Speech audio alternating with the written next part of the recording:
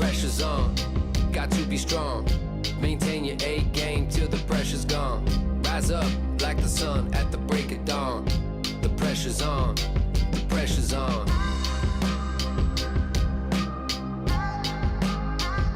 The pressure's on.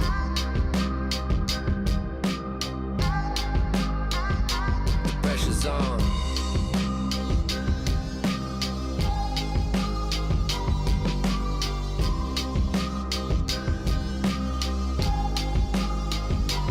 Pressure's on.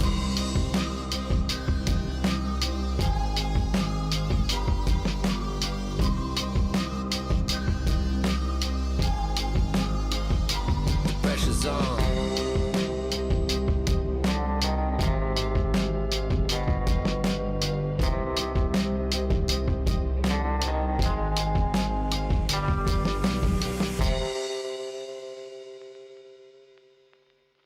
It's showtime, it's your time. It's game time, it's go time. You got one shot at a gold mine. It's showtime, it's your time. It's game time, it's go time. You got one shot at a gold mine. It's showtime.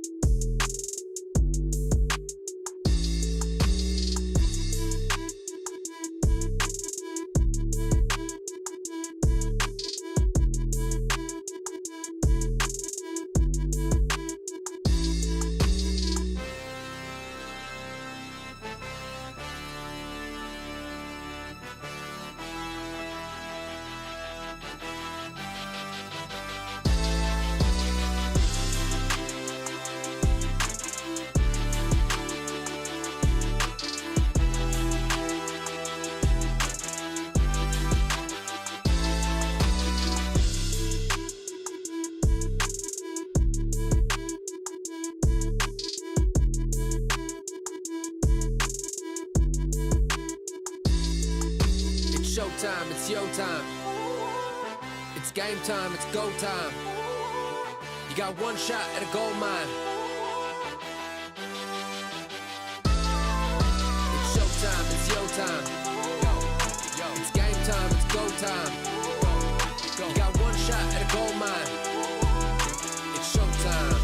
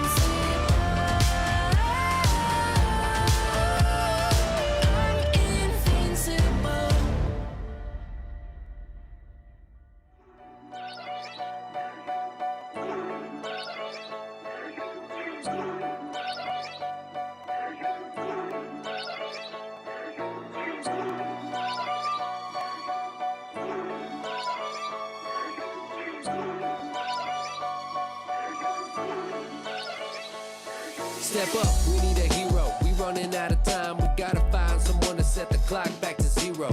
We headed straight for the iceberg at a fast clip, but you can save our ship.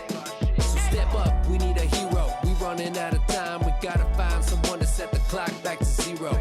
We headed straight for the iceberg at a fast clip. Somebody save our ship. We need a hero. We need a hero. We need a hero.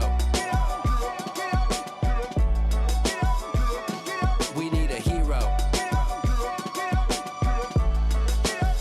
We need a hero.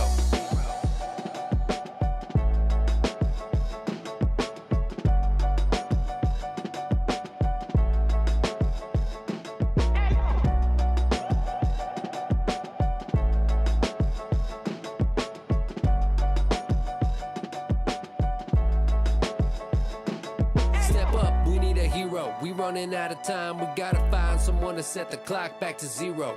We headed straight for the iceberg at a fast clip, but you can save our ship. So step up, we need a hero. We running out of time, we gotta find someone to set the clock back to zero. We headed straight for the iceberg at a fast clip. Somebody save our ship.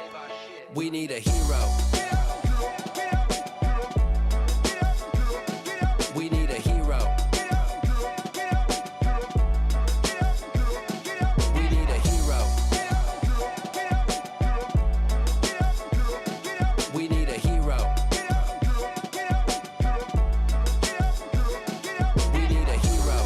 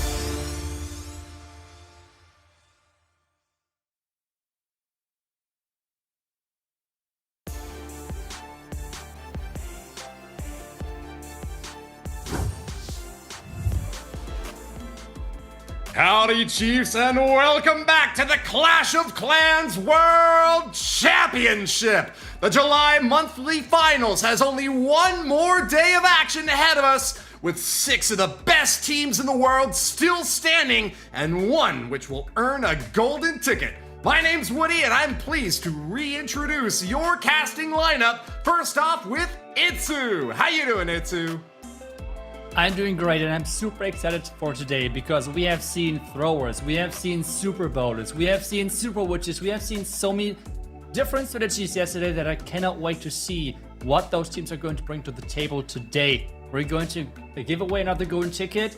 I mean, there are some banger matches today. Corbin, how are you feeling about that? Oh, I am so excited. Like you mentioned, the golden ticket, another one's handed out. 15,000 going to first place, whoever that may be. And it could be a different person that'd be getting a golden ticket, since we still have 2 teams, Elevate and Dizzy, that have golden tickets still remaining. So a lot is on the table. It's going to be an exciting day. Bash, are you ready?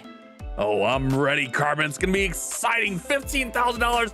Golden tickets. Oh, so many things are on the line. But real quick, guys, of course, we're talking about the World Championships here. I wanted to quickly talk about something that's been running alongside the World Championships, and that's the Town Hall Cups.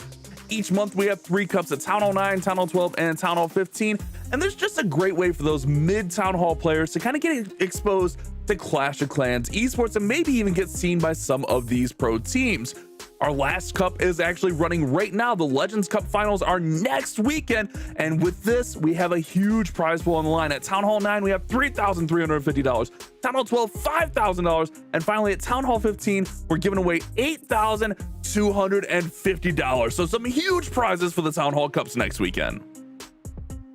Extraordinary opportunity for the up-and-coming clashers out there, and we have a few up-and-coming clashers who are new to the scene competing now at the max Town Hall level, where in our current World Championship monthly finals, this prize pool is available to the teams competing here and now. $1,000 was earned by the 2 teams eliminated last day of competition. We've got $2K for the teams that are eliminated first today, but the prizes get even bigger up from there. $4,000, $6,000, $8,000, up to $15,000 for the first place team to finish.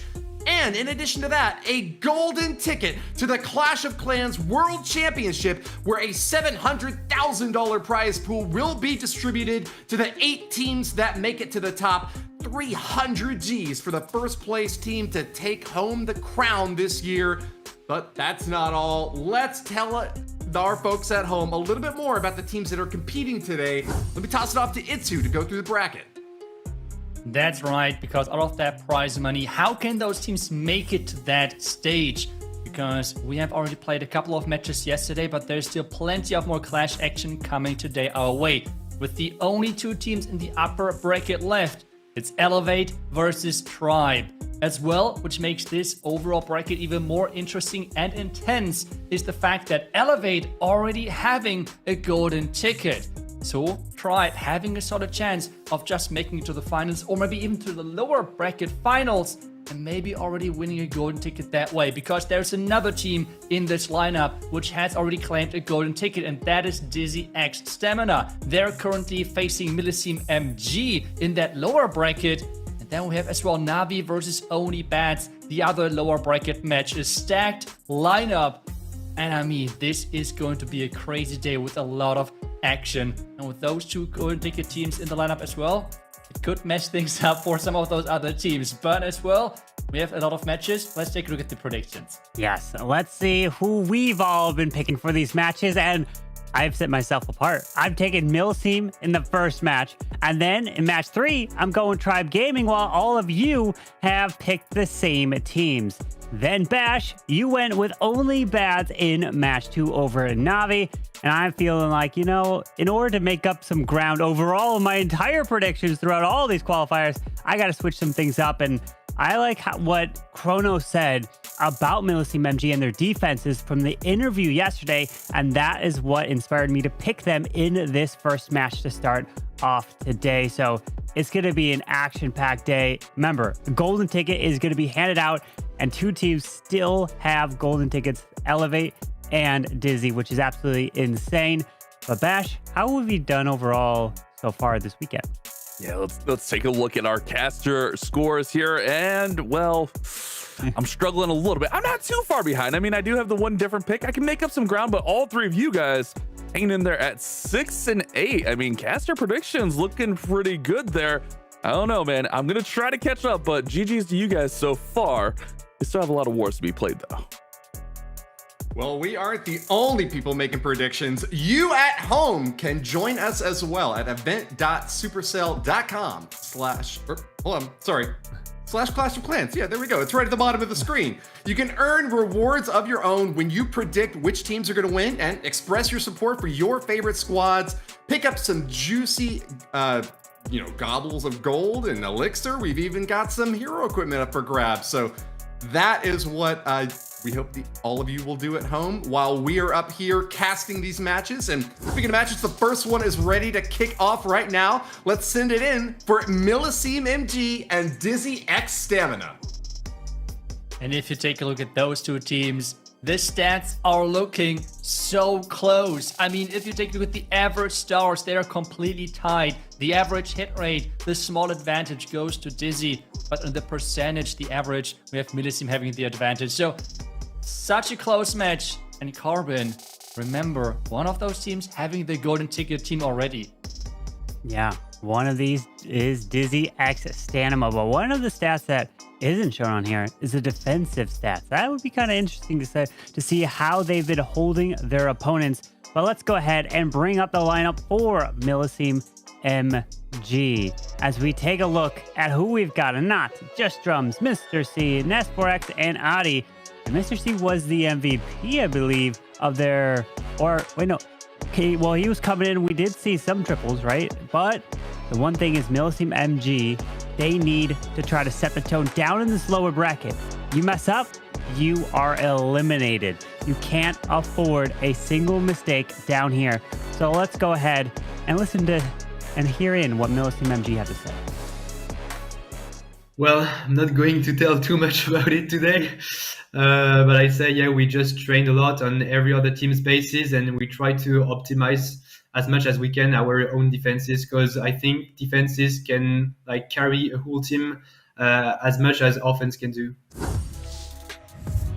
Defenses can carry. You have pointed that out. Millesime MG had a lot of success with their defensive performance so far. The question is, can they repeat that? Because they're up for another really strong team in Dizzy X Stamina, and that won't be easy to hold them back. But they seem ready. But we have to introduce a second team as well, and that's going to be the lineup for Dizzy X Stamina. They've already had the golden ticket, but they'll keep making it into the top 8. And they'll keep changing their names, but I feel like those players, they are around the esports scene for a long time, and you can really see that represented in their stats and the average destruction. And I mean, this is not going to be an easy match whatsoever as well. This is something I'm looking forward to from Oliver Queen. We have seen that thrower attack. We'd love to see more of those crazy attack strategies because they were so close of getting those 3 stars in. But let's listen in and see what they have to say. Donc l'objectif, bien sûr, est toujours de finir premier, malgré que nous ayons déjà le ticket d'or. D'ailleurs, certaines de mon équipe sont toujours vraiment à fond, limite autant que si nous n'ayons pas le ticket d'or. La stratégie va être de jouer les matchs un par un, sans se prendre la tête, sans se mettre de pression. Et voilà, après, on verra sur le moment ce que ça donne. Mais dans tous les cas, on prendra du plaisir à jouer comme d'habitude.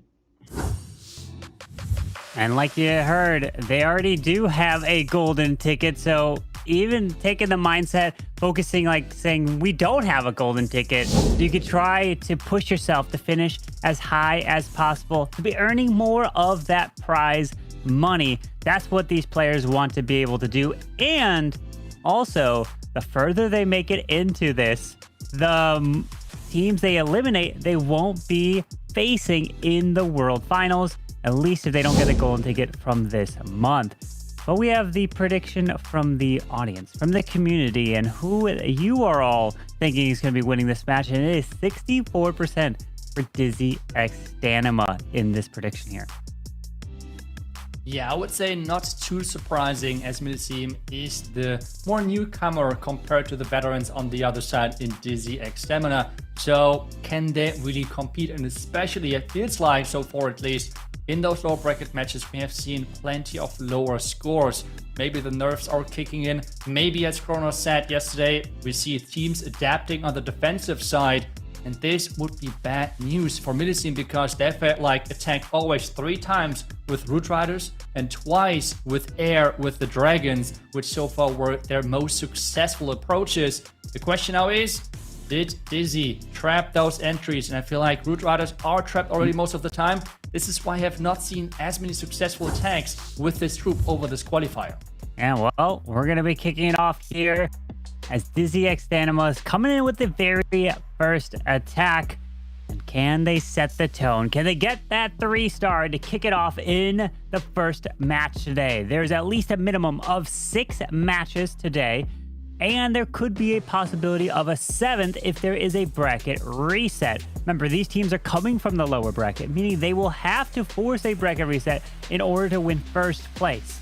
Dizzy X Stanima can't take a golden ticket since they already have one, but they can win the $15,000 prize pool for the first place finish if they're able to do just that. And let's see, as the first tag is coming in with the Root Riders. We're going to go in with that Royal Champion charge, all about getting the value and popping that RC ability so she could speed her way up deeper into the core of the space. Yeah, and really the big question is how much effort did Dizzy put into the preparation overnight? Because this is the base which defended yesterday versus Kronos versus Tribe, which he tried to attack with the Warden charge and the Mass Super Barbarians. It did not work out, and I think this is the main reason why they are rerunning this base. It defended successfully.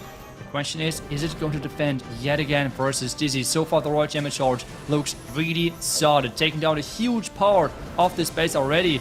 Now the question is, can the Root Riders finish the job? Yeah, with that recall on the Royal Champion, didn't pull out the full clan castle, only a few archers.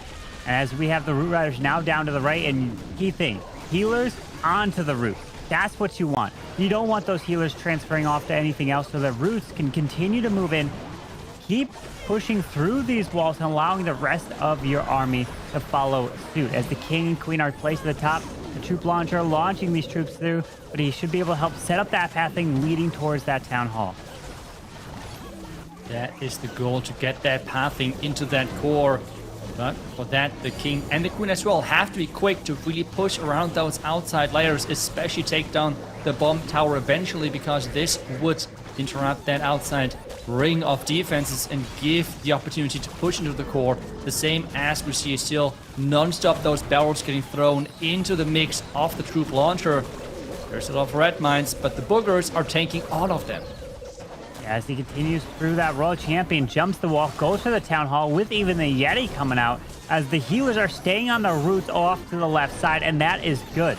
Keeping the roots alive as they make their way through. The Royal Champion has that off, the Grand Warden as well. There is still a decent amount left, but he does have one super wall breaker to potentially open on the backside of the base. No earthquake boost for the king, so he's now going to open this initial section as he continues through the back end. Yeah, but without any wall breaker left, he's really relying on that king and as well on the action figure of that Archer Queen. You see him shaking his head. I don't think that he's looking too happy, and what might be a good decision for Millesime to rerun this base, because it seems that Dizzy is struggling right now a little bit. Queen ability is popped, so he has the power to go through that wall a little bit quicker. The Ice Golem on the back end here to freeze things up, collect some more percentage. The freeze on its own is there into the freeze of the Ice Golem. But that is still so much space left, and the 3-star is completely out of reach. Yeah, not able to get a 3-star here, but racking up as much percentage as possible. The Giant moves through, only 5 seconds left. Approaches into the low 90s, 90, a 2%, a 2-star here to start it off in this match. And a defense coming in from Millesime MG. Great job rerunning the base, and it's still holding up. And that is a fantastic way to start on the defensive side for Millesime MG. So now can they take advantage of that? Can they 3-star themselves? And that is going to be a huge advantage coming in after the first attack. Yeah, but so far the Millesime matches really were dominated by the defenses in general. So the question is, can they really get their foot into this match? Because having pressure early is such a key thing. Since we know that the scores typically are lower in those lower bracket matches, we will have to wait and see if this might be different in this one. But Mr. C starting things early with the Royal Champion charge. We're seeing no Eternal Tome on the Warden, but early traps already for the Spirit Fox. Yeah, a couple invises coming down right out in front. Double giant bombs, small bombs, tornado trap, all for the Royal Champion in this section. But continuing to grab that ground expo while that tornado trap was spitting the RC, which is really nice. But will have a recall. Could he trigger this Giga Bomb before the RC would take that damage? Oh, no, he's not going to take it down. Oh, wait, he does trigger it. Oh, my. Oh. What? He triggers it. It might have been just barely from the Spirit Fox. Yeah, the Spirit Fox took one step ahead, and this triggered the Giga Bomb, and this has caused him to lose the Spirit Fox as well. He tried to keep it alive. He did not rely on the Spirit Fox Invis rotations. Instead, he went Invis Spell into Invis Spell to keep that Fox alive. But it's going down anyways. At least that Giga Bomb is gone. But still, take a look at that. The defending Minion Prince. It did kill the... Oh my... It did take down... and the Warden is gone. The Aura is gone. Healing and Rage. And the Town Hall is still far on the opposite side. And that's where the Eternal Tome would have protected him. It would have kept him alive, kept those troops moving through, and it would have been like a little bit of an insurance policy. But at that point, no Eternal Tome. You don't have that luxury as he now tries to continue his way through this right side. King is on the outside with the Snake Bracelet. He does now reroute into the core. He's going to then probably jump back outside. It depends on if the Root Riders open up some of these walls. But that Queen's going to go to the core, and the Town Hall needs to go down. This Town Hall is so far back. He's trying to distract things with that skeleton spell, but to be honest, having a multi-inferno tower in that location, the skeleton spell did nothing. He's trying to somehow get that king into the Town Hall compartment, but this is not going to be easy. The action figure is coming around. He has to get at least that second star. The percentage are still on the lower side, but getting that second star would be at least something for him. The King of Blitz is getting forced, and now the pathing into the town is getting denied. Oh no. Actually not. Oh, giant. Is it enough? Oh no, the Super Barbs, the King. Oh, King. No Phoenix and the King. Oh my goodness. Ooh, he needed that Town Hall to go down, and he does, so he at least secures the 2. It'll be a tie on stars, but from the first attack of that 92% from Dizzy X Danima, they will have the percentage lead, and 66 is one of the lowest ones we've seen this entire weekend. And I have said before this match, Millesime MG are so predictable. They're going with the same attacks. Always 3 Root Rider, always 2 Dragons. And it felt like this was prime example of getting baited, because not just the Warden went down, that was just one part of the problem, but as well all of the healers were gone before he even got into the second compartment. And this is obviously a really low percentage. At least he was able to recover the attack to get a 2-star. But Dizzy now in a prime position if they can turn this around. And we see the man who is so good with those Warden charges. He's using that as well in Legends. I have seen like attacks of him where he literally swags like 3 of his heroes in attacks like this. Obviously this is in the normal mode then, like not in hard mode, but this really showcases how good he can be with this strategy. And using the Warden early to charge into the base. The Flame Flinger is making this attack speed so much stronger, and then he has so much backhand power with all of those rocket loons. Yeah, this Warden's going to take his time, but remember, keep your eye out for the Queen's Arrow, and a Phoenix is on his Queen of all things. As this Warden's going to charge his way through and probably fireball the Ricochet Cannon in the core, so he removes the Clank Castle, or even, wait, does he? Yeah, okay, he goes for the Ricochet Cannon, takes out the Inferno, takes out the Clan Castle. The arrow then removes the Town Hall and the Poison Spell Tower. What an arrow from that Queen! What a great value. And because of the Phoenix now, he should be able to take down the defending Minion Prince. And we have just seen how much value defensive Minion Prince can provide for the base. So having the Minion Prince go down here is a really, really big thing for him. As all of this is happening, the Flame Flinger is still taking down defenses. Now he's converting this into like a little bit of a Minion Prince charge, because the Minion Prince is having such great synergy with the Rocket Loons. You can like sprinkle them in to really tank those possible Black Mines. They are so good together, this hero with those troops. And that's exactly what he's showcasing right now, because on top of that, he still has the Royal Champion left to be deployed. That is such an impressive use of your heroes there. The Warden continuing all the way through this left side. Minion Prince is going to be able to still pop his ability. Royal Champion still yet to be deployed. And this base is looking to be crushed here as he has the Giga Bomb to the bottom side. And I really love that Phoenix on that Queen. That was such a smart way to help take out the defensive Minion Prince, because we've seen, like you mentioned, so many times that the Minion Prince on the defensive side is such an annoyance and it's such a big problem. And look at this, all these Rocket Loons still left, and this base is completely destroyed. And you know that this base was not designed to try to stop an attack like this. And so when you come in with off-meta attacks, it could be so strong.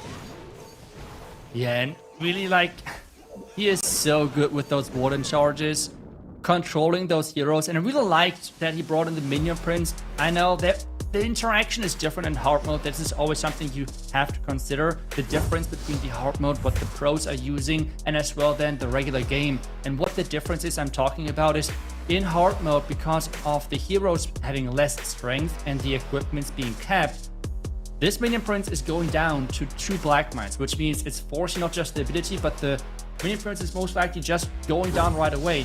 In the normal mode, though, you can tank those Black Mines without even getting forced into the ability. So this is a really big difference, while we see less Minion Princes getting used. But on this one, perfect synergy.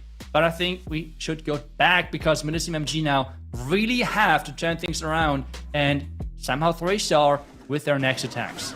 Yeah, they're going to have to triple as this Royal Champion is to start. He also has the Giant Arrow on this Queen, as an invis off to the right, going to force the RC to go in towards the Spitter into the Scatter as well. Finds the Tornado Trap, the small bombs, giant bombs all through this section. We do pull out a little bit of that Clan Castle. My goodness, there's so much damage on this RC.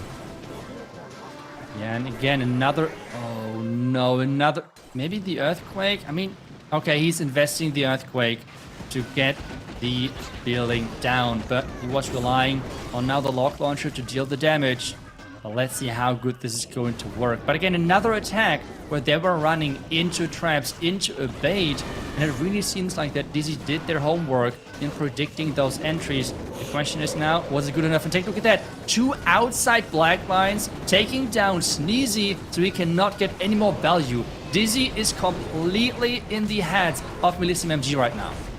Oh my, as the King is placed off to the far right side, we do have the Royal Champion also deployed. There's a Sticky Air Mines hitting the healers, multiple of them, taking these healers down as he tries to continue to pass through into the Town Hall right in the core of this base. But if you lose those healers early, you're not going to be able to continue to keep your troops alive. And we have heard that earlier from Millesime. Defenses can win matches. And this is exactly what we're seeing right now. But from the other side than what we were expecting, BadZ is completely baiting them every single time with those traps. The question is, can he somehow recover? Because the attack without Root Riders might not go as far as he is hoping. RC's ability has been forced now. We do have the Grand Warden helping with the Rage Gem onto that RC Rocket Spear shots. She's going to be able to get the nice value into the core. Need these healers to kind of like transfer off to the RC, but now it's become a mini Warden Walk in the core of this base. Yeah, the Warden charging in there. He has that Rage Gem with him. So that's the important equipment you need if you want to do a Warden charge. Now following those Yetis, you might get way more percentage than we were anticipating early into the attack, because the Warden hiding behind those Yetis is actually really good. The King is now using the Spiky Ball equipment. He still has 2 Rocket Loons, so he's getting way further actually, with still nearly 30 seconds left. How far can he make it? He's got to wait. He's got to be patient. The Ricochet cannon locks out of the King. King does not have the Phoenix. so he won't be coming back to life. He is gone, but that warden moving in. He tried to pick off the air defense. It does go down, but unfortunately, he will be falling short, and it is a time fail here. The Grand Warden, yeah, he'll remove this ricochet cannon, but he's just not going to have enough time to finish off the rest of this base, and just drums falling short with a 91%. And the one fail that came in from Dizzy X Animal was a 92%, and they even got the triple. That is going to be putting Millesime MG in a deficit, quite a bit of a one, because they're going to have to make up the ground in terms of multiple triples, multiple stars, so that they can win by the star, because percentage is not going to be on their side. Yeah, but you have as well, give props to Just Drums. He was incredible in turning this around. He caught so many traps early on, not just with the Royal Champion charge, but as well just Black Mines, taking down Sneezy, one of the most powerful pets, right away. Then even catching some Black Mines for his healers and such. So really, really good recovery there with the 91%. Now it is back to Dizzy, and it seems like they're going in again with those rocket loons. Is this going to be another Warden charge? It seems like, at least so far. Yep, there we go. Fireball set up. Take down this left compartment. And these right now are keep going with those fireball attacks. They like the fireball. It is a very strong attack. But the problem is, if you miss the fireball, you miss that little bit of value, and the attack completely goes sideways. And look at that. You mentioned how strong Sneezy is. The Booger pulling all those red air bombs right there to help protect that Warden's healers. As we have a Flame Flinger off to the far left. That's going to get some nice value over there, as this Warden will continue to just power his way through to this left side. Yeah, and eventually making it to the town. At least that is the goal here for him, to take that out. All of those minions at the same time working at that bottom side. Take a look at that. He's using one archer at the bottom side with the workshop to distract the builder hut, and then use the minions to work on the other buildings. I mean, that's kind of cool. Builder huts can only work on one building to repair it, so he's keeping that busy with the one single archer, as the Flamefinger is still ticking with those top side defenses. The Warden right now going more towards the core, which means the Town Hall is not as safe as you might think. Well, we do have the Furnace coming out of the defensive CC. Did poison it up. Warden's going to continue his way through. He has to multitask. Keeping that Warden alive is critical, as we find double Seeking Air Mines. And look at that. He sees it, rages up the Warden, makes him invisible, pops the King ability as well. He knows that Warden cannot die in this attack. Yeah, the Royal Champion, though, in from the bottom side of the tunnel is somewhat safe. Even though we have the Giga Bomb over there, it is safe to go down. Another invisibility spell, saving that Warden. That was close. But again, those pros are really good with those multitasking attacks. And look at this Earthquake right through the core. The Royal Champion Rocket Spear comes across, going to help take down the Ricochet Cannon. The Warden's still in the middle. He's moving through. Rocket Loons off to the far right side. More Rocket Loons into that Monolith. He's got one Invis and two Rocket Loons left. And look at how strong this attack is. Just dissecting this base apart one by one. Finds a Tornado Trap to the outside of the base. And another 3-star for Dizzy X Danima. What an attack here. We do have the Clan Castle in the core, but he'll be fine. He can come back around for it with plenty of time. And that is a huge advantage. 2 triples, plus your opponent has gotten a 66% 2-star. So really the only way Millesime can make a comeback is if they got to triple all the rest of their attacks and hope to get 2 defenses from Dizzy X Danima. Yeah, it is just not working out for them. The defenses are giving them a rough time, like giving Millesime a rough time. Well, on the other side, with the Dizzy, they're using those, I would say, more unconventional fireball attacks, which are giving them a huge advantage. Because remember, the only fail they had, which was the 92% earlier, was as well with the Royal Champion Charge Root Riders. Both fireball attacks on the other side, both of them 3-starred. And Millesime going back against the same base. I would say it's somewhat the same base, right? So is there again the double giant bomb? The same. It's the same trap. So they're doing the exact same entry and just saying, hey, that plan would have worked if he would have knew that all of those traps are located over there. Well, they know now the traps. So let's see if he can react accordingly. Yeah, with the RC moving through into the Crusher Mortar and then into the multi. No, he does not take it down. And notice the difference here. Okay, did pop the Queen Zero. The Giga Bomb still remains.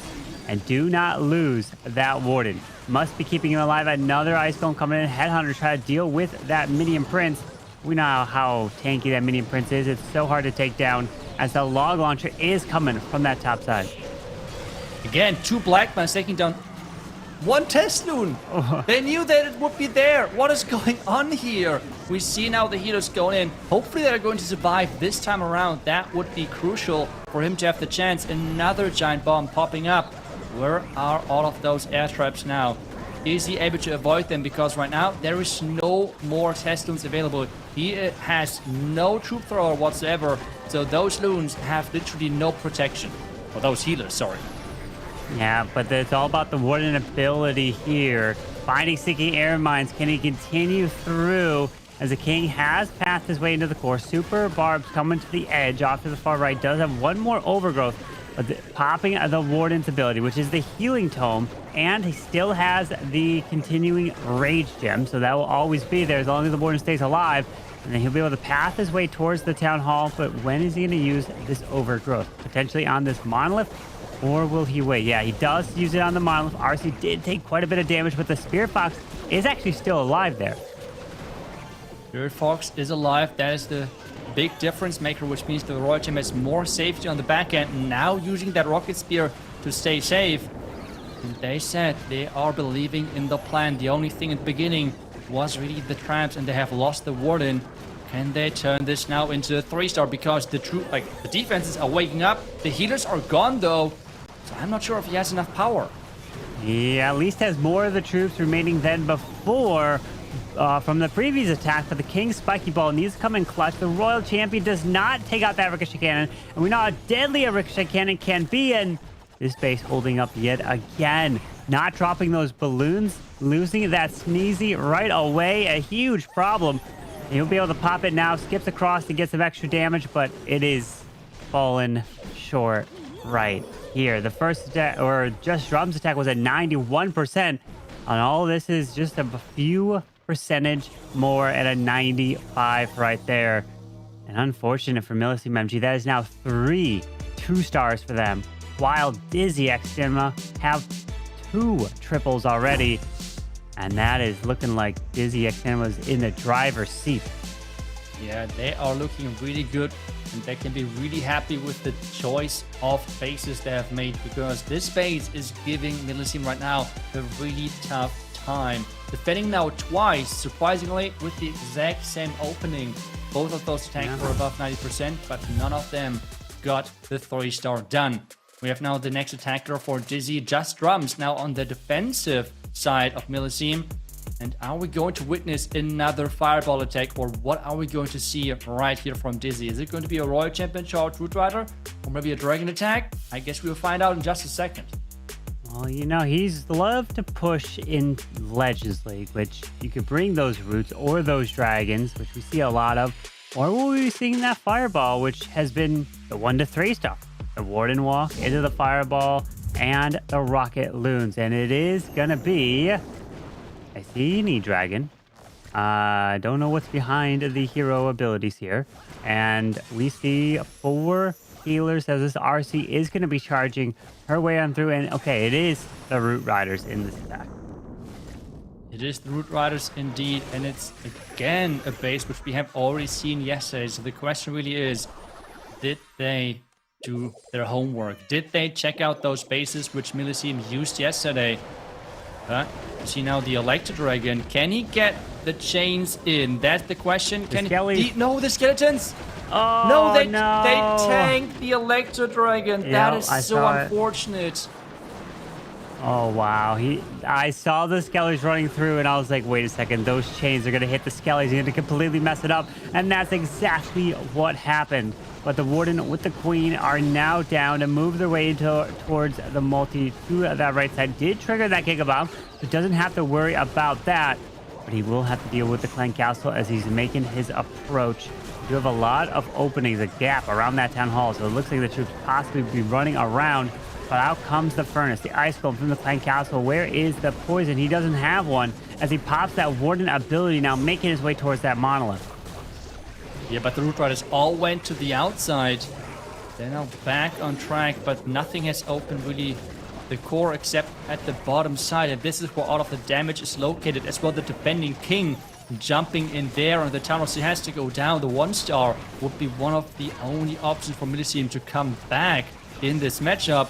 The tunnel so far might be the last bidding, depending on how many more spells he is going to invest to get that tunnel out. The action figure might be the MVP now to take that out. The freeze on the king, and this means the tunnel, the 2nd star, is secure. With that king ability and the RC ability still intact, waiting to use that ice golem probably to the bottom side ricochet cannon. That is going to be a lot of value down there. Now the ricochet cannon turns around, hits the giant and the queen. But that king spiky ball is going to clutch through this bottom section, and he can get this with the ice golem. You just got to drop it to tank. There you go, perfectly. As the RC's ability, spiky ball goes through, and my friends, it is another 3-star coming in for them. And they are just running away with this one now. Yeah, and I'm really wondering, I mean, I will ask them maybe in the chat or something after the match, we will see if they were trying to find plans versus those bases, if they were expecting that Millesime would rerun those bases. We typically see teams running the same bases on the same day, but normally not like the same, like, I don't know, second day or something, because this means overnight, like in between the two different matches, teams have time to check out the bases, have to rewatch the attacks, and figure out the traps and such, which means it is a certain risk of using the same bases on 2 different days of the competition, and it really seems like it's backfiring right now a lot. But Millesime up next with the next attack, and at this stage, it has to be a miracle. But Annette has to start things off with just getting a 3-star. Yeah, at this point, they got a triple twice. They need a 1-star defense. They have a chance, and it has to be a low percent 1-star, because they are also heavily down on the percentage side for Millesime MG. So we are seeing that warden charge off to the right side with that angry jelly, and no recall, so no queen moving through that we've seen some other instances like Max has done with Elevate. So usually the queen would have that angry jelly and then recall the queen and that warden. We're gonna rage up the warden through this right side as a flame flanger is now down to the top, which can grab the crusher mortar as well.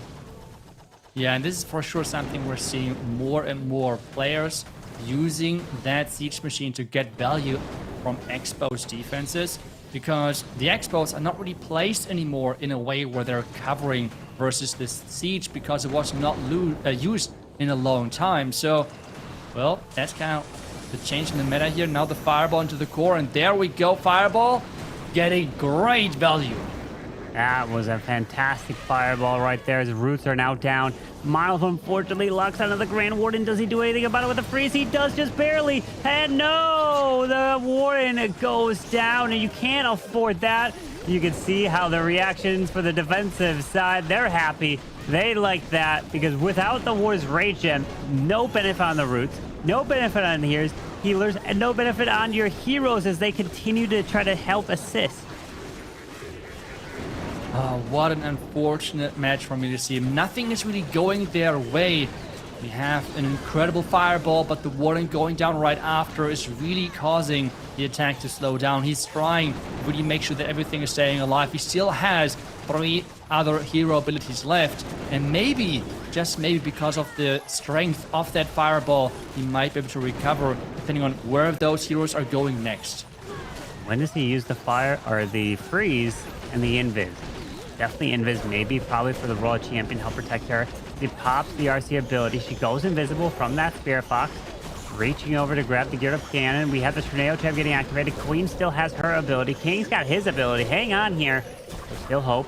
The RC now moves into the Town Hall, looking to take that down. There are a few healers trying to heal up his troops. Super Minis coming out of that Flame Flinger, waiting as long as possible to pop that King ability to skip through the backside of this base. Oh no, the Invis spell getting deployed on the Royal Champion as she is going down. We have as well that king ability still left. This might be still enough, but Carbon, time is another factor on this one. Yep. 2 super barbs, super wall breaker as well. Probably just drop it to help provide a little bit of damage on some of these buildings. There's a freeze on the multi-archer tower. Super barb off to the right. Pop that king ability. It will skip through here. Goes across. Finishes those defenses. And it is a 3-star in the end. And like you mentioned, it was probably carried from the fireball value. So he still was able to get the triple because of the value that the fireball was able to get.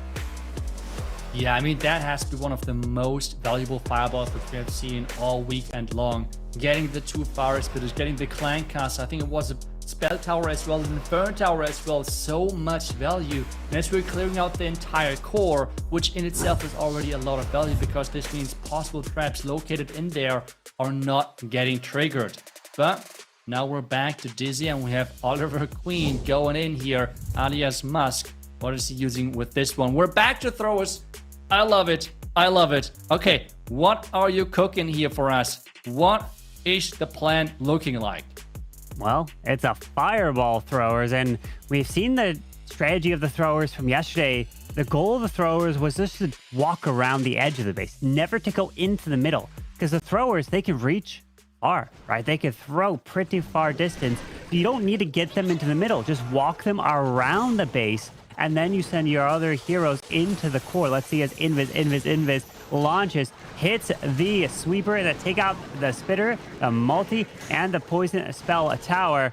And then the warden and the throwers can work together as the rage gem of that warden will be able to rage them up. But the goal, again, not to push them in, to keep them on the outside. Because if you, for example, if you take a look, the throwers, they can reach the multi-target inferno off to the right side. They can reach the monolith off to the left side because they could throw over the distance of that wall. That is the benefit of this troop.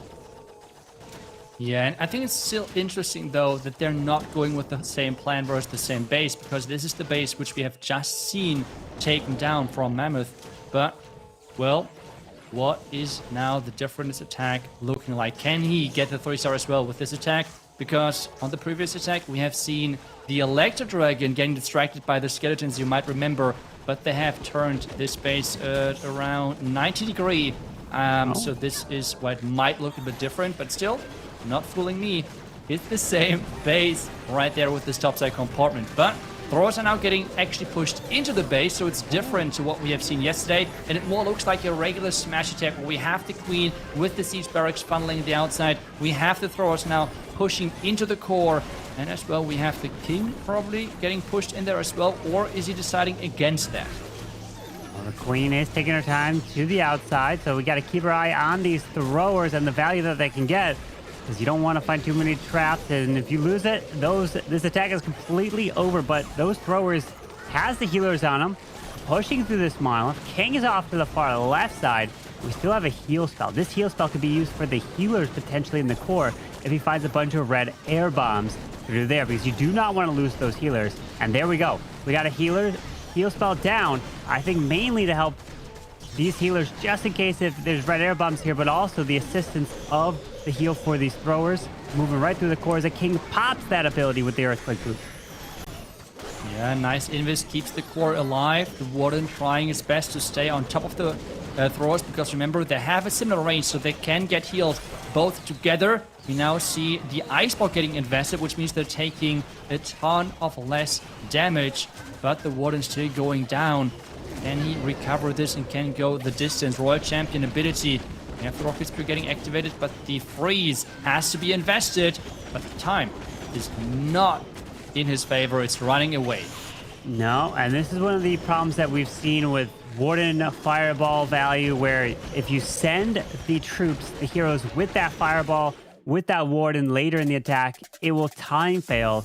And if you send the throwers on a different part of the base other than the Warden, it probably would not have worked. Granted, you need those throwers to get the benefit of the Rage Gem, but time is always an issue when you're bringing that Fireball, kind of like the old school Super Witches. Whenever you're trying to set up those Warden walks into those Super Witch type of attacks, and we're always worried about time fails when we used to see those strategies. And that's unfortunately the case for that one, but it's not going to matter because they have finished with 13 stars. The best Millesime MG can get is only 12. So all he's going here is just to be able to get a 3-star, to try to raise their spirits up a little bit, but they know, fortunately, the end of the road has come for them. And remember, this is the very first match here today. There's a total of 6 matches to be played and a possibility of a 7th match if there is a bracket reset in the grand final. Yeah, so plenty of more Clash is going to be played today. As we're witnessing another Royal Champion chart. So far, BadZ was really good with predicting those entries. This time around, though, we have not seen plenty of traps popping up. Instead, he is investing those invisibility spells, keeping everything safe, and most likely going to recall now the Royal... No, he's investing actually another invis. This is costing him the Fox. Maybe a lot of hit points on his hero, but no. Counter going down, so it might be completely worth it in the end. He does pull that Royal Champion back after taking down the Crusher Mortar. The Clan Castle only luring out a few of these archers. He'll have the rest of the CC there. Drops the Hog Rider off in front of that Flame Flinger to test for the Teslas. Nothing over there, so he's fine. And now the roots are coming down. Drops a few balloons to try to protect these healers. Going to move his way right on through. And the King and Witches, regular Witches, I might add, coming to the left. Yeah, just to speed things up a little bit, give that King a bit more support and power to punch through the outside compartments. But that core is looking scary. This is why he has to use that overgrowth spell. But, well, after just a few seconds, or a few is an understatement, but after half a minute or something, we have the core waking up again. And if that timing is not perfect for him, those Inferno Towers in that core might be a big issue for him. Gonna be a problem for sure once that overgrowth wears off. Continuing this push through, and guess what? The Giga Bomb is right there out in front of him. It activates, damages him a bit here as he still has the King and Queen ability. We're gonna have to backtrack and move into this monolith as the Flame Flinger is actually still alive off to the far right side. Getting nice value, but is about to get locked onto by the Ground Expo after the Builder Hut will go down. But I'd say it's still got its value there, but time is ticking here, Itsu. Time is ticking, 40 seconds indeed. Core should be taken care of with the Queen and her equipment. That King ability can deal some more damage on the back end. The Yetis are trying their best now on the outside compartments. But even then, he has to go through so many more compartments to make this work. The biggest thing for him right now is that Warden being alive with the Rage Gem and powering up his troops so much. Yeah, Super Barbs are around. We do have a minion off to the left with some of those boogers. Pops that King Spiky Ball, skips across here, trying to move his way through. The Yeti Much jumping onto the multi-arch tower, and it does get the triple in the end. And this war was a lot closer than it started. 13 to 12, 96.6 to a 90.4. But Millesime MG have officially been eliminated here today, since this was a lower bracket match and you cannot afford a loss down here. So we are going to see BadZ X Stamina advancing to the next round in the lower bracket. But the next match that is going to be coming up is going to be Navi taking on only BadZ. So the winner of that match is going to be taking on the winner of this one, which was BadZ X Stamina. So let's go ahead and bring up the bracket and update you all right there, as there it is. We'll continue in the lower bracket next, and then after that match, we'll be moving to the upper bracket where it is Elevate and Tribe Gaming. So in theory, Tribe Gaming, if they lose that match against Elevate and BadZ wins the next one, Tribe Gaming is guaranteed a golden ticket. So Tribe is rooting for BadZ to win their matches because that can secure the golden tickets, since Elevate and BadZ already have golden tickets themselves. And there's multiple paths to victory for Tribe to get that golden ticket. But Navi and only BadZ, they're going to have to win 1, 2, 3, 4, 5 more wars today in order to get their golden ticket, because it is going to be a hard road to get through the lower bracket and then force a bracket reset in the grand finals. Or actually, that not technically. Depends on if Tribe wins their match, because they may only have to get to the grand finals, because if Elevate's there, then they could secure it that way. Yeah, there's many different options, and in the background of that, we still have to consider the points for the leaderboard, right? Because the highest team on the leaderboards is going to get as well the golden ticket. As we're taking a look at the MVP, and I can fully understand why we have Scarex as the MVP, because that Warden charge was really, really clean for him as well. Seeing how he like switched out the Barbarian King for the Minion Prince, that like the Minion Prince charge in combination with the Rocket Loons, really smart choice by him, and really showcasing that we have this Warden charge, which should be always considered from the base builders and never give enough fireball value. With that though, 2 attacks in with the fireball attacks, they have really showcased that synergy nice. But you said as well, right? We have so many more matches to come, with the next one being Navi versus only BadZ. So we're going to go into a really quick break, and after that, we're up with the next match. So don't go anywhere. We will be right back.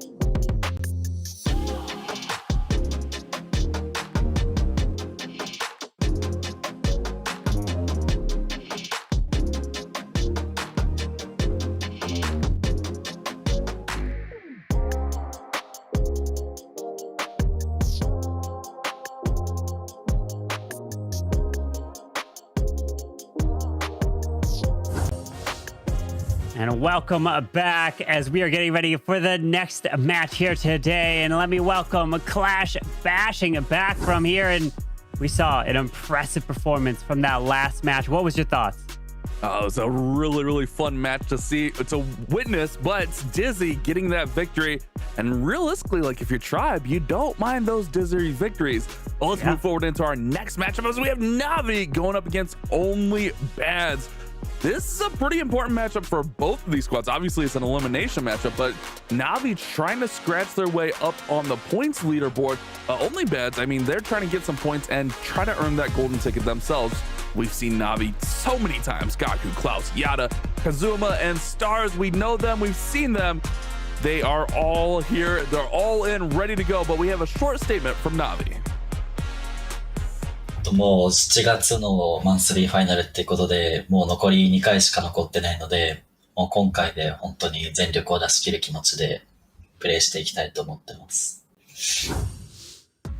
They want to bring their fullest effort, and they have to bring it here. It's the lower bracket match. You cannot afford to trip, because if you do, you'll be eliminated. But their opponents, only BadZ, the runners-up in last month's monthly finals. They came so close against Elevate. They got sent down to the low bracket because of Elevate. You know they want their revenge, but if they get their revenge, they're guaranteed a golden ticket. So all they gotta do is try to make it to the grand finals if, it's not guaranteed. Only if Elevate were to win their match against Tribe Gaming. That's the thing to keep in mind. But we have Demo, Andy, Dima, Sean, and Ninja representing here for only BadZ, as we are just a few minutes away from this attack. Let's go ahead and hear what's their strategy coming in. Since we only have 2 months left for the leaderboard and the overall season before the last chance qualifier, I think this month is really important, especially to get into the deeper part of the bracket to get more points on the board. But at the end of the day, we just plan on winning the whole thing, so points won't matter.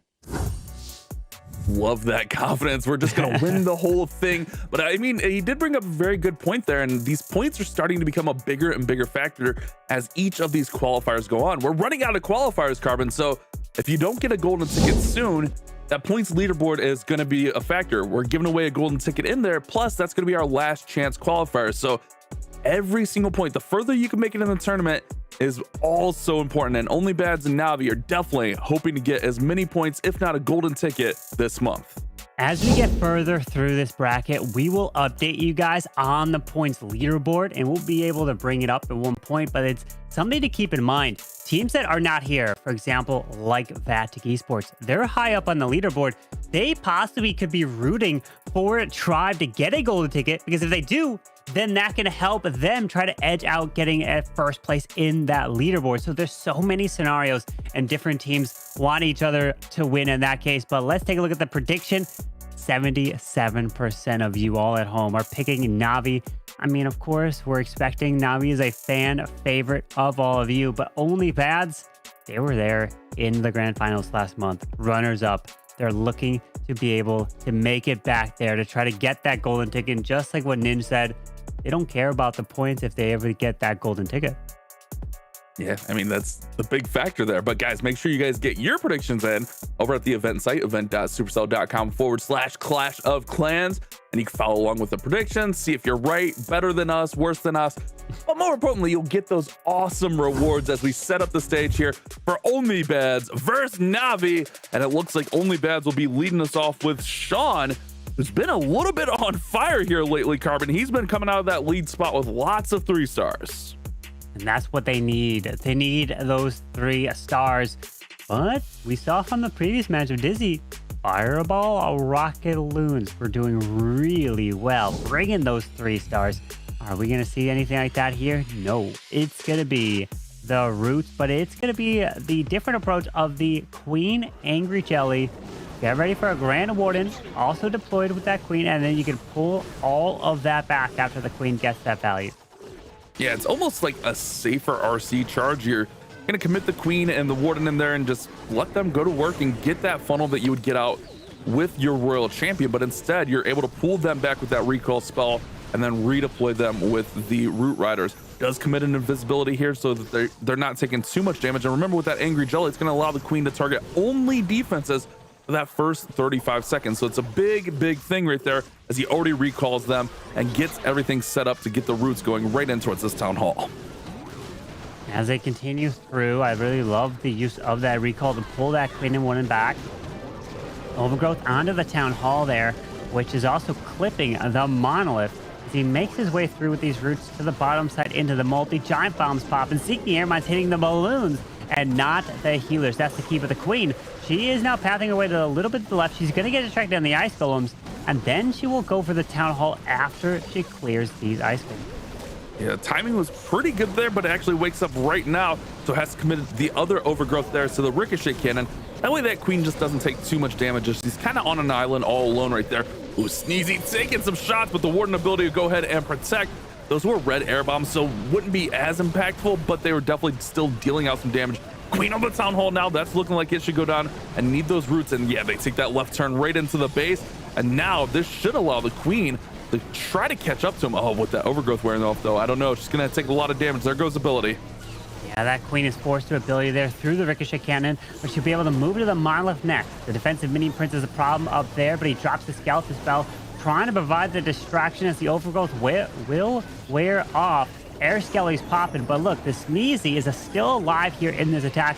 Pulls all of these Air Skellies as he continues to power through as that King's ability did just go off. This is a lot of damage. Unfortunately, lost that Queen. The King is going down here slowly. The Roots are gone. Trying to get these Yetis alive with the Royal Champion. His Queen is actually still alive there. Yeah, that was a clone Queen that went down, Carbon. I think she actually just expired. Can he get through the Ricochet Cannon? He does. It's going to be another 3-star for Sean. And Sean is 3 for 3 so far throughout the tournament. A beautiful performance for him. And that's the start that only BadZ needs against this Navi squad. Interesting thing there. You see Demo with his Navi jersey on. Maybe playing mind games saying, hey, I might know the base. I might know what you guys like. I know your tendencies. That's an interesting little tidbit right there, Carmen. Yeah, he's got experience with Navi helping build their bases in the past. And he may know the key to cracking these bases now to give them a chance to try to take them down. And this would be an upset in terms of the fan voting. But is it really an upset since only BadZ were runners-up in last month's monthly finals? So we'll have to see as now Gaku, the captain of Na'Vi, is stepping up to the plate, and he's looking to bring a 3-star. Needs the answer, what Sean just did, and man, Sean coming in with a triple that I thought was almost fading away at the end there, but was able to capitalize on the attack as Rocket Loons are coming off to the right side, and we are going to see the Roots with that RC charge as well. Definitely one of the favorite attacks of all of our pros here. Gaku, I mean, we've seen him so many times playing throughout all the different tournaments on the world stage. But he's been kind of struggling here. His 2 wars yesterday, he had an 89 and a 95%. So hopefully Gaku can get back on track and get Na'Vi back in this war right here. I mean, still a ton of attacks to go, a ton of war, and anything can happen. But you definitely don't want to fall too far behind against this only bad squad. You mentioned it plenty of times here, Carbon. They made it to the finals last month. They know how to hang with these tough teams, and they want that golden ticket. They feel hungry. All those snippets that we've seen from Ninja, it feels like this is their month, or they want it to be their month at bare minimum. They've come so close here, but we have the Roots now coming in. But notice when he did recall that World Champion, he lost the Spirit Fox. Let's see how much of losing that Spirit Fox place here. Is he going to go into the Giga Bomb? We do not have that Warden ability. He does go invisible, as he should be able to pop it now. There you go. As he powers through the poison and the Town Hall all together, as that King is going solo to the top side with that Frosty up there, but trying to continue to power through towards the core of this base, which there's a defensive rage spell there, and that is going to be doing so much work raging up these defenses. One thing I love when these players use the troop launcher is seeing those rocket loons coming out of those barrels. Remember, you get like the barbarians and the archers and the giants and the wall breakers, but you also get your clan castle troops one at a time. So you bring those rocket loons in there and they just get out in front and they soak up any traps for those healers. It's such a nice utility. Queen now fighting against that minion prince. She's going to be forced to ability. Here comes the royal champion. She's taking a lot of damage from that ricochet cannon. Beautiful freeze, but the royal champion will go down here. And now that monolith just dealing out heavy damage. And there goes the giant. That's a big loss. Man, I don't know, Carmen. There's still a lot of heavy defenses here. There is still a lot of stuff on the backside. That rage spell, which activated, is doing so much work. That's what I was worried about in the core there. As the King is making his way to the edge, we have the Teslas, the geared up cannon, the monolith still remaining, and no. it is a defense. And you said it. Gaku was struggling. He wasn't able to get the 3-star before and not able to get it here. And the players that, at least the one that I'm going to be keeping my eye on for sure for Na'Vi, is Kazuma, as he was the one that was able to get the 3 stars yesterday for sure and set the tone to bring them back. So I'm going to keep my eye out for when Kazuma attacks. But from what Sean just did for only BadZ of getting that triple, if they get another triple, Na'Vi knows that they're going to have to start to get 2, well, 2 just ties it. They're going to have to get 3 triples and hope to win on the stars. But now it's ND's turn. Can he take down Kazuma's base and really put them in a commanding lead against Na'Vi? One thing to kind of keep in mind here, we're playing on a global stage. So for a lot of us, you know, it's midday, it's evening, but you got to remember, Na'Vi's based out of Japan. It is 2 a.m. for them. And as this tournament goes on, it just gets later and later for them. So I think that's definitely a factor throughout these monthly qualifiers to keep in mind. Obviously, you can adjust your schedules and be prepared for it, but still, it's one of those little things that kind of plays in your back of your head here as you work through the tournament. ND is up next, going in with the RC charge. Pretty standard setup here on this Root Rider attack. Allows that Royal Champion to surge in, get to that fire spitter, and he's going to go ahead and keep her pushing. But that poison spell is gonna, the poison tower rather, is going to keep her slowed down for just a little bit here. As the RC stays invisible, Spirit Fox is barely alive, but he probably won't be able to keep it alive. And oh, he does. Okay, just barely able to pull her back, but the Giga Bomb was not triggered. It stayed there, but now the Roots are down with the Grand Warden balloons as well. We want to protect those healers as we got Rocket Loons coming across, but he's powering right through into that Giga Bomb. Giant Bomb. All that damage to the troop launcher was also just deployed. Yeah, a lot of damage on the board. ND had mixed results yesterday. Did have a 3-star on the board, but also had a low 74% 1-star in that war against Elevate, where we saw the back-to-back 1-stars. But we know that he can hang. We know that he can definitely put in the work when the time is needed. That overgrowth, obviously, making those troops go around, but that's all part of the plan. It's going to last for that 25 seconds, and then when it wears off, it's right on time. Look at that timing. Now he can go right into that fire spitter. He can go right in towards the town hall and cut that path right to the middle of the base for all of these troops, all of that heavy force to just destroy this town hall. And the nice thing from those rocket loons pulling those red air bombs to really help protect these healers as he's making his approach. And look at the boogers right out in the core of this base. They will continue to try to test for traps. Keeping these healers alive is going to mean that these Root Riders stay up and provide the power through these walls. And it's looking pretty solid here for ND as the Queen still has her ability. World Champion still has her ability. Look at all these giants that spawned from that troop launcher still powering through. Yeah, it's a big force of troops right there, Carbon.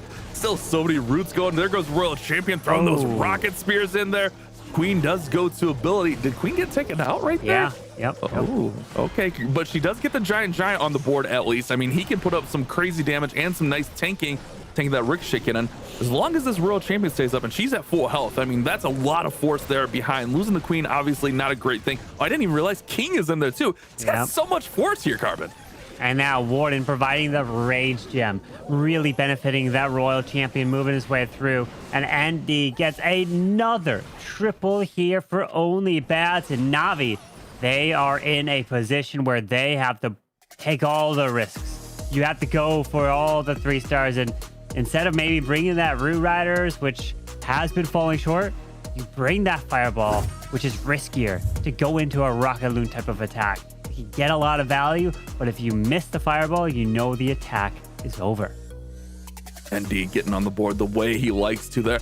I remember that 1 star yesterday. It was just such an unlucky bad beat for him, but we've seen ND put up so many clutch 3 stars, and that's why I went with only BadZ in this war. I just felt like it's their time. It feels like they've taken the preparations very, very serious this month. I love what they do on defense. Nothing against Navi. I love Navi. I love watching them play.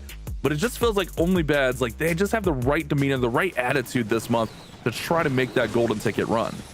Let's see as Yada's charging that Royal Champion towards the bottom side. Into the ground expo, the Ricochet Cannon as another Invis is deployed. Invis off to the left to push the Starseed to the right side.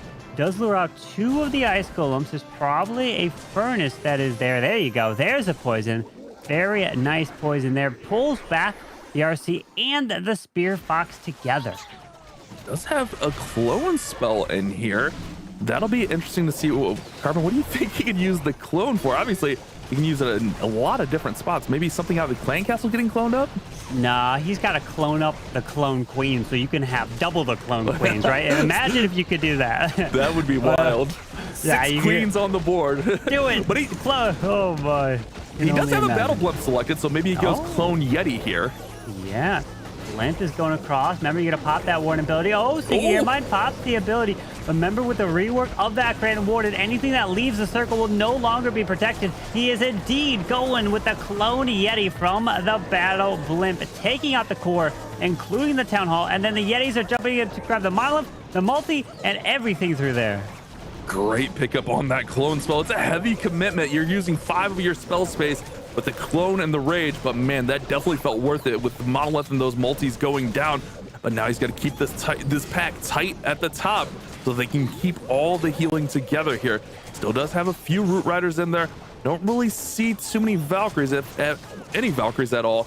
Royal Champion's still out in there, obviously, and King and Queen with ability, along with those support Super Barbarians that could come in later. Definitely getting down the Monolith and those multis is a huge pickup here.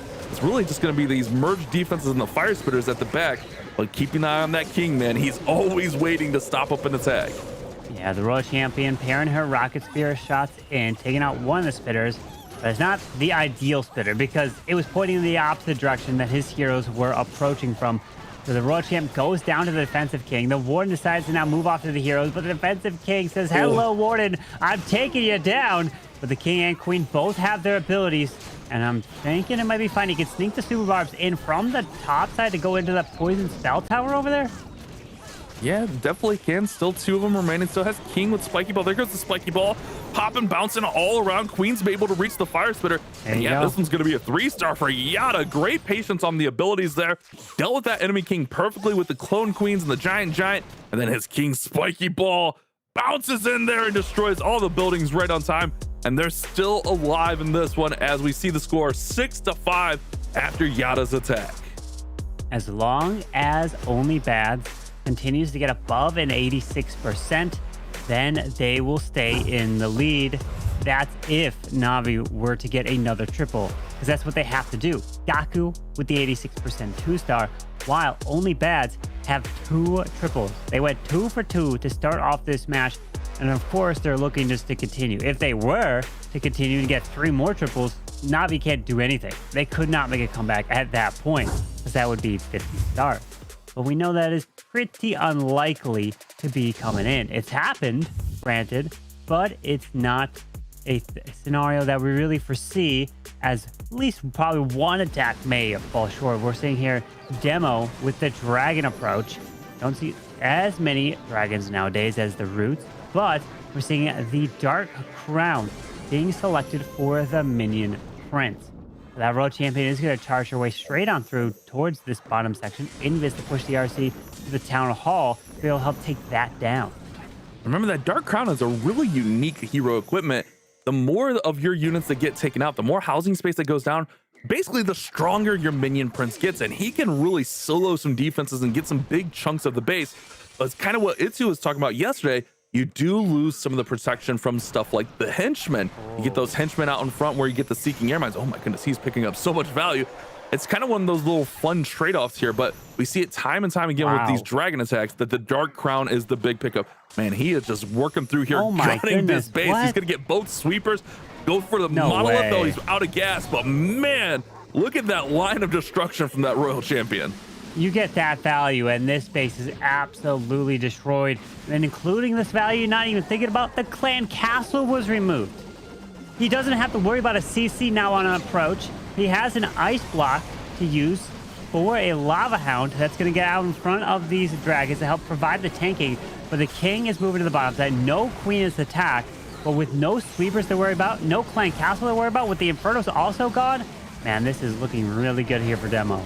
Definitely a beautiful opener. Ice block finally wears off, so that lava hound able to get destroyed, but it just holds up and tanks so many of those shots from the Royal Champion, from the air defense. It is just such a nice little utility trick to use with the lava hound and the ice block spell.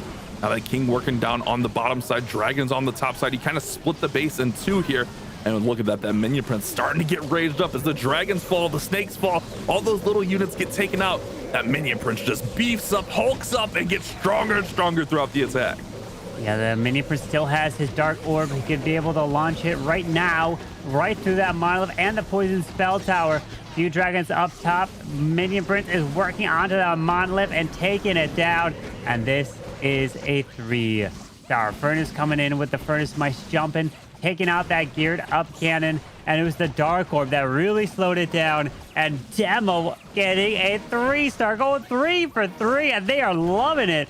Only BadZ putting on a performance here to start off day number 2, and it is a 3-star. Man, they are just going to work here on these Na'Vi bases. 3 for 3, just an on-fire approach so far, and that just forces Na'Vi to have to 3-star again. I mean, Navi's playing pretty well themselves, but now, like, Na'Vi have to keep 3-starring just to keep pace and just cross their fingers that they get a defense at any point. And now my question is, well, Dima with the Na'Vi jersey, he knows the insights of Navi's bases, and maybe that is the kryptonite for Na'Vi. They could not afford to lose Dima to a different team, and fortunately they did. And Na'Vi doesn't have the benefit of him helping build their bases, and Dima knows how exactly to break them down.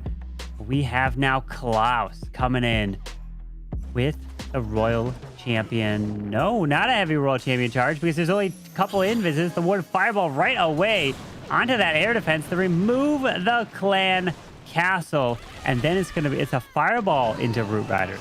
Oh my, great recognition there. I mean, one invis into the clan castle getting destroyed. That is a crazy read on the base. That's one thing I always admire watching the pros play, is the little bit of time that they get. They're just able to scan a base and see something like that. I mean, most average players, I know I wouldn't be able to see that, but just one invis and bam, clan castle is gone after a couple earthquakes and a fireball. Beautiful pickup from Klaus. Great start. Yeah, And with that king going towards that bottom side with the assistance of the snake bracelet, still has the RC ability, which if he pops it, we'll be able to grab that tunnel once the overgrowth wears off. But the nice thing is, there's no clan castle. I was going to say, hey, yeah, he's making this approach, but the clan castle is waiting on the backside. No, it was already removed from that fireball. But the overgrowth yet again deployed to the left, but the town hall is now available to be targeted. And the RC's ability has gone off. He's not going for the town hall, but he does have a handful of giants turning back around to help try to take it down. Don't think they'll be able to grab it, so we need a different way to remove it. It could be a couple. Oh, there it is. Okay, yeah, RC did go there. Yeah, Royal Champion makes the turn, goes right for it, helps out these giants right in there. And now the other overgrowth is going to wear off, but he does go right past that multi-gear tower. You got to get that under control as quickly as possible because it can just destroy so much. Was that a late recall right there, Yeah. Carmen? That was Okay. a late deployed recall, which actually benefited the RC, so she didn't get locked on, and she's going to stay to the outside of that tassel farm.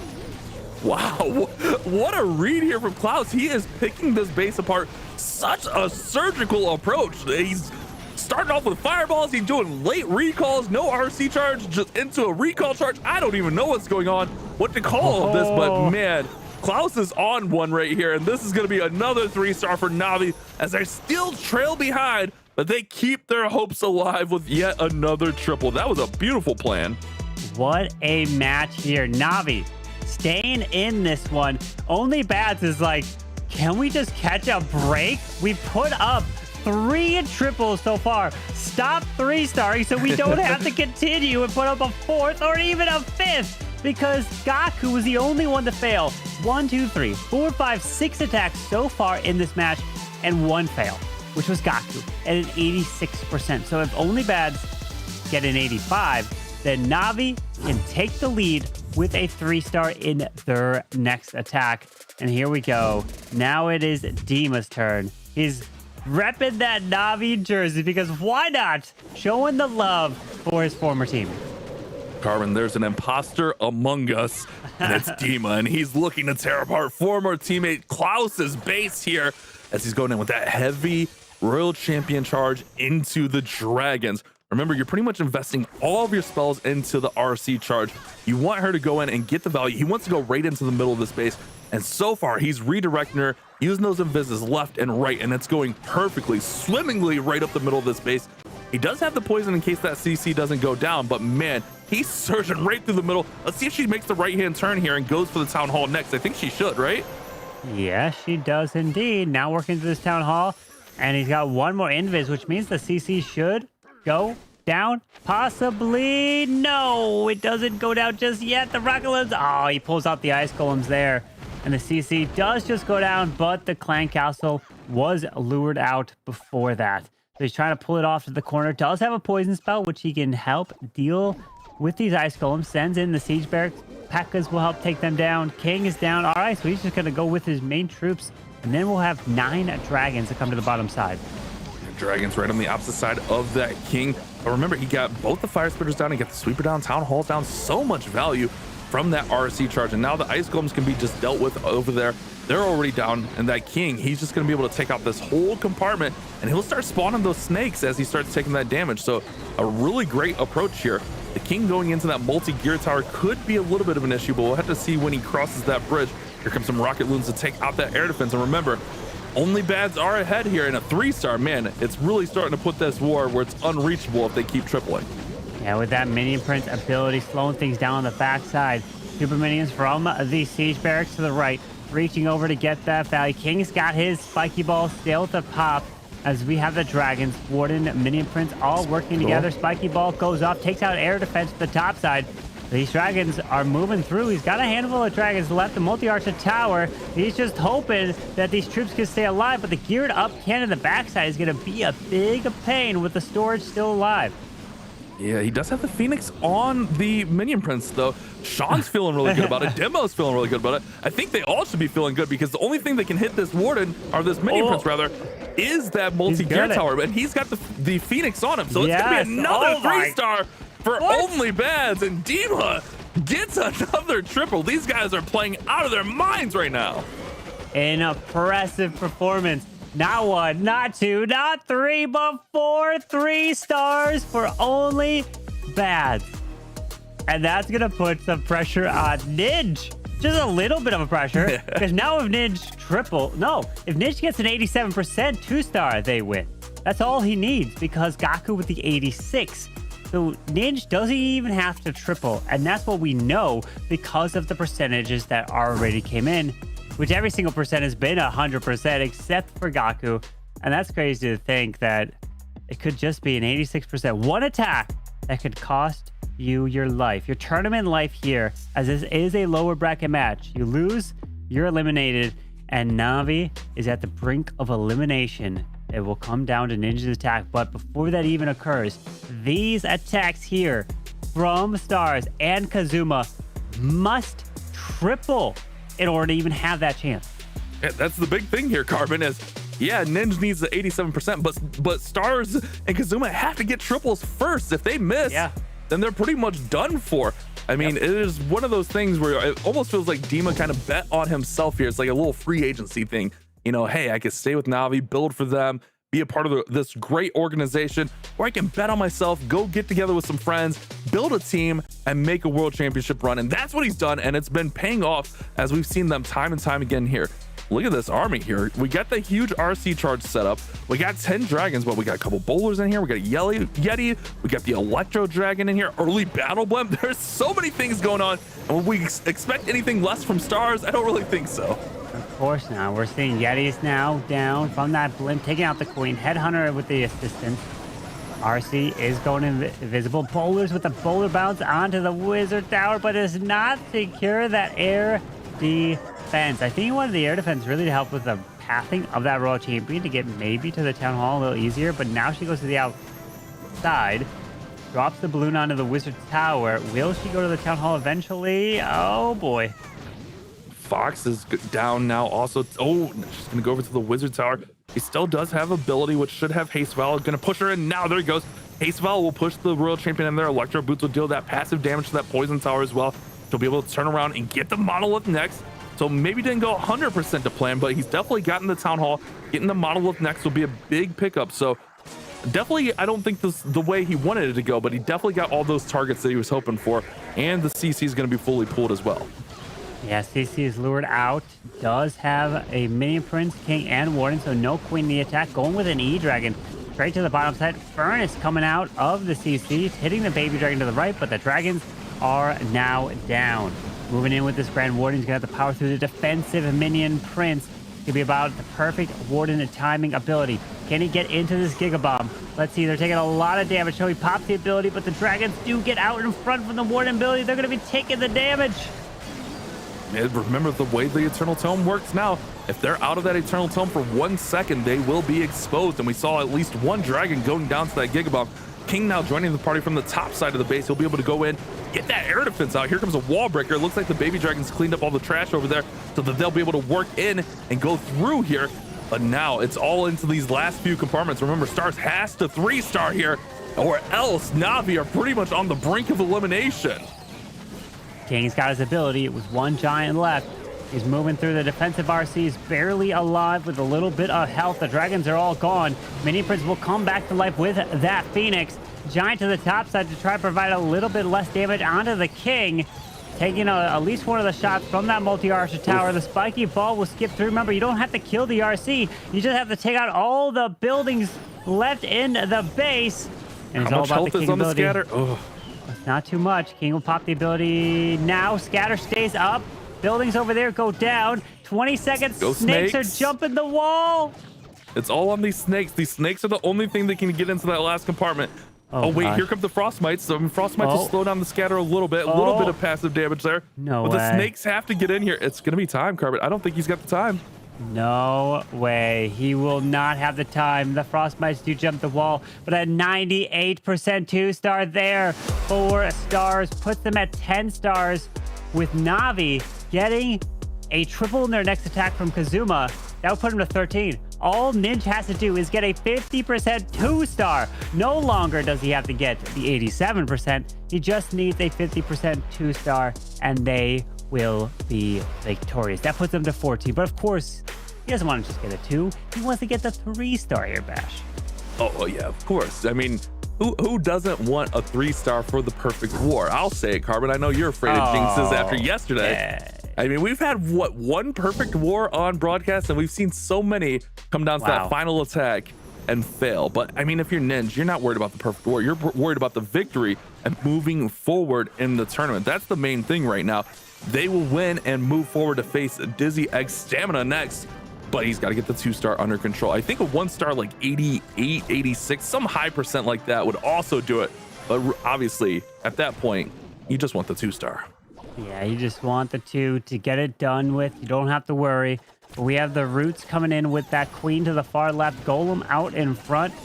We do have a Poison now to put onto the Furnace. Ice Golems, or at least one Ice Golem coming across. Sends in the King as well. And do you save? Wait. Oh, I was going to say, do you save the Royal Champion? He's already deployed it, but pulled her back for the Town Hall, just in case, you know. He does have that ability, as the King is going out in front of this Queen, but man, she took so much damage. She took a definite beating there. There goes ability, which that's okay because the Giant will be able to tank out in front. The King's actually tanking the Expo, and she'll be able to passively recover a little bit of that health, not to mention if the healers get on her. If she packs up with these Root Riders, she'll be fine as well. Log Launcher's going to go right in for that Town Hall. So he's going with that direct approach, and honestly, the way this is looking, there should be nothing to stop this from getting that Town Hall down. And he's already at almost 40%. Just 10 more percent, and this war is secured for only BadZ. Yeah, the Town Hall is officially now gone. Out. Wait, just a little bit of Yeti might take the Town Hall down. And come on, Yetis, there you finally go. The 2-star secured, and Ninja helps only BadZ advance in the lower bracket, taking down Navi and Bash. You were right. Your predictions. Congrats, my friend. I am over 2 today. What is wrong with me? Oh, gosh. Carbon, well, we couldn't have it where you're just winning things. I mean, that just wouldn't feel right, bud. Like, we got to make sure. I don't know. It felt like the interviews from Ninja, what we saw from them last month, it just felt like this. They came in with the right attitudes. I like what I saw from them yesterday. I like the interviews I saw from Ninja, so that's why I went here with them against Navi. I mean, it's a big, tough matchup. It's a tough one to decide, but ultimately, only BadZ will end up getting the victory here. 65%. I mean, that's a miserable attack if it's at the beginning of the war, but it's at the end of the war, so it doesn't matter. The war is won. It's 14 stars for only BadZ. So now I'm thinking ahead, right? Granted, we have one more attack from Navi, but if I'm in the position of only BadZ, the next match we have is Elevate versus Tribe Gaming. Only BadZ has to be rooting on Elevate. There's no reason not to. Because if they root on Elevate to win, then all they have to do is win their next match against Dizzy, and then they win their next match against Tribe, and they get a golden ticket. They don't have to win a bracket reset, which is what they were attempting to do last month. They were able to force a bracket reset, but not win it. That's when Elevate took them out. But if they are able to root on Elevate, so then they only have to win less matches to get that golden ticket. That is the route that they're going to go. That's the best route for only BadZ to be able to secure a golden ticket, is winning that way and then making it to the grand finals. And at that point, it's for prize money. But of course, we have plenty of more scenarios to play out. Who knows what it's going to be. And obviously, this is still the final attack that we will still witness. Kazuma going to try to come in, but unfortunately, they are too far away, with only BadZ putting up 14 stars. This would only put Navi at 13. They won't be able to get it.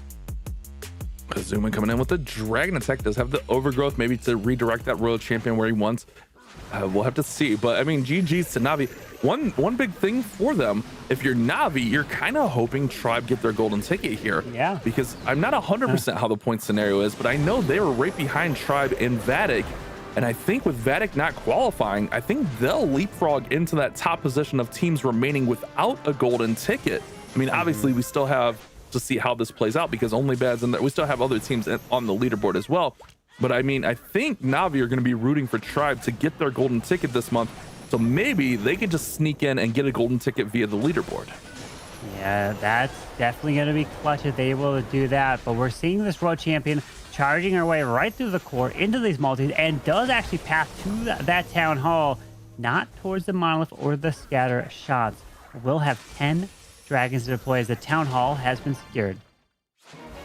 a really tough attack, man. I've tried to do this attack and I just cannot keep my royal champion alive enough in hard mode. Hard mode is so difficult. I mean, it's one of those things that we're kind of used to it. Like, it's kind of just there, but if you're just an average player playing regularly, you don't really think about it. Like, the defense is dealing 20% more damage. The defending heroes, 20% more damage and 20% more health, and your heroes are nerfed.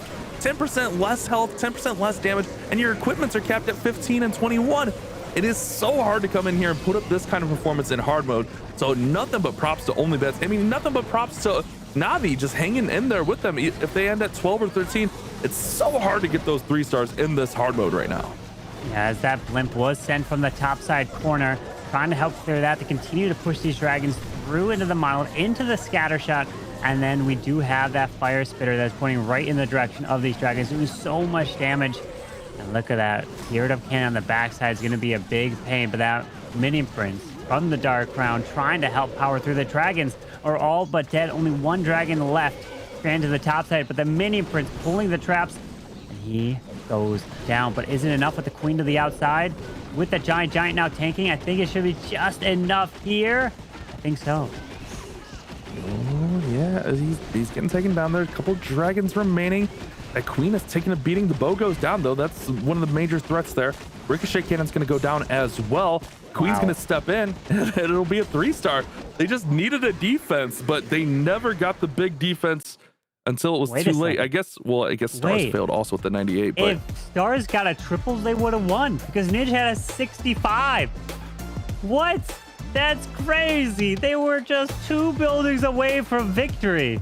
And Ninja fell short. Granted, maybe if they knew that they had to do something different, then Ninja's attack would have been higher, maybe get a 3. Ninja took way less risk, and it resulted in a low percent 2-star. But OnlyBadZ, in the end, they will be advancing 14-13, and they lost on percentage in the end. yeah, I think if the situation's different, I think that Ninja would take a more aggressive approach. As we see OnlyBadZ get the victory, let's move over and take a look at our updated bracket now with Navi getting eliminated. We will see our upper bracket final next. Elevate versus Tribe Gaming. The winner of that will go on to our grand finals with 2 lives, essentially. And then we'll see our lower bracket finish out with OnlyBadZ versus Dizzy X Stamina. And they'll go on to face the loser of that upper bracket final. Think about this. There's 4 teams remaining. Elevate Tribe, OnlyBadZ, and Dizzy. And 2 of these teams have golden tickets, meaning that Tribe Gaming or OnlyBadZ is guaranteed, one of them, to get a golden ticket. So let's bring up the points leaderboard now to start to get a deeper dive on where these teams also stand in terms of points. This is not updated for any current standing. This is from last month. Keep that in mind. Look at this. Vatic we have at 147. Tribe's at 145. So if Tribe were to win, they get a golden ticket, which means that they can't get one from the points leaderboard. So Vatic is still clearly in the lead at the moment, but Navi can jump up higher, get more points, and then they could be in the lead of trying to get that golden ticket. So it's OnlyBadZ, Navi, Tribe, all 3 of them are still here. Obviously, Navi got eliminated, but they're all towards the top. They're approaching higher in getting those points. So that is why it's so important to getting a golden ticket, and then these teams can be rooting for others so they could be in the lead for that leaderboard spot. But let's go ahead and now take a look at the MVP of this match, Bash, and it is Sean getting that 3-star and delivering, and GG to OnlyBadZ. Well-deserved MVP there. He's been on fire this month. But one thing also to think about, Carbon, OnlyBadZ just knocked out Navi, which means they're going to get more points. They're right on Navi's tail. So if Tribe are able to get the victory there, I mean, Navi and OnlyBadZ, it's going to be tightening up quite a bit. That points leaderboard, Navi, OnlyBadZ, Vatic, Tribe, one of those 4 teams look to be in the spot for that points leaderboard spot, golden ticket. Which, man, that's going to be an interesting scenario. I guess we'll have to see how that plays out next month. But, man, Carbon, I'm so excited for all this Clash action. Yeah, it's going to be exciting. We're going to be crowning a golden ticket winner very soon coming up. But the next match, Elevate versus Tribe Gaming, the upper brackets. The winner of this goes to the grand finals. Do not go anywhere, as we're going to be taking a quick, short break. Be able to be back to watch that amazing match.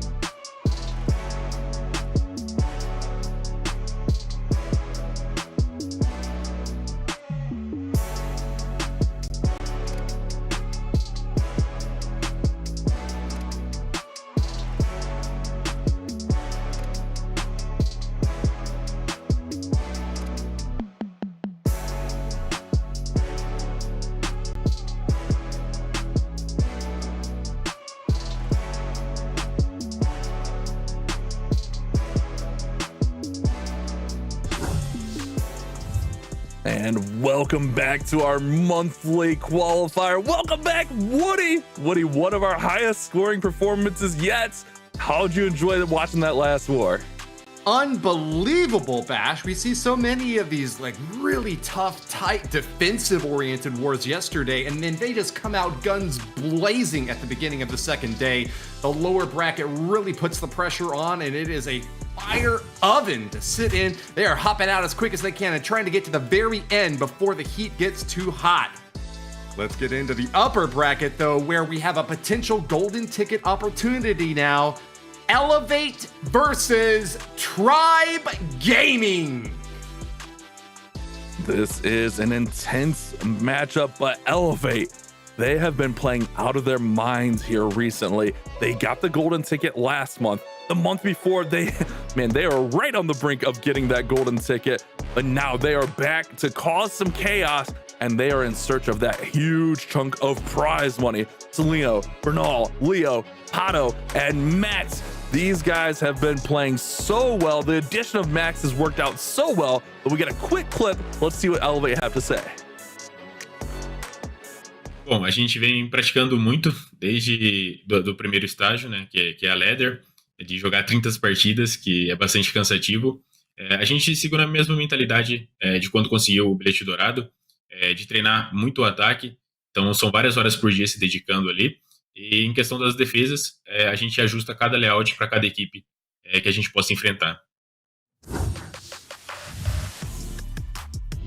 Some of the strongest defenses in the entire league and a massive offense to match. There is clearly a good reason why Elevate remain in the upper bracket, holding a golden ticket and looking to push their luck for even more. But they've got a tough foe up against them next. Tribe Gaming are raring for action and looking to earn their golden ticket, seeking to avoid the disaster of last year, having to come in at the very end to grab it. They want to earn it quick and simple here and now, make it to the grand finals and get that big prize off of Elevate. You see that team ready and prepped on screen here now. Super strong defenses, incredible offense. Tribe has got their work cut out for them, but they have stuck through it, through thick and thin. Tell us who we've got here, Bash. I mean, we all know Tribe Gaming at this point. Nebrax, P. Castro, Rakiras, Kronos, Temper, fan favorites, and one big thing for me with them, I mean, they got the monkey off their back. They got that first round win, but we got a quick clip. Let's see what Tribe Gaming have to say going into this matchup. Our strategy is just to put the work in. I think there are not really secrets. It's just working a lot and performing when it matters. Quick and simple, performance when it matters most and delivering the goods. That is what Tribe Gaming have on the table. And we'll see if they'll be able to do it now when their biggest foes have now burrowed into the competition. They are stomping forth, and we'll have just a few more quick attacks before we can finally figure out which team is going to be up on top. Bash, I know we've had some amazing predictions so far this month. Some have gone a little bit awry, and we're still on track to make a pretty solid decision here in the end, but the viewer predictions are in now, and they're tilting in Tribe's favor. 54% of you watching at home said that Tribe would take the win here. Maybe they just think that that opportunity to score a golden ticket is too good to pass up. What do you think, Bash? I mean, I went with Elevate in this matchup, but obviously Tribe, huge fan favorites. I love the way Elevate are playing. I think this is going to be an incredible matchup, but guys, make sure you get your predictions in at the event site, event.supercell.com/ClashClans. You'll get some great rewards. You'll be able to compare your predictions to ours. It's a really, really fun thing, so make sure you guys are getting that, but we are getting ready to go underway, and this is a really interesting dynamic here. P. Castro won a world championship with most of the roster of Elevate, so he's very familiar with the squad, and vice versa. But P. Castro will be leading us off here, as he tends to do for this Tribe Gaming squad, and our upper bracket final is just about underway. Our first attacker on the field, P. Castro, marching forth with a world champion charge out the left side, got those electro boots ripping and ready to go. Drops the invis to keep her safe, and it is a standard line of attack for our pro player to begin things off as he sets up for a big ground-based Root Rider army. wants to make sure that any big splash damage defenses like those scatter shots, fire spitters can be taken out of commission. But the deeper you get with this RC, the more value you're going to get with her. A lot of invisibility is going to be invested into her to get her as deep as possible. Still 3 more that she's holding on to. Does lose the Spirit Fox a little bit early on here and makes sure that she doesn't get gummed up on that hero. If she can pivot down to the bottom, she'll be in a good spot here, Bash. Yeah, it's definitely one of the strongest openings in all of Clash Clans, and there she goes with the haste vial. Does recall her before she takes too much damage. It looked like he maybe wanted to get a little bit more, but wanted to err on the side of caution there. I didn't think he got the full CC pull either. We just have the Headhunter and a couple of Rocket Balloons, so there could be a Furnace in there, could still be an Ice Golem, could be a little bit of a hodgepodge of a couple things in here as he makes that approach towards the Town Hall. Big Root Rider army marching forth, and the Overgrowth goes down to shut off that Town Hall, doing their best to keep these army pathing toward victory. We've got that Crusher Mortar firing away at all of these troops, and the sooner we can take that down, the more we can avoid the big heavy splash damage incoming. Lots of healers to keep them topped off though, and this still is going right according to plan. Bash holding on to that Grand Warden ability before he gets to the backside, where he still has a lot of big splash damage from a Poison Tower, Scatter Shot, multi-target Archer Tower, multi-target Inferno. There's plenty of damage coming in, but the first and second star are about to be claimed. And Picastro's been kind of known for these multi-overgrowth attacks. I mean, we saw him bring in 3 overgrowths at a point yesterday. But man, he's been in this leadoff spot for Tribe, and he's been really kind of owning that position. He comes out so strong and so consistent. But keep an eye on this Queen. Oh no, she went up to the Monolith. And she's gonna try to break through as well. Oh, great overgrowth there. Shuts the Monolith down and redirects the Queen. Great identification to see his Queen was in trouble and gets her right back on track. Beautiful play. Extraordinary heads-up opportunity there for Picastro. He still holds on to 3 of those Headhunters, ready to knock out the King and the Royal Champion out on the, that's an Archer Queen out on the backside. Overgrowth down means that he doesn't have to worry about a big amount of damage coming on in. That will keep those troops nice and clustered up. But now the Monolith is going to be reactivated. Queen has to pop her ability to stay safe throughout a massive amount of incoming damage. 28 seconds left on the clock, and this is going to be going down to the wire, Bash. He's got still a great big army, but can he finish off this base in time? Spiky Bolt's going to be able to bounce through the backside. Is he going to finish it? Oh, time is tough. Needs this Yeti to pop out some Yeti bites and get this Monolith down. Queen's helping out. Here goes the spiky ball. Boom, boom, boom, boom, boom. And it's, oh no, 8 seconds. He's good. He's good. He's got it under control. Business as usual for Picastro. Nothing but what is expected. I just love his expression. Picastro is all business all the time. So stone cold serious about this Clash match. That is not the sort of face you want to be going up against. Picastro, the 3-star superb expert from Tribe Gaming, starts off this match with a beautiful triple that came down a little close on time in the end, but with every single spell and ability deployed at the perfect moment, just redirecting that Queen off of the Monolith compartment was so much value. She's not spending time wailing away at a wall that doesn't even need to go down. She's not spending time getting hit by that big, heavy, single target defense. Instead, perfect follow through to the end and had just enough time to finish things off. Let's swap over to backs now, where we are going to see Elevate's return attempt, looking for a 3-star of their own. Gets a nice little deploy up on the top side here with the Flame Flinger. Did a little bit of scouting to make sure there wasn't a Tesla sneaky up there. There's gonna be some long-range damage there, Bash. He's doing a great job here with this Queen and Warden approach. We've seen this time and time again. Max is really known for using this.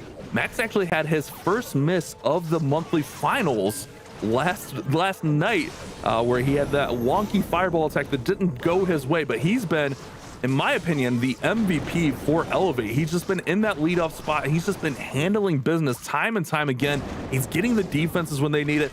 Max has been such a huge addition to this Elevate squad, and shortly after they signed him, they made it to the finals. They did end up losing, but the next month they got that golden ticket. So Max, a huge pickup for the squad, and he's going to look to answer Picastro's 3-star with a triple of his own as he overgrows that Town Hall compartment. Yeah, this Elevate squad has been together through thick and thin through many, many years under different names they fought in the past. Through Space Station Gaming, INTZ, but they have now finally, for the first time, looked outside of the Brazilian region to find a newcomer. Max is definitely getting great value on this lineup and showing that he deserves to be on one of these World Championship squads. Whether or not his teammates will be able to score a second World Championship win could rest on his shoulders this year, as we know that they already have a golden ticket, will be at the World Championship Finals, and the performance in attacks like this one here and now are a harbinger of what is to come for that big title. And remember, Max did start to get his feet wet a little bit with some Worlds experience. Obviously, you mentioned there, Woody, a lot of former world champions, a lot of stage experience, but now Max even has that stage experience. So this team is well-rounded and able to handle that pressure. And look at Max, man. He is just riding right on through P. Castro's base, and this one looks unstoppable. That Warden's Rage Gem is just powering everything right through, and it's going to be the response the Elevator are looking for with another 3-star from Max. The young man gets it done. Absolutely. That last attack that we saw from Tribe was a little bit iffy, made it through to the end for the triple, but you can just see the power that Elevate has brought to bear. No doubt at all that that was going to be a 3-star with just about a minute left. He had plenty of time, plenty of firepower, perfect planning, and the execution was flawless. Hats off to him, and that is going to give us a 3-3 tie to kick off this war between Elevate and Tribe Gaming, a match with thousands of dollars on the line and the opportunity for a golden ticket finish. If Tribe want to get that World Championship title, they have got to take it from the Kings themselves. And Riquirez might just be the man for the job. With one of the highest hit rates in the entire league, this July performance has been insane. He is the one who is ascendant right now and will have an opportunity to keep Tribe in the driver's seat for this war. Let's see how he kicks things off with the Royal Champion up at the top left side to make a stab in toward that monolith. No Eternal Tome on the Warden. Elects for the Healing Tome and Rage Gem combination, which we just saw Max use with a lot of success. That can also leave you vulnerable if your troops get in a little bit of trouble early. So that's something to keep our eye on as he gets to deploying the roots and the healers and all the main portion of the army. But right now we're focused on this Royal Champion charge. He's looking to take out this whole compartment up top here, getting out the Crusher Mortar, the multi-gear tower, that multi-inferno. Those will be huge pickups, and he's running out of spells. That's his last invisibility. So he's gonna have to shift focus. There he goes, gets the multi-gear, gets the Crusher Mortar. Exactly what he was hoping for. Nice little bit of chip into the interior with that big earthquake shot as well. He's going to take a lot of big structures downtown. Log launcher rolling through too. Should be able to get some more chip damage off on the monolith, but unfortunately with those 2 battle builder huts in range, they're going to be able to top it back off. A big defense still standing for him to deal with, but he did get that Crusher Mortar out of commission. A really big shot off of the table now for these Root Riders to be able to power through clockwise around this base. Let's check that log launcher. It's about to pop, see what's in there as the rest of this army is collapsing toward the interior. We have got some Yetis joining the action, Bash. Oh man, they're gonna pop out there and hopefully get the monolith down with those Yeti mites. He does have the full clan castle pool as well. Ice Golem, Rocket Loon in there.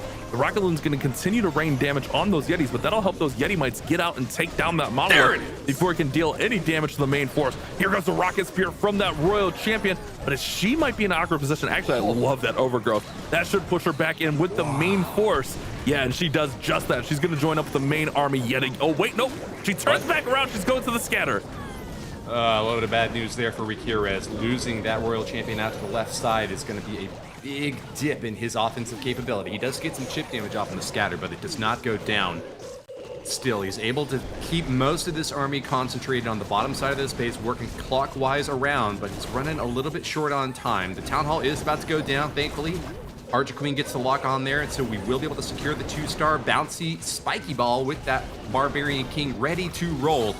Still holding on to a free spell at the end, and what is left on defense to worry about? We've got a scatter shot, ground targeting Expo on the backside, fire spitters really just spitting fire out at so many targets. Able to get that Sneezy really far down, but he is still going to be firing off those little snot balls, sending them in and taking as many buildings as he can. But with just 20 seconds left, what do we have to look out for, Bash? Keep an eye. They just got that Royal Champion down. I was going to say keep an eye on that defending Royal Champion. She's getting ready to engage the Queens, but the 3 Queens able to focus fire and get her dealt with along with that Headhunter. Scattershots in there. The main thing we need to worry about is the clock. He's only got 5 You seconds. only got 5 seconds! There's not enough time for Riquirez to get through here. Oh, my 98. goodness! He needed to pop that spiky ball earlier. He maybe could have got 99. Oh, but I think ultimately he didn't have enough time to get that last ability. I don't know why he held the spiky ball so long. I understand the timing of like trying to make sure you get all the targets because you don't get the full bounce out of there. But man, he held it just a little bit too long, maybe 3, 4, 5 seconds too long, and doesn't get maximum value, and it causes a time fail here. I think maybe he was imagining that the spiky ball, you know, it travels faster than any troop. It could just zip right across the map. He was going to have to use that to ricochet off onto some other building. You saw he got a 2-star 98%, so it wasn't just that gold storage. There was something else on the map that still remained. Had to make sure that he had enough time in the end to get that bounce to work off. But in the end, a few seconds short, Bash. Yeah, but Woody, if he pops that spiky ball just a little bit earlier, perhaps it takes out one of those buildings that one of those troops were targeting, and then they could target that last building that would have been up there. I mean, it's hard to say. Obviously, we're here at the caster desk. Ifs, woulds, coulds, would, shoulds. It's all fun to say, but it's a lot different when you're there and trying to time everything out live in the battlefield. But Pato's up next. That ricochet cannon is barely hanging on. There is, you know, the definition of one shot right here. One shot from almost any troop will be able to get it down. He's trying to pull some stuff out of there with the hog. I think maybe just testing for Teslas actually for the flame flinger. He does have a bunch of skeletons going into his flame flinger. Yeah. I don't know if he sees it. Keep an eye on that bottom corner. There's some skeletons just eating that flame flinger alive. Oh no. Uh-oh, he didn't see it. He didn't see it at all. That is really unfortunate. We'll zoom out and see the rest of the raid. With Ricochet Cannon going down, that Flameflinger just got very little value, and Kato is going to be hurting as the rest of this army now has a long way to go, and the main thrust of the early stage of this attack is already spent. Town Hall will be an early engage for these Root Riders, and so we should have that 2-star secured, but the long wraparound is going to be very, very difficult, and I'm starting to think that Tribe are going to be in a percentage lead when this is all said and done. Whoa, man, this attack is just withered away, Ash. Yeah, Pato's been struggling this month. It's something definitely going on with Pato. But I mean, if that Flameflinger stays up, it's in charge of getting out that Crusher Mortar, the Ricochet Cannon that was up there. It would have been able to pick up tons and tons of value. So that going down was definitely an effect. But I don't know really what happened to the main force because we were so zoomed in. I didn't see if he lost healers. But yeah, this one just got absolutely destroyed. Wow, this is gonna be super low percent.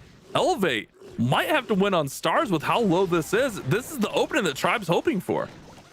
Yeah, this is a beautiful defense for Tribe. Teamper's base here has just really frustrated Pato with the skeleton trap on one end and the top side just not giving in at all. He got the Town Hall, but even that started to look a little bit iffy there. All 3 multi-target Infernos still standing up and strong. Ricochet Cannons looking confident in the core. Got heroes aplenty on the interior.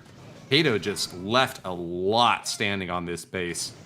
And that is going to give a big up to Tribe Gaming. A 2-star 71% now will put Tribe definitively in the driver's seat on percentage. And as you said, force Elevate to focus on stars for the rest of this war. That's not necessarily a bad position for them to elevate one of the highest hit rate teams on the board. And with 3 attacks left, this is still a wide open war, but Tribe definitely getting the better edge out of the first 2 rounds, Vash. Yeah, that was just uncharacteristic. I mean, remember, it was Pato after ND's 1-star yesterday in the war against Only BadZ. He had a 1-star right after it. So I don't know if Pato's just having a down month or just something with the bases just giving him some issues, but Kronos is going to look to capitalize. The team captain here for Tribe Gaming, he does have that Angry Jelly on the Warden, so we should see a Fireball setup as he does have 6 Invises, 3 Earthquakes. Let's see if he can send this Fireball deep into the core. Man, there's a lot of great targets. Maybe if he can get onto that Ricochet Cannon here, he can get off that multi-gear tower, the CC, or if he can go right in there for the multi-gear tower itself. But the Warden's under a lot of trouble up there. Keep an eye on the Warden. Don't zoom in too much there. No, let's not get too eager. Let's not get too far ahead of ourselves. The Fireball will come when it comes. You got to remember, there's 35 seconds on that Angry Jelly. Snipes the Royal Champion, gets a Headhunter in for her. With the Tesla down now, taking out that Expo. Oh no, he's just gonna invis it. So much damage into the interior with an Earthquake aplenty. Just shattering that core. Kronos has really done a massive number on this base and will pivot off now with the Rage Gem on that Grand Warden to help these Root Riders go even further. I'm feeling so good about his chances for this attack, Bash.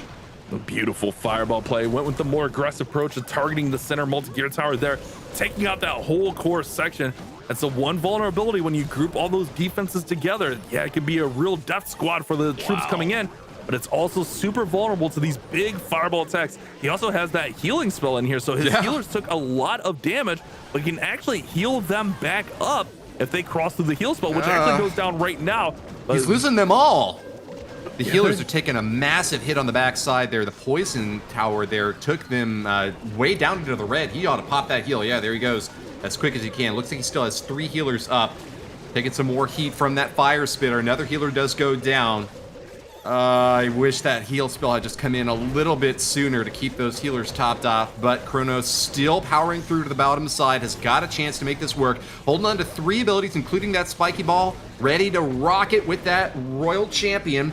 Monolith is firing away at a Root Rider. That's going to take away another big blocker out front, and it looks like he's just going to have to rely on the heroes for the backside, Bash. It's going to definitely be the heroes, but it's heroes versus heroes as that minion prince is just shutting things down here. The queen's going to go down. Royal Champion is still in there. She did use her rocket spears already. Those magic mirror queens, they will eventually disappear. Oh, the Royal Champion is barely hanging on here. Royal Champion goes down. King still does have ability with Spiky Ball and some snakes, but is it enough force to get through this last section here? He's going to have the Expo. He's going to have the Battle Builder, but with the Spiky Ball, I think it feels good, right? It feels pretty good. Yeah, he's got 50 seconds left. Pops the spiky ball. There it goes. We got some cleanup on the outer edge with a wizard and plenty of taking still left. Big giant bomb goes off, but that is not going to stop this raid. 8 seconds left, and the giant and the wizard need to finish off that elixir collector on the outer edge. 4 seconds. 3 seconds. He's got his hands in his face. Oh no! Not enough time. If only that wizard had been on the outer edge instead of on the inside, the cleanup might have collapsed toward the interior. Spiky Ball can only hit so many targets, and it left that collector standing, and Kronos is just 1 building short of the triple that would have made Tribe so far and ahead. But as it stands now, Elevate can claim the lead with a 3-star of their own, Bash. And that's exactly what they need to do here. They have to step up here and get the triple. It's going to be Leo coming to bat next. And Leo, he has been playing really well this month. 2 for 2 thus far in this monthly qualifier, and we know anyone in this Elevate lineup can put up a 3-star at any given time. He does have the Root Riders. He's got a heal spell. He's got 7 visits, so it could be a deep Royal Champion charge here. We'll have to see where he elects to go in at, but could go maybe even, usually with 7, you're usually going to try to go in for the core of this base. So let's see if he can maybe push her in, maybe towards that Crusher Mortar, then in towards the center, towards those multis. I don't know. There's a lot of value to be had here. RC's Electro Boots getting lots of good shots on the interior. Spirit Fox getting a little bit wandery outside, but sticks with her hero. Another invis there. Spell goes down again. Good targeting so far from Leo. Love the pathing onto the interior. Another invis just out of safety.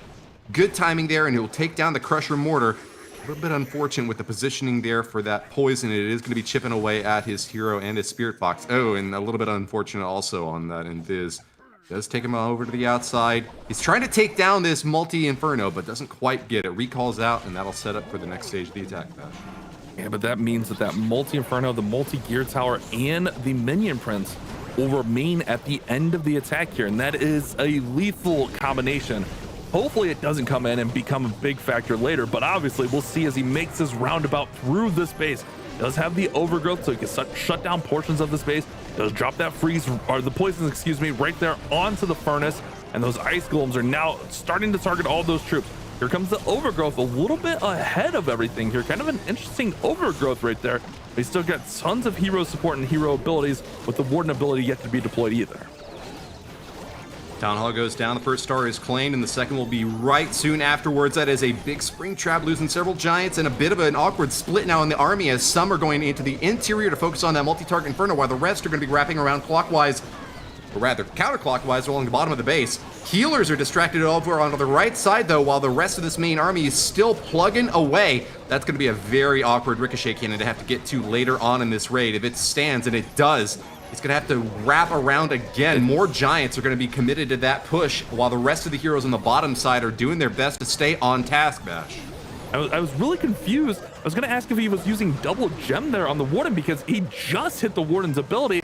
after all the roots were gone, the king and queen were on the outside, but it does protect the royal champion, which is really, really nice. It was a really, really awkward late warded ability. Now he's going to go ahead and use the royal champion's rocket spears to get down some of these defenses. I mean, he's plugging away here. He's got to get through that multi-gear tower. The main big threat there, stopping up the defense or the troops from getting to those defenses, was the minion prince, and the royal champion deals with him. With the queen having the giant giant, this should be a 3-star for Leo. He's cooking on through here, and Elevate are gonna sneak into the lead after this beautifully done attack from Leo. Massive effort from Elevate have taken them back from the deafening roar of the Tribe fans. Finding a 2-star 99% stacked up against them, they have done the only thing that can put them ahead, scoring a triple. You can see on the percentage score here, it is exactly what we were predicting in the early game. Tribe still far and ahead on percentage, but with an 8-7 scoreline, Elevate have taken the lead through the mid game and given Tribe few options but to go back to back, needing 6 stars out of their next 2 attacks just to have a hope and a prayer that they can win on percentage in a long slog against a world championship squad. Nebrax, the attacker from Tribe, will be up next, and with mass dragons, he is taken to the skies for another aerial assault dash. Nebrax, one of the more animated players here for Tribe. He is not afraid to celebrate, and kind of the rivalry between these two squads. I mean, when they are on the big stage, one thing, if these two teams make it, well, we know Elevate's there. If Tribe makes it, try to make it to DreamHack Atlanta, because watching Tribe and Elevate play in person is a whole different experience. These guys get so animated and so loud, and it is one of the most fun esports things that I have ever experienced throughout my career. But let's see if he can get on the board here with another 3-star for Tribe Gaming as they now trail on stars. Great invis there on the queen so he can push this royal champion even further into the base. He may try to circle her around and push her into this town hall compartment, as he still has tons and tons and tons of invisibility. So that shouldn't be an issue if he wants to navigate her in that direction, and he does just that now. My goodness, she is all the way in the interior like a secret agent mission. Has reached the core of the base, drops the C4 charge, and with that has eliminated the town hall, going after an X-bow next, finding a ricochet cannon. Nebrax's royal champion is just on a tear through this base, and will set up for some beautiful pathing for these dragons to follow up. Yeah, but it could be a little bit of an awkward approach here. And I think it's going to be fine. Ooh, he puts the dragons at a kind of an awkward spot as well there. Obviously, Nebrax knows much better than I did, but I thought he would go more on the bottom side there and kind of wrap around the base, but he's going to actually go with the wide approach and try to cut them off with the king on the top side. A lot of times, like when you're sending the royal champion in the middle, the king goes on one side, the dragons go on the other, and man, these dragons are taking a beating so far. Yeah. Not sure why so many dragons went down to the bottom side and denied him that big offensive push that dragons are so amazing at. Still a very nice positioning for that minion prince's shot into the core. Not denying too many structures, so really just the multi-target inferno getting slowed down. This is following up to not be quite as impressive of a stage 2 to the hit, but still at 2 stars and 75%. Rocket Loons and Baby Dragons coming in to collapse on the edge, and the bouncy ball ready to strike. He still has got a chance to make this work. Time is looking just fine with 48 seconds left, and a dragon doing a little bit of cleanup along the left side of the space. Nebrax is hoping to wrap around to the bottom, keep that minion prince alive as long as possible. I just don't know if there's going to be enough troops to knock it apart. I think he's good though, Bash. He got the queen down. That was amazing right here. He's celebrating, and it's going to be a 3-star for Nebrax. Never a doubt in his mind. I mean, it definitely felt sketchy. Those dragons getting that queen down was a big threat, and then obviously the spiky ball coming in, and that's exactly what Tribe Gaming need. Now, it's going to be on Elevate to respond. And remember, Elevate are down big. They're down 26%. And with us being in the 4th attacks here and Nebrax getting a triple, those percent, they're probably not going to be able to make that up. So they're going to just have to keep 3-starring and keep pace with Tribe Gaming here at this point in the war. Big smile on Nebrax's face, though, after that last attack, knowing that he has done everything he can to give Tribe an opportunity to get back in the driver's seat. We need to see a defense here and now from Kronos if they are going to take the lead, though. On the other side, our friends from Elevate are ready to push that advantage they've earned even further. 2 triples already, and can they go for a third? Bernal with a Royal Champion charge into the core, dropping plenty of invisibility. Look, he's still got 8 left. He is going to be going far with this hero. Spirit Box to keep her hidden as well, and the pros know the exact timing that they need, the exact positioning that they need on these invisibility spells to keep them focused on those key targets in the middle. Playing very carefully and trying to avoid having any lock onto an enemy hero. Focus instead on those defenses, and it looks so clean so far, Bash. He did absorb the Giga Bomb there with the Spirit Fox, but he's doing a great job of protecting her and keeping her up. Now he's going to go ahead and just get that passive damage there onto that Ricochet Cannon, onto the Clan Castle, and he'll be able to get both of these Ricochet Cannons out. And now he's out of Invises, so he'll be able to recall her. Doesn't quite get that second Ricochet Cannon, but there's no battle builders in the area, so it is not going to get healed back up. So that's not the end of the world for him right there. Beautiful pickup there from the RC. But I think he wanted to get just a little bit more, wanted to get that Ricochet Cannon down, maybe even get the CC pulled. I don't think he pulled off the CC fully there. So we'll have to keep an eye on that as he makes his approach all the way through this base. Remember, no overgrowths on this one, and here comes those Clan Castle troops. It's Ice Golems, and it's a Furnace, which he can go ahead and poison. There goes the poison. Ice Golems are a big threat because although they don't do much damage, they will slow down your army and make you super vulnerable to a high DPS core. And that is what we're starting to see now as Bernal is starting to make his way down toward the bottom. Multi-target Infernos and a Monolith and the Town Hall all engaging his troops, but with a perfectly timed Grand Warden ability, keeping them all safe and topping back off with the healers. He is pushing through the big bulk of this base and looking for the first and second star right back to back. Bernal has got a long way to wrap around with heroes still to engage on the far side, but with the army staying clustered together, I think he's very happy with how things are going so far, Bash. Not to mention he's got all those giants in there from the troop launcher. He's still got the King and Queen working on the bottom side of the base. He does have that Ricochet Cannon that didn't go down, dealing out quite a bit of damage though. But all it needs is just one Yeti Mite to go over there and pop off and take it down. But no Yeti Mites are there. That Ricochet Cannon paired with the Minion Prince could be actually a big determining factor in this one, as Queen does go ahead and pop off her giant, her action figure equipment. She should go over it, and now she'll get that Ricochet Cannon. I like getting that out earlier than later, because that could have definitely caused some issues later on in this attack. 30 seconds left and a long way to go. There's 2 elixir storages in the top compartment that are going to be really awkward for Bernal to reach. He sends in some Super Barbarians on the top side to try to get through those walls, but they're going to be slowed down by those Skelly traps. Wizard up on the top side will be able to take one down. Ooh. Oh, and he takes the other off with a spiky ball. Very, very well done. Had about 11 seconds left in that raid and knew that he had to hold on to that Barbarian King ability to make sure that the 3-star could come through clear. We have an 11-10 scoreline in Elevate's favor, and Tribe Gaming now have their feet to the fire, needing a triple in this last attack and then a defense against one of the best attacking teams in the world. It is starting to look like a very grim chance for Tribe to take the win. But remember, this is our upper bracket finals, so whichever team does lose here, they're not eliminated. They'll just go down to the lower bracket. However, the winner will go on to the upper bracket final, or to the grand finals rather, where they'll have 2 lives. It's a big advantage. Temper will be our last attacker for Tribe Gaming, and essentially needs, I guess technically doesn't need a 3-star here, but a 3-star puts all the pressure back over to Elevate, as Tribe Gaming are up by 26%. A 3-star forces the Elevate 3-star. I guess it's pretty much going to be either way. Elevate need a 3-star on their last attack, the way this is kind of going. Grand Warden for a walk in the top left side with an Angry Jelly to stay focused on enemy defenses. He's on the ground, so the air defense won't cause any problems, but that long-range Expo is chipping away at him. Healer's looking still very healthy and out of the splash range of that scatter shot, meaning that Teamper is going to get exactly what he's looking for at this 11 o'clock position. Setting up for a big splash right after this. He does have to invest quite a bit of time early on, and time has not been very kind so far to these players.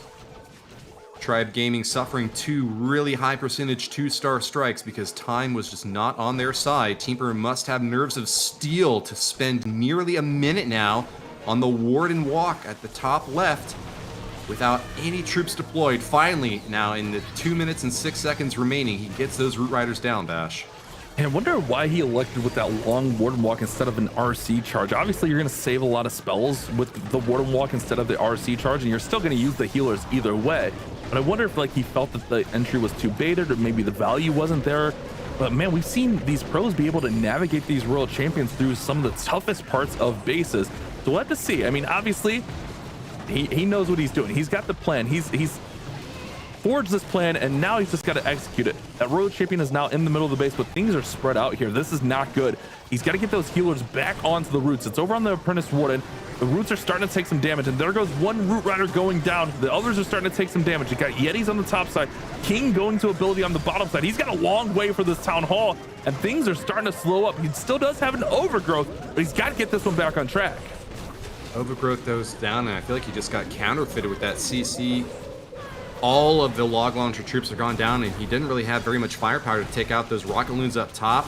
The troops are finally making their way to the backside for that town hall, but this is looking very scary for Teamper right now, with so many troops clustered in the core and about to take a lot of splash damage when these defenses come back online.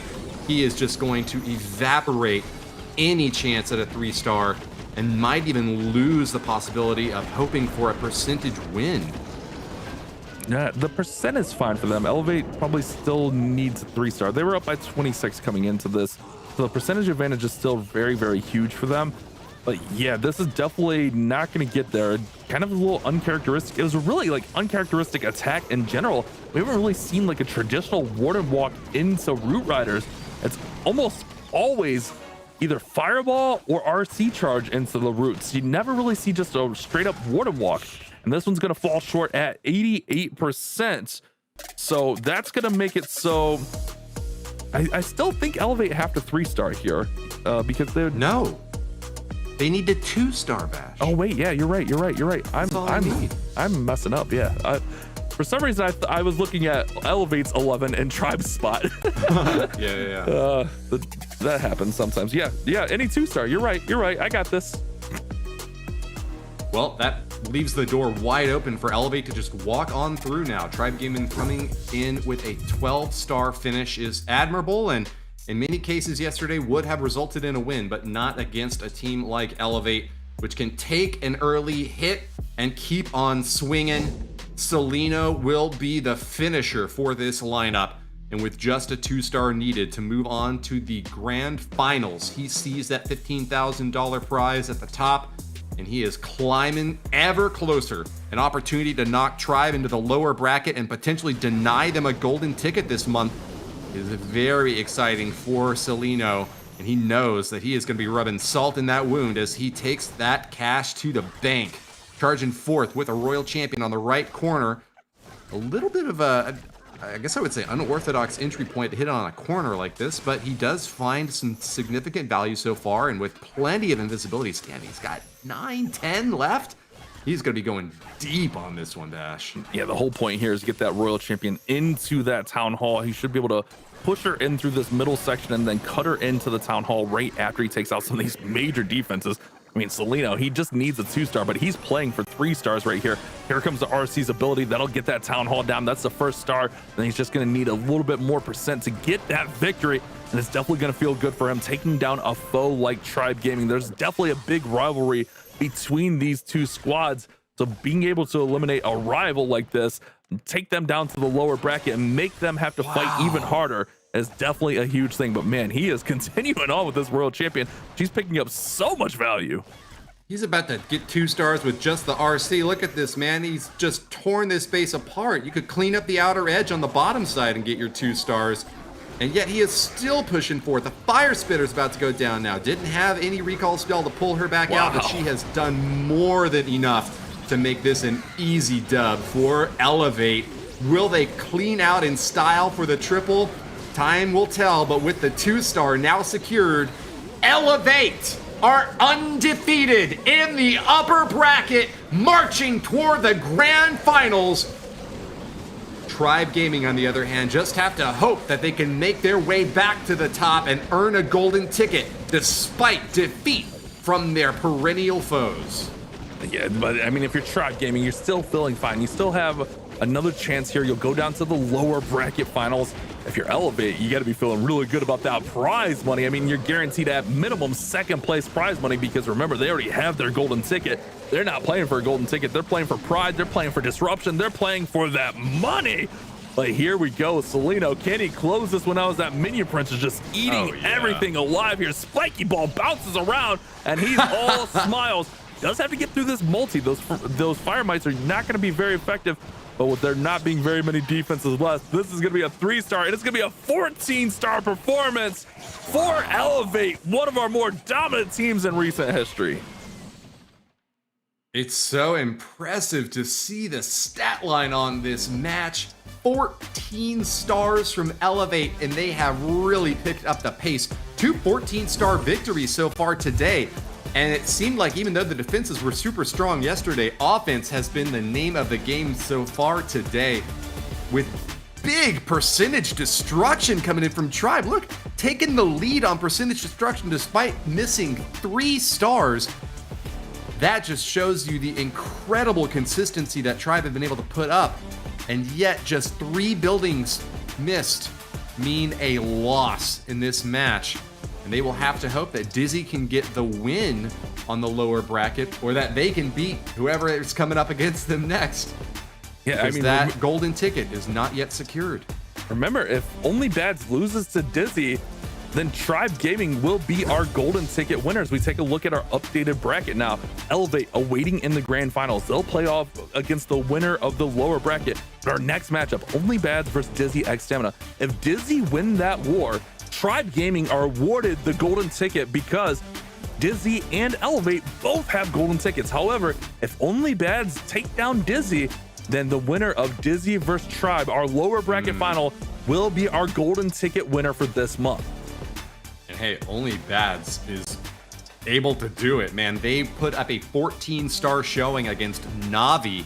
One of only 2 14-star hits that we've seen the entire war, and the second one was done by Elevate.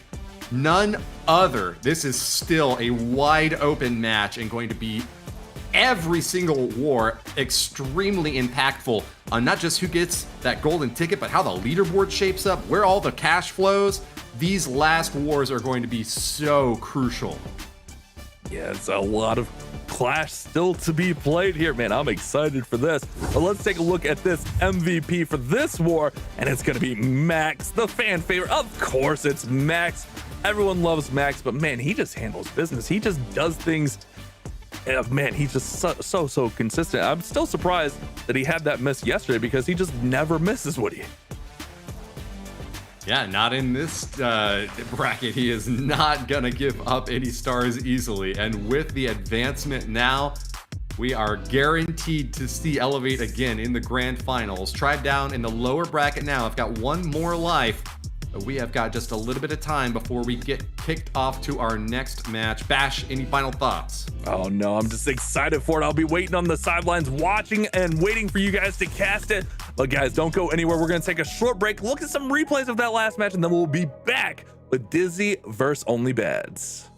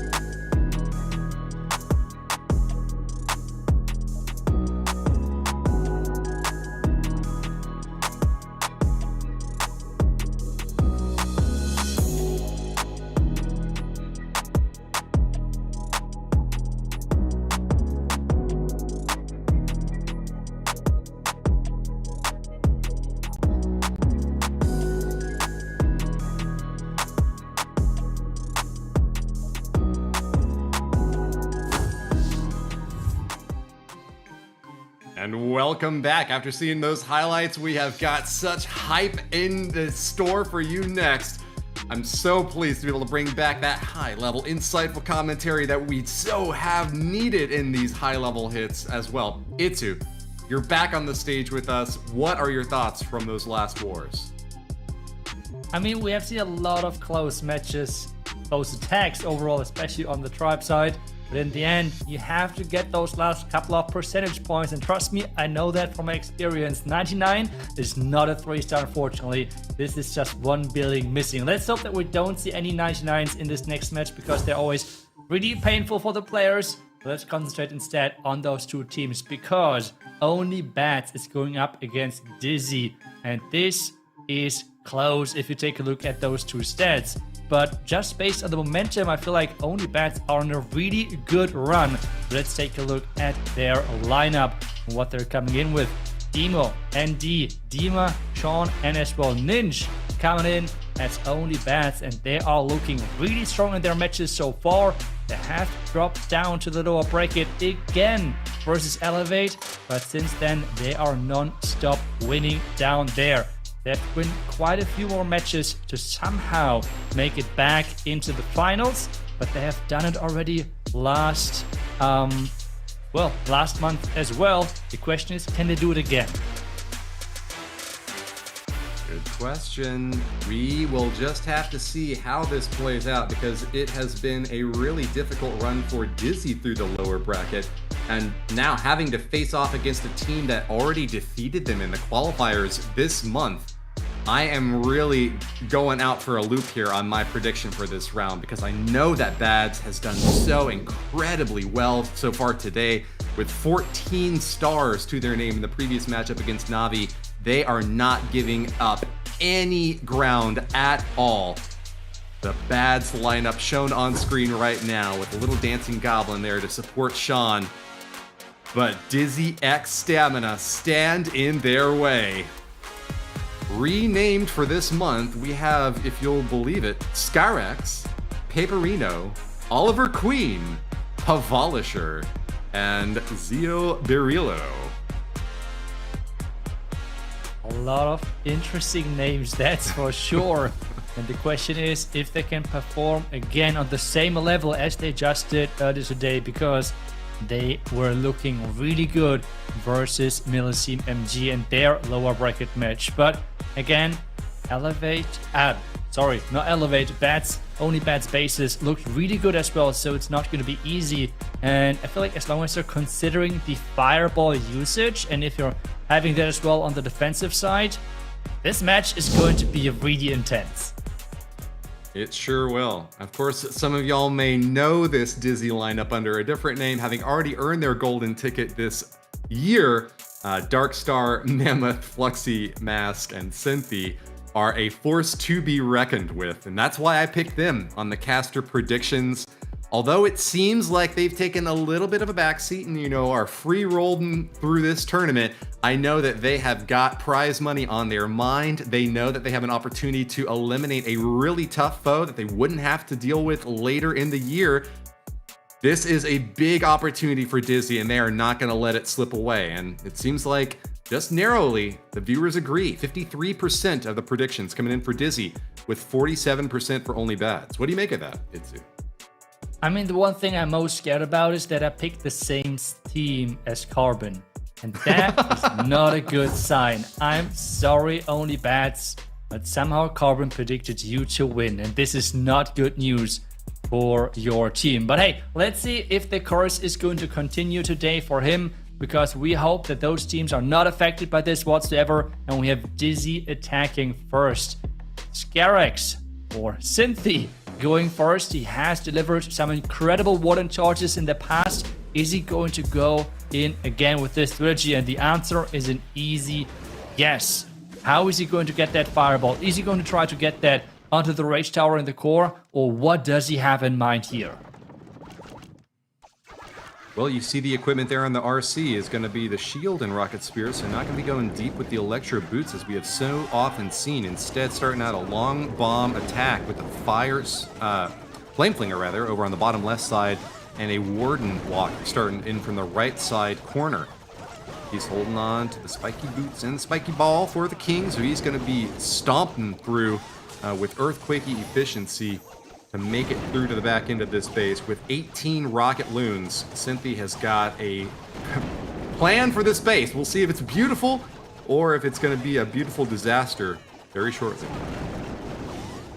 Yeah, the Angry Jelly should run out really soon. That's exactly the case. So the Warden is going to be in place for now. He can set up those invis spells, and he's going for the fireball. And there we go. He did not hit the back end because remember, the equipments for those pros in hard mode are capped. And this is especially important for the fireball because he's having a bigger range, bigger radius with level 24. And this equipment is only one in this hard mode, which means if you're playing the fireball, always try to get it to level 24 and then you're pretty much good to go. You don't need to upgrade to the max level. Instead, go with the level 24 fireball, and with 2 earthquakes you typically take down the majority of defenses. This one though, going with the level 21 means that he has the smaller radius, and this means the backside of the core is staying alive. Well, it is very nice to be able to counterfeit that Crusher Mortar using an aerial army. He is making a lot of tough decisions on this base with an attack strategy that can often 3-star, but if it goes wrong, can leave a big gap in the base. Still seeing the Town Hall standing with less than a minute left. Cynthia's got to do some incredible follow-up now with very little time to find the damage he needs and get this attack into the win column. That's all about that Royal Champion now. The Rage and as well the Rocket Spear has been invested. Can the Town Hall go down? They do not want to start things off with the 1-star. The Royal Champion closing in with the Rage together. He might get that in. He's trying to distract the Minion Prince. Town Hall not going in. He's misdropping those Rocket Loons to get the Town Hall cell out. The Sweeper! No way! One drop is not enough! And BadZ MG's Town Hall stands! Cynthia is denied as the Builder Huts will repair and keep him alive! This is just a terrible result for Dizzy X Stamina and for anyone out there who predicted them to take the win, because a 1-star 92% means that only BadZ are cleared to launch toward victory.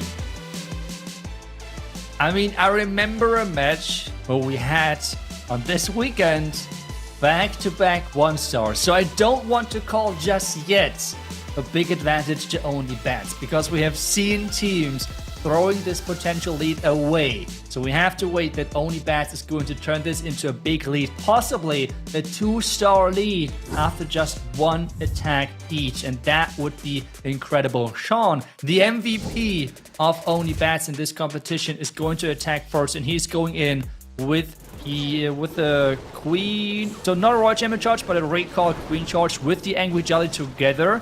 But there were a lot of traps early on. Let's see if that's going to still work. Ooh. Sneaky Golem at the top corner catches the Tornado Trap on the outside, and a little bit of an opportunity there for Scarex to try to frustrate an entry point has been denied. Sean, with the perfect prediction here, will have exactly what he's looking for with both the Queen with Angry Jelly ramped up and a Grand Warden right behind her, sniping through a big chunk of the space, and with invisibility spells going down now too. He is getting mighty deep with an unconventional starting point. Lots of well-earned damage here on the top corner. And a good start for this attack, Itsu.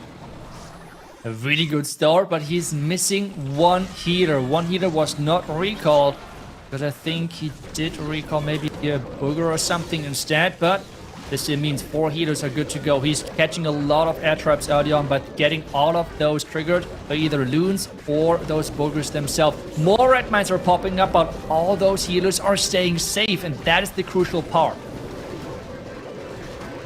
Big clump of Root Riders will be wrapping around this Town Hall, but the Overgrowth should wear off just in time for some of these big troops to make a big lock onto that crucial building. You know, sometimes we do see Town Hall misses, but not this time around. Sean makes it in and will get the 2-star secured, denying the possibility of a star tie after the first round of attacks. He's going to be marching even further, trying to push this lead into as much of an advantage as he can get. Pops the Grand Warden Eternal Tome. Seems a bit early, but with the wear off there of that Overgrowth spell, he will be well protected from that Monolith shot. We've got Sneezy going on in a little bit deeper than I might have hoped, and he could be taking some heavy damage from that monolith now. Lost that poor little pet on the top side, but still a lot of boogers on the bottom. Keep this push going strong.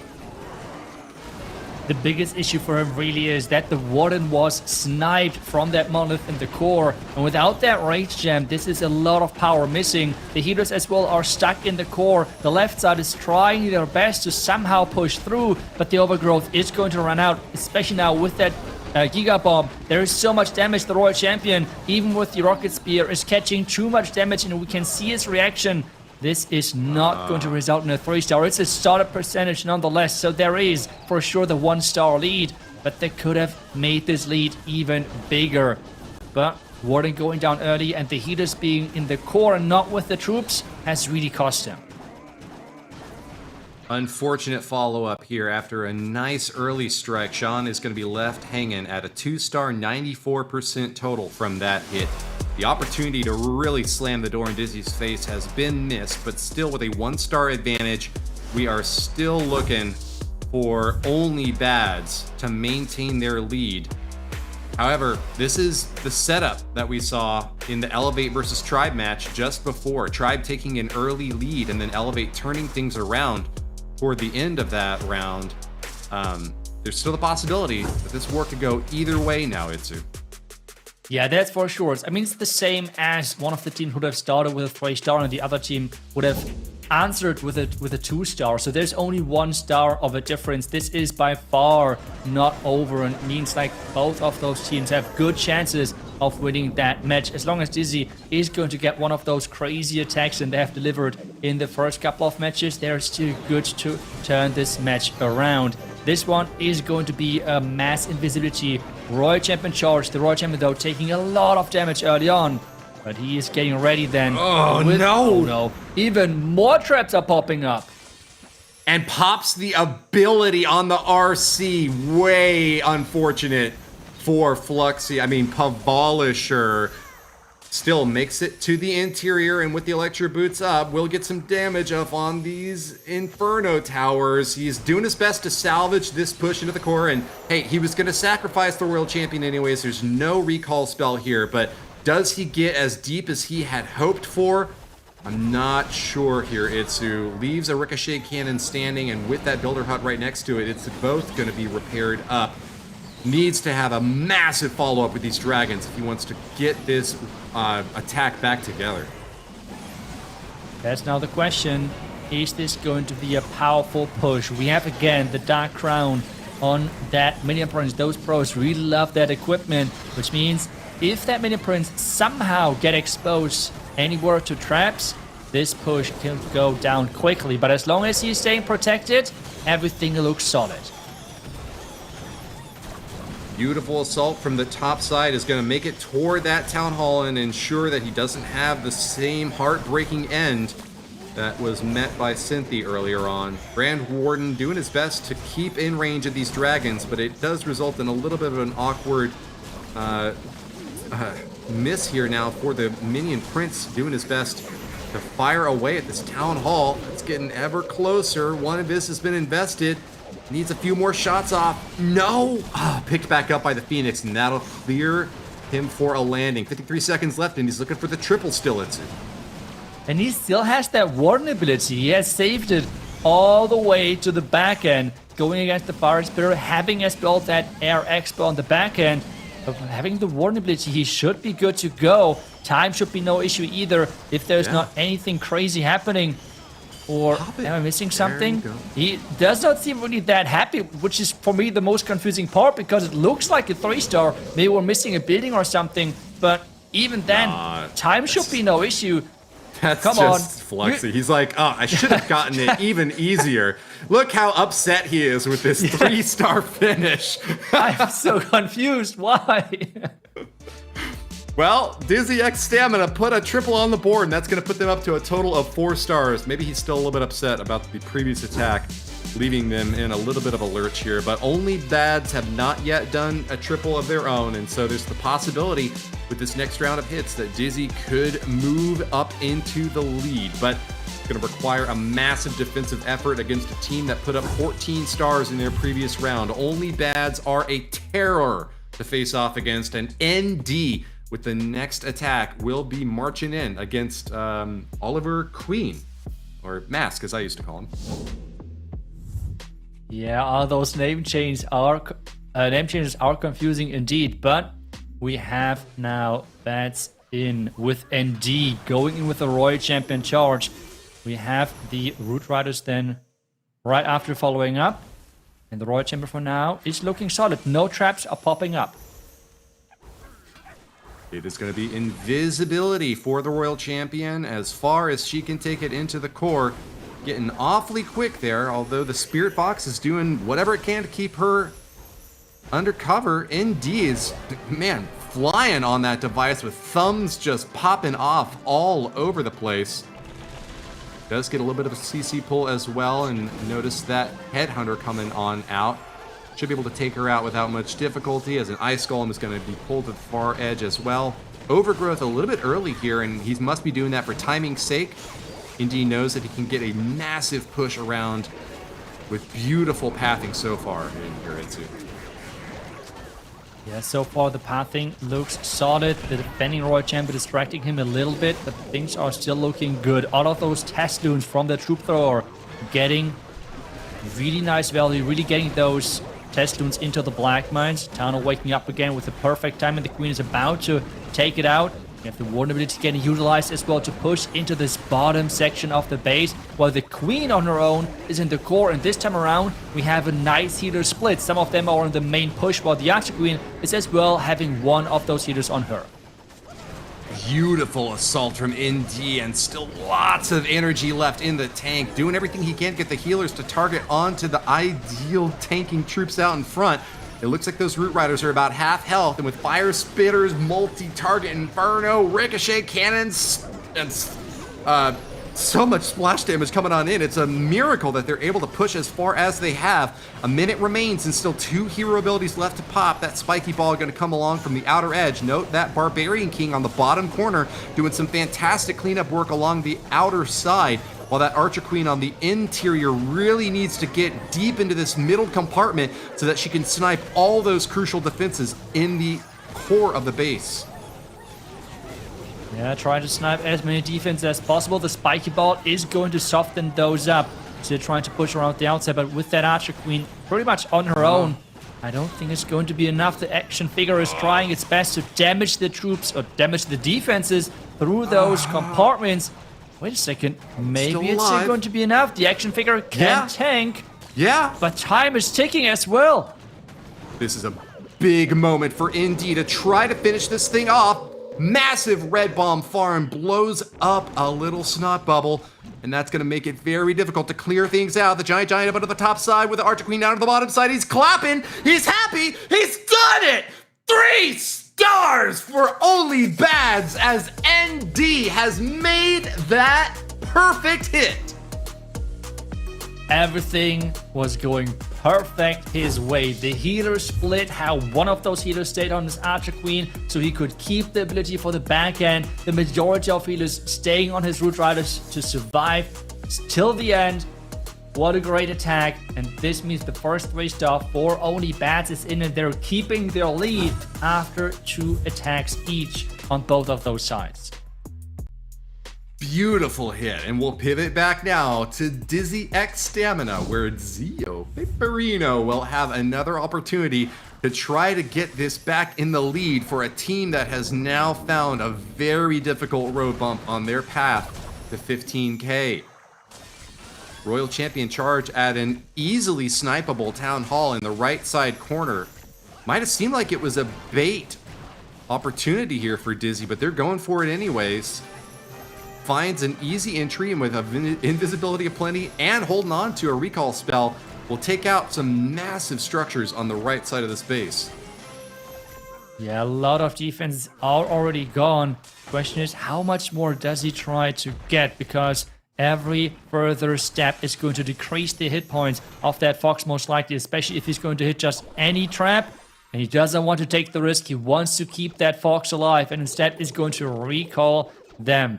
Now, a wall break to make sure that, well, his super barbs or whatever he would like to enter with gets the access towards the base to then have those Root Riders starting into the base. Flame Flinger on the far edge as well will be able to take out those Teslas without having them pop as a surprise. Even more Teslas up on the top side is great news for Zio Paperino, as he'll be able to take them out quite easily. But keep an eye on the Skeleton Trap on the bottom side. It's going for the Flame Flinger, and he needs those Super Barbs and Archers to take it out and keep that Flame Flinger healthy. Good heads-up play there. We've seen how often and easily a Flame Flinger can go down this early in the raid, and ooh, with the Crusher Mortar starting to pulverize it, that is an unfortunate result here for Paperino. That is the most unlucky Flame Flinger placement I've ever seen. The Crushing Mortar with the third bounce taking down the siege, and he's getting literally no value out of that thing whatsoever. But on the other side, we're seeing that the Royal Champion, I believe, just went down to the Monolith and the defending Minion Prince. And this is looking rough. He has to push through a lot on this back end. Well, in theory, that Crushing Mortar was supposed to go down from the siege. Really tough follow-up, and as the Overgrowth wears away, there's no more spells left for him to invest on this base. 2 stars earned, but with a Monolith firing away in the back side, it is going to be mighty difficult to get any big troop to power through this massive assaulting force.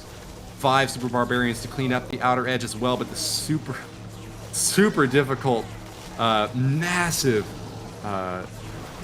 forces that still stand in the center are just really, really difficult for Paperino. And you see it on his face, the exasperation from defeat by a Crusher Mortar that well positioned has just annihilated this attack.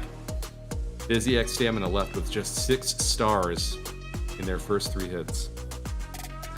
Yeah, now again, it's pretty much back to only BadZ, where they can really push the lead and make it from a 1-star lead turning into a 2-star, but it really depends on what they can show up now, because they had so far a 2-star, they had so far a 3-star, and depending on whatever they're going to get next, they have the potential to really push this onto the next level. But again, the defense is great, but you have to turn this around into something. We're having a Demo attacking next for only BadZ, and this is most likely going to go back to a Royal Champion charge for him and his team.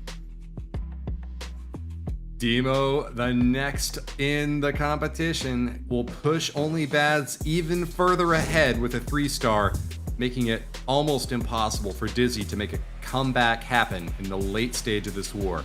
But a 2-star could keep this one in contention. Depending on how the percentage shakes out, Dizzy would have to have a miraculous turnaround. But I've seen stranger things happen. Minion Prince on defense will be trying to get a few shots in against this RC, who's going to be stabbing deep toward that Crusher Mortar. It has been so difficult to tear apart a Crusher Mortar that can't get knocked out by an early strike. You do not want that Crusher Mortar up and active if you're running a Root Rider attack. There it goes down, and Demo has got a nice entry point. Yeah, really good opening, but at the same time, he has lost the Fox now. The question is, if he's getting the recall, and he did exactly that. Nice timing, starting things off now from this top side. And since he has already taken care of this second layer, which included the Crushing Mortar, this is a good opening for him. We have now as well the troop launcher, getting some Tesloons, getting some more troops into the mix as well. Well, we have the Archer Queen this time around, not for the funnel, instead it's just there to empower this push even further, while the King's job now is to push everything into the core of this base. He might have hoped that that RC charge could keep the Spirit Fox up and maybe trigger that Giga Bomb, but nonetheless still got good solid value out of it. And this is not going to be a very high volatility hit. We know exactly what those Root Riders are capable of. And as long as they can keep these defenses going off one by one, he should be able to get this first star and the second one shortly thereafter, with potential for 3 still very high, holding on to 3 hero abilities, and with healers doing their best to keep these tanks chopped off in the front. Beautiful timing on that Grand Warden. Catches a lot of troops over on that bottom side of the base and will move back in to protect them once again. Town Hall will get a few rocket loons slapped right on top, and that is going to be enough to get the second star solidified. And the king at the same time on the outside, pushing around, keeping everything on the inside, on this inside pretty much line of defenses which he's following right now. King ability and queen ability are looking good to finish things off on that back end, while the defending archer queen is trying her best to somehow defend this. Opening that last compartment would have been amazing for him. Now he's relying on that action figure and on the giant to somehow push through, because there is as well that Rico cannon, and that's dealing a lot of damage. And time is starting to be a little bit of an issue here. 25 seconds left and still a lot to clean up on the outside. Not many defenses, but does Demo have enough DPS to make it all the way through? Can reach over walls thanks to the Archer Queen there, but we're noticing with only 13 seconds left, we really need to wail away at what is remaining. Bounce that spiky ball as quick as you can and get the damage in there. Now, Demo, that was your last chance. It's in and not gonna be enough. A 2-star, 98%, as an air defense is gonna stand tall. And it looks like there might be another building up on the top side as well.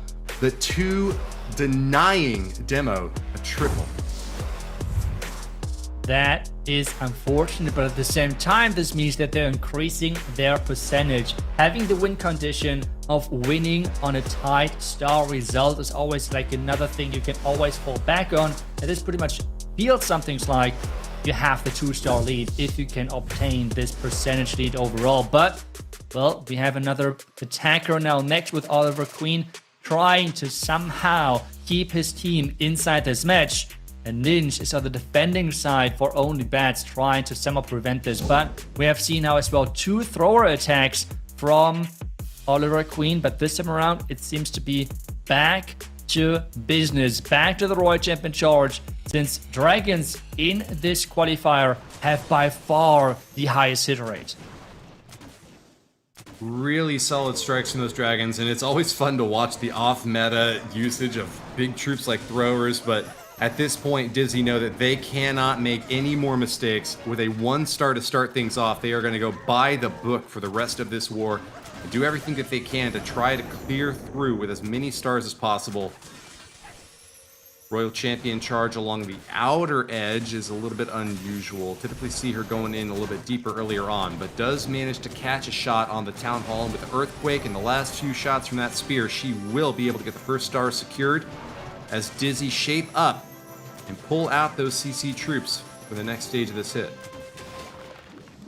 Oh, but he's managing to skip the Clan Castle troops themselves. He would like to take down the core. This is something which we have seen many times those teams are struggling with if they can't get those defenses behind the Town Hall. Now it's all about the Dragon push and how strong that can really be set up. The Dragons are going in. We have the Ice Block spell for the Lava Hound, tanking a Black Knight, and on top of that as well, getting that defensive Royal Champion tanked up. Catches a couple more Black Mines with the little coconut loon he added over on the right side there. Sneaky play from Oliver Queen to protect these Dragons, which are now really well positioned for a path along this left side of the base. The core still looking mighty scary with multi-target Infernos and air defenses up on the back, as well as that big old monolith and no spells left to support. But with the early use of that Grand Warden Eternal Tome, will protect as much as he can, while the Air Sweeper's still pushing his troops around, shoving them back and trying to keep them off those core defenses. Oliver Queen is still on the path to victory, a regal finish as he sends in the Minion Prince's ability and will pop down quite a few more structures. This looks like it could be a triple, Itsu. Yeah, he tried to use the spiky ball to somehow snipe the back in air defense, but the ball did not go into the direction he would have liked to. The Minion Prince now has to be the carrier of this attack, but with still having the Phoenix on him, it's looking good if that defensive king can somehow be taken care of. The Minion Prince is getting forced into the ability, or into the pet ability to be more specific. With 30 seconds left though, this might be enough, especially since the Minion Prince keeps tanking those traps. Beautiful shots, and that's one of the big advantages for that Phoenix as well. You become invincible for a short time, and any incoming damage is just free tank shots off on one of an unstoppable hero can do. So There you go. Finally, we get another big strike from Dizzy X Stamina. And with a 3-star follow-up, they now have a total of 9 out of their first 4 attacks, starting to feel a bit more like a standard line of play from them, with the potential to climb up to 12 in the end. But only BadZ have got their work cut out for them, with a possibility of reaching 13. They could still close this one out without anything left to say by Dizzy. Yeah, they have everything in their own hand. They can right now, obviously, possibly, can get the 3-star with Dima and keep the lead, possibly 2-star lead when it comes down to the percentage, or they're just increasing the percentage and might have the lead over there. It really depends now on this next attack of Dima. There is a lot going in here, and he is going to attack Dizzy with a publisher on the other side. Those names, they're always messing me up. But we have Dima in with the, again, dragon attack. We have seen so far, let me double check, but I think it's a total of 9 now. 9 dragon attacks. No, it's 8 dragon attacks. And they have only 1 fail with those dragons on today's day, which means roughly a 90% hit rate with dragons. Let's see if he can increase it, or if the hit rate is going to be decreased with this attack. Deep dive from the RC, and invisibility to redirect her toward the interior. Pulls out some rocket loons there. Unfortunately, the earthquake spell can't do anything about that, but will soften up some of those defenses. Able to snipe a few more of those CC troops, and with the invisibility spell, will keep that RC on path toward the monolith. Great shot if she can take it out, finish it off. No recall to pull her back out. She gets the job done and will go invisible again. More defenses in the core, and again, man, he's just sending everything to try to finish off this fire spitter. Ooh, can he get it? That's the question. Yes, Yeah. it is going down indeed. We have still 2 sweepers at that top side. We have the Archer Queen with her siege barracks going around the bottom side, and a wall break in the mix as well. First of those air defenses is going down, but the sweeper is pointing against him. How big of an issue is this going to be? Block up from the top, and this will be able to deny some incoming damage, but Dima has still got a lot of power left in the tank. 1 minute and 24 as this 2-pronged attack now with an Archer Queen on the bottom side is doing her best to try to reach up to that multi-target Inferno.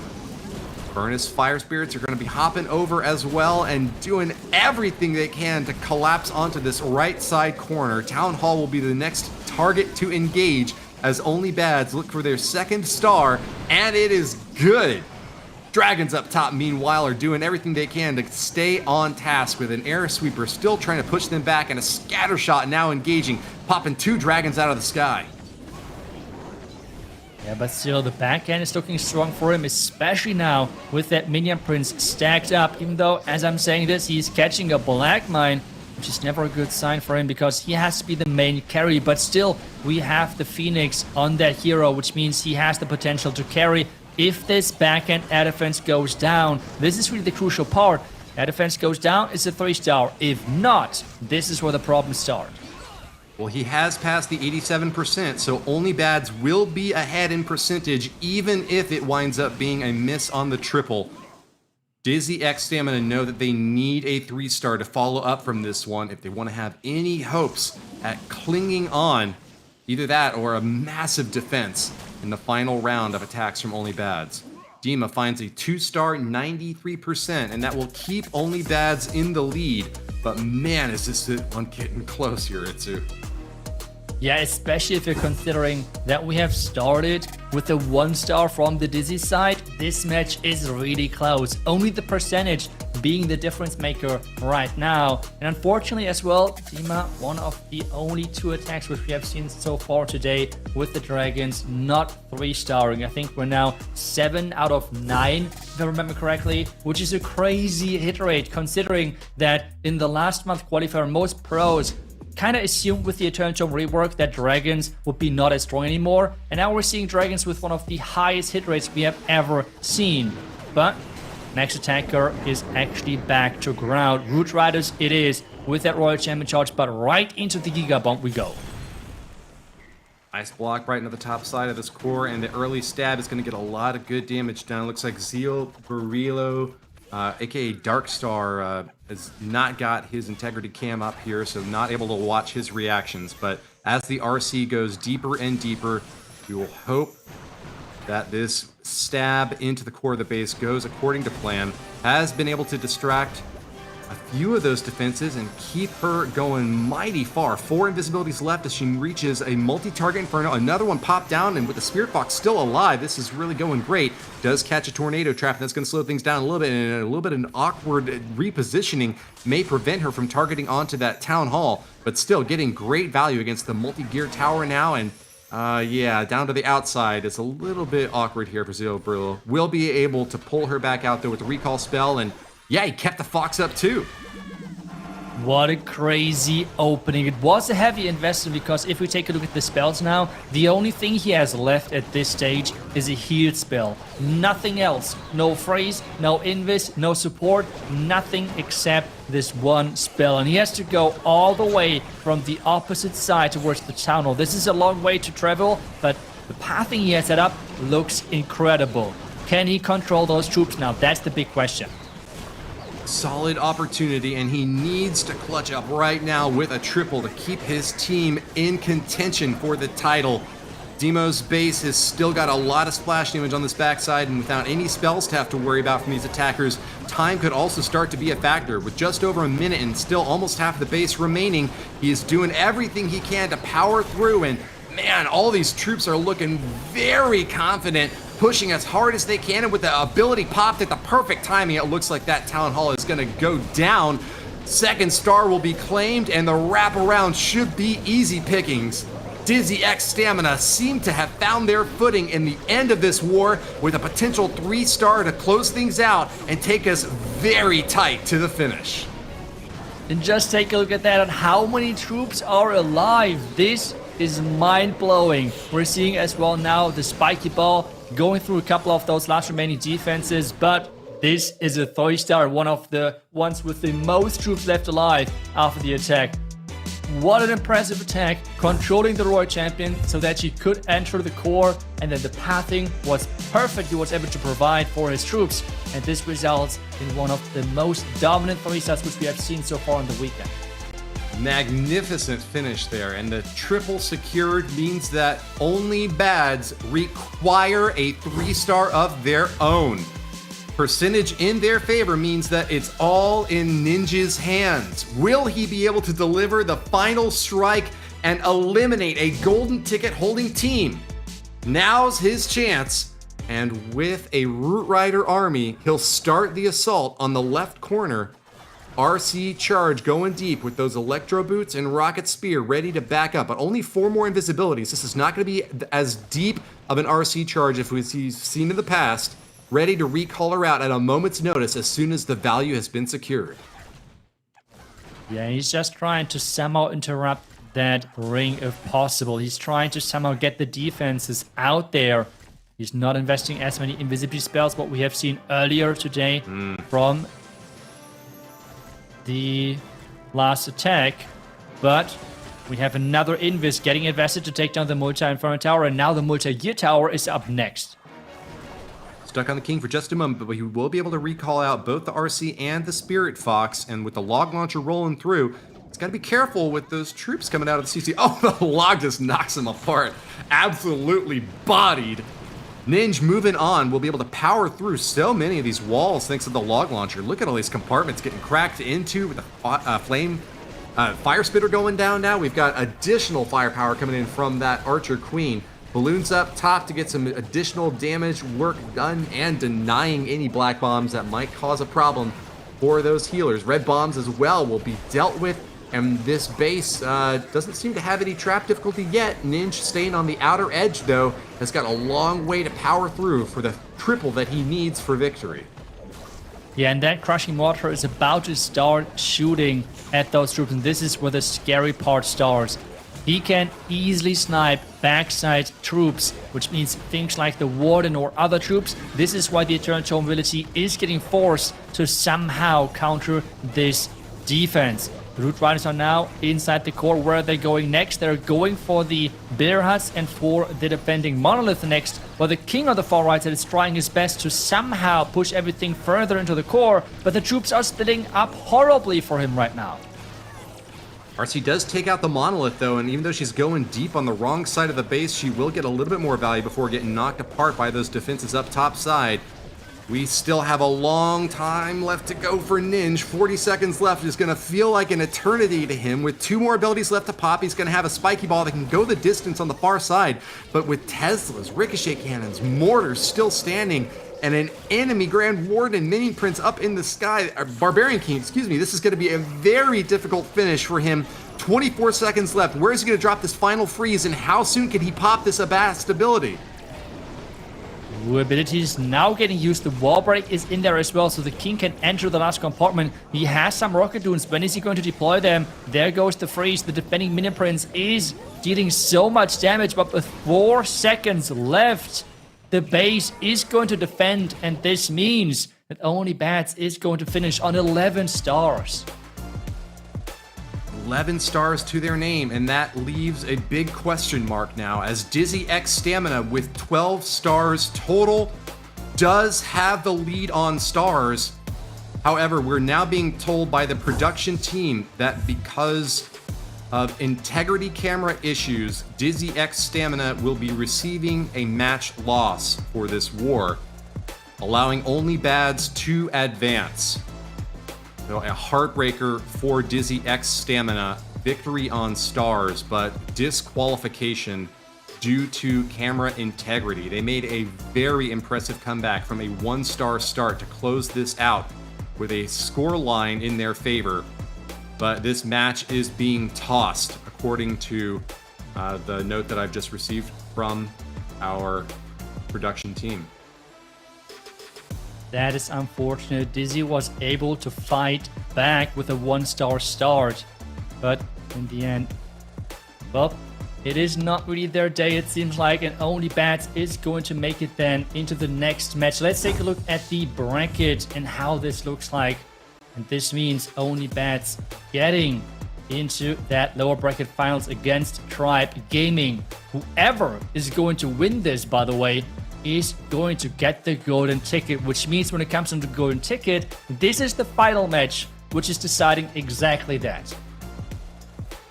Very unfortunate result for both Dizzy and for Tribe Gaming. If Dizzy had advanced, Tribe would hold the golden ticket now, but as it stands, a team will still be in contention for that additional qualification for the World Championship, and Tribe have got to win again. They need to defeat BadZ in the field of combat if they want to score that opportunity. And meanwhile, it's every opportunity for BadZ, who's done nothing wrong and has done everything right, trying to power through with excellent performance earlier today. They came up a little bit short against Dizzy X Stamina, but have found a second life here. Elevate still waiting in the grand finals as Tribe Gaming and only BadZ will face off next. And this will be a really intense one because both of those teams had ups and downs in their matches. But before we're taking a look at that match, let's take a look at the MVP voting for the match which we just had and who won this. In the end, it is going to be Darkstar or Berillo with a 33%. MVP selection for Zio Berillo is just a little bit of consolation for the unfortunate elimination that they're going to suffer here now. We have your next prediction available. Tribe Gaming versus only BadZ in the lower bracket finals. A golden ticket match stands before us, and one more opportunity for these two stellar teams, the top 3 of this month, to face off against Elevate.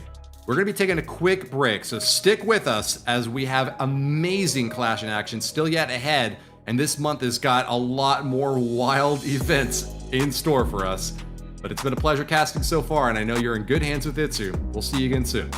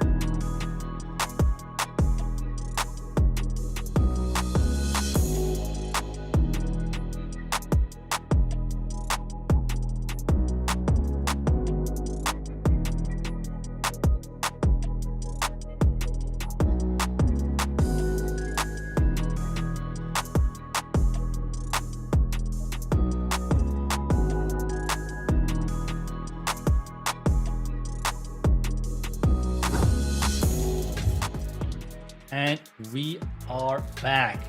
Our next match around the corner, Tribe versus only BadZ. We were just getting the predictions ready. We just talked about that, which I feel like is always really fun with having the coin flip in there. Are you happy? I mean, I can tease that already. Are you happy that Carbon picked the same team as you did? Well, I don't know, because Carbon, you never know what you're going to get with Carbon. One day he's playing hot, one day he's not. You just never know what you're getting with Carbon Fend. I mean, speaking of Carbon Fend, let's bring everyone back here for a little short segment as we set up for the next war. Guys, welcome back in here. Carbon, I mean, how you feeling about your predictions? I mean, you start off pretty cold today, but catch a break there. I mean, my predictions are just too good, you know? People, it's just a storyline, right? No one cares about others. They all want to know what I'm predicting. That's really what they want to know. And the players also want to know who are in the war, because they know, well, if Carbon picked us, then we're in trouble. So I guess that's how strong my predictions are here. What about, I guess, Woody? How's your predictions going? Well, I think I predicted that last one correct, and I don't know if production's gonna, let me get away with that or not. The disqualification there for Dizzy, extraordinarily unfortunate, and we hate to see that happen in a live event like this. And yet, those are the rules. We're sticking to them, and just as we've done in the past, we will be soldiering on with the teams that remain. Tribe Gaming and only BadZ are still left in contention, and predictions are now open for the next 13 minutes until we get this next war kicked off. But why don't I toss it over to Bash now? I don't know if you've given us your full thoughts. No, I was watching that one, kind of getting the notes in the background. It was a really interesting one because I would have probably picked a different attack. But we are going to actually, since we're setting the stage for the next war and only BadZ just played, we're getting preps going.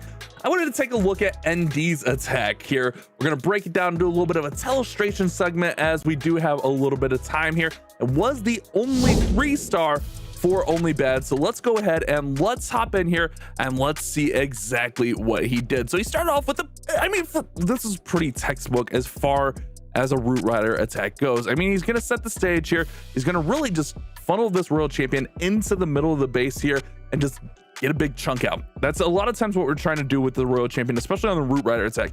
We're not bringing a ton of the Invises, just a handful of Invises, just to get this little section under control, get that dealt with.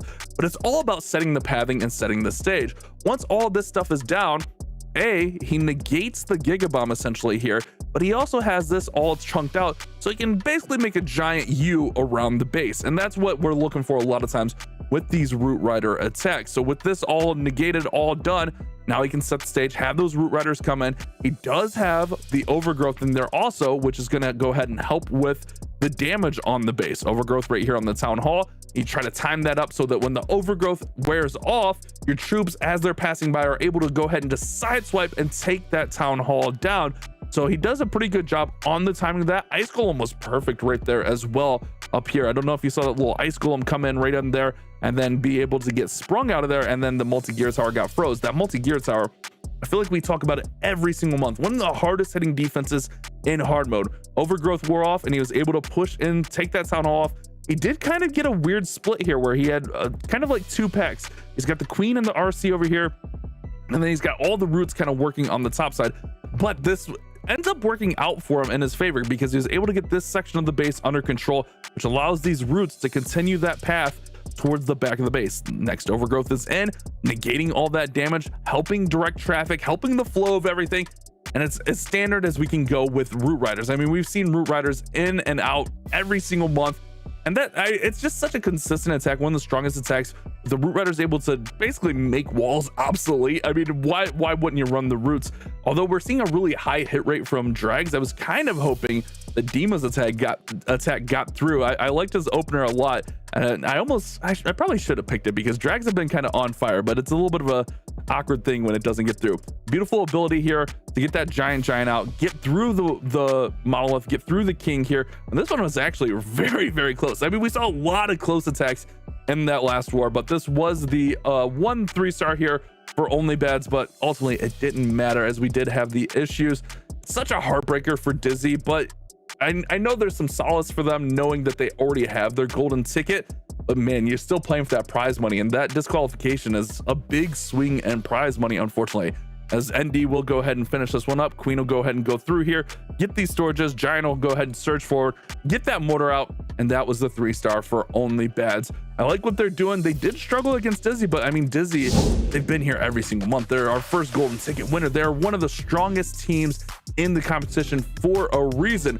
Their bases are no joke. They're so hard to bust. So GG's to ND, able to get through there, and I guess only BadZ is catching a little bit of a break there, but let's go ahead and let's get back with the guys here and get ready to set the stage for our lower bracket final. Tribe versus only BadZ. That's going to be our lower bracket final, Woody, and it's essentially the golden ticket matchup. It is, and that makes the stakes even higher for both of these teams, knowing that qualification is now on the line. They have fought tooth and nail, now both in the lower bracket and on their last life, but a golden ticket will be awarded to the team that wins this next match, seeing as all Elevate has done. They've already made it through the upper bracket, already hold a golden ticket. They're the team to beat for the year at this point.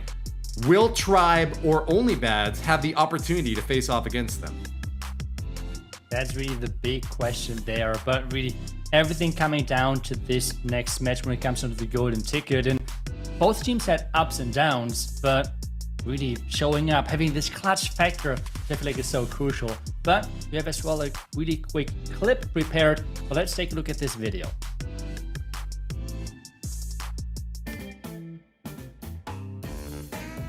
I mean, the most important thing is to stay flexible, because some balance changes don't affect strategies too much, but other strategies are not possible to play at all. And then you just have to decide, okay, do I have to play the strategy different, or do I have maybe to play a completely new strategy because the old strategy died, for example? I think the biggest step when it comes to a new meta is being able to find out what's working the best, because if you're able to find out what's working the best, you're going to be able to know how to stop it. And if you can stop it and also find out ways to work around it, you'll become a better team. やっぱりチーム5人がみんな日本人ということで、もうそれぞれ一人一人が新しい戦術を見つけたらそれを共有してっていうのを繰り返して、新しいメタに対応していっています。Alors pour rester au top à chaque mise à jour, comme j'avais dit précédemment, on investit un petit peu dans le jeu pour avoir tout de max très vite. On s'entraîne énormément en défi sur les jours suivants là, qui arrivent après la mise à jour. Bom, após cada atualização, a equipe como um todo já começa a treinar a nova estratégia, seja um balanceamento ou seja uma adição de algo novo no jogo, defesa ou tropa. A gente treina bastante, principalmente em desafio amigável, né?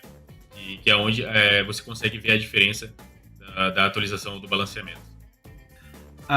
Well, if you want to stay on top of the meta, it's really important to just keep training all the time, because as you said, it changes often, and if you want to practice and always be up to date, then you really have to train your own bases. That's the best way. You keep attacking your own bases and make sure to see if the former plans still work, or if you have to find new plans that are more efficient. And that's what always happens when there are balance changes.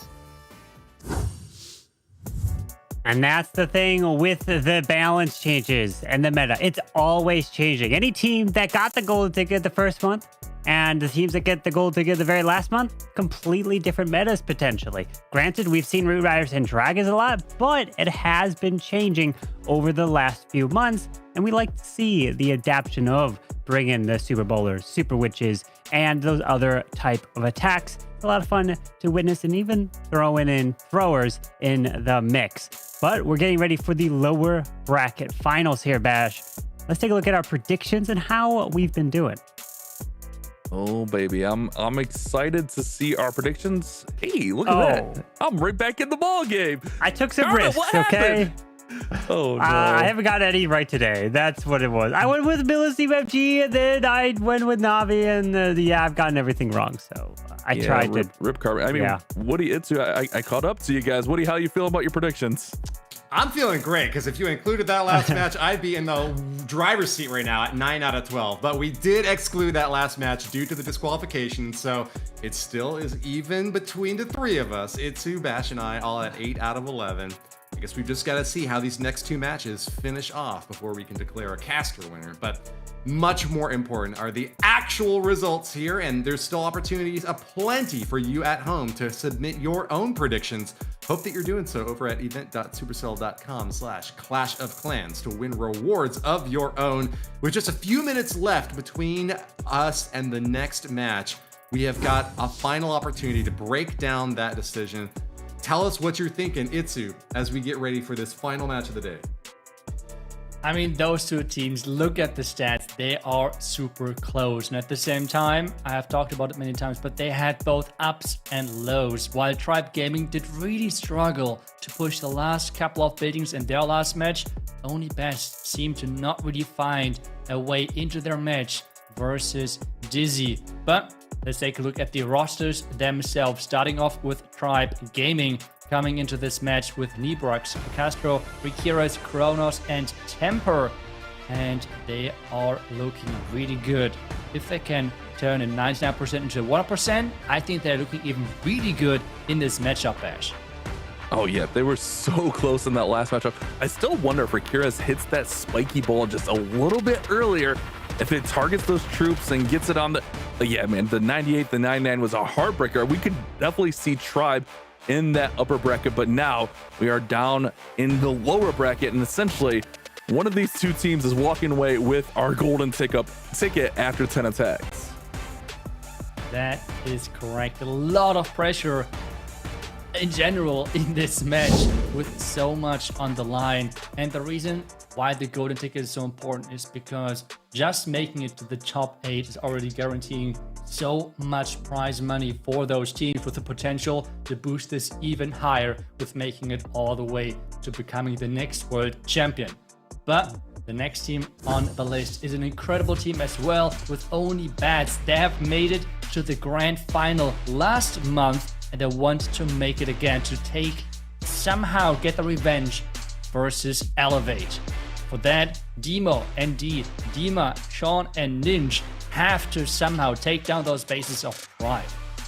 Yeah, they were right there. Remember, they forced the bracket reset, but ended up losing that second match against Elevate. They've kind of been giving another shot here with the unfortunate disqualification. We're not going to harp on that too much because obviously no one wants to focus on the negatives. This team plays really well together. They've really been kind of stepping up the past couple months here. I mean, we've seen them making these big, deep runs into the tournament. One thing I want to see bounce back in this war is Ninja. It kind of feels like Ninja's been struggling this month. I don't think we've seen him 3-star yet. Obviously, in that 5 spot, you don't always have to go for 3-star, but in that last war, I would have definitely liked to have seen Ninja step up and get the 3-star for his team, so the disqualification wouldn't even mattered.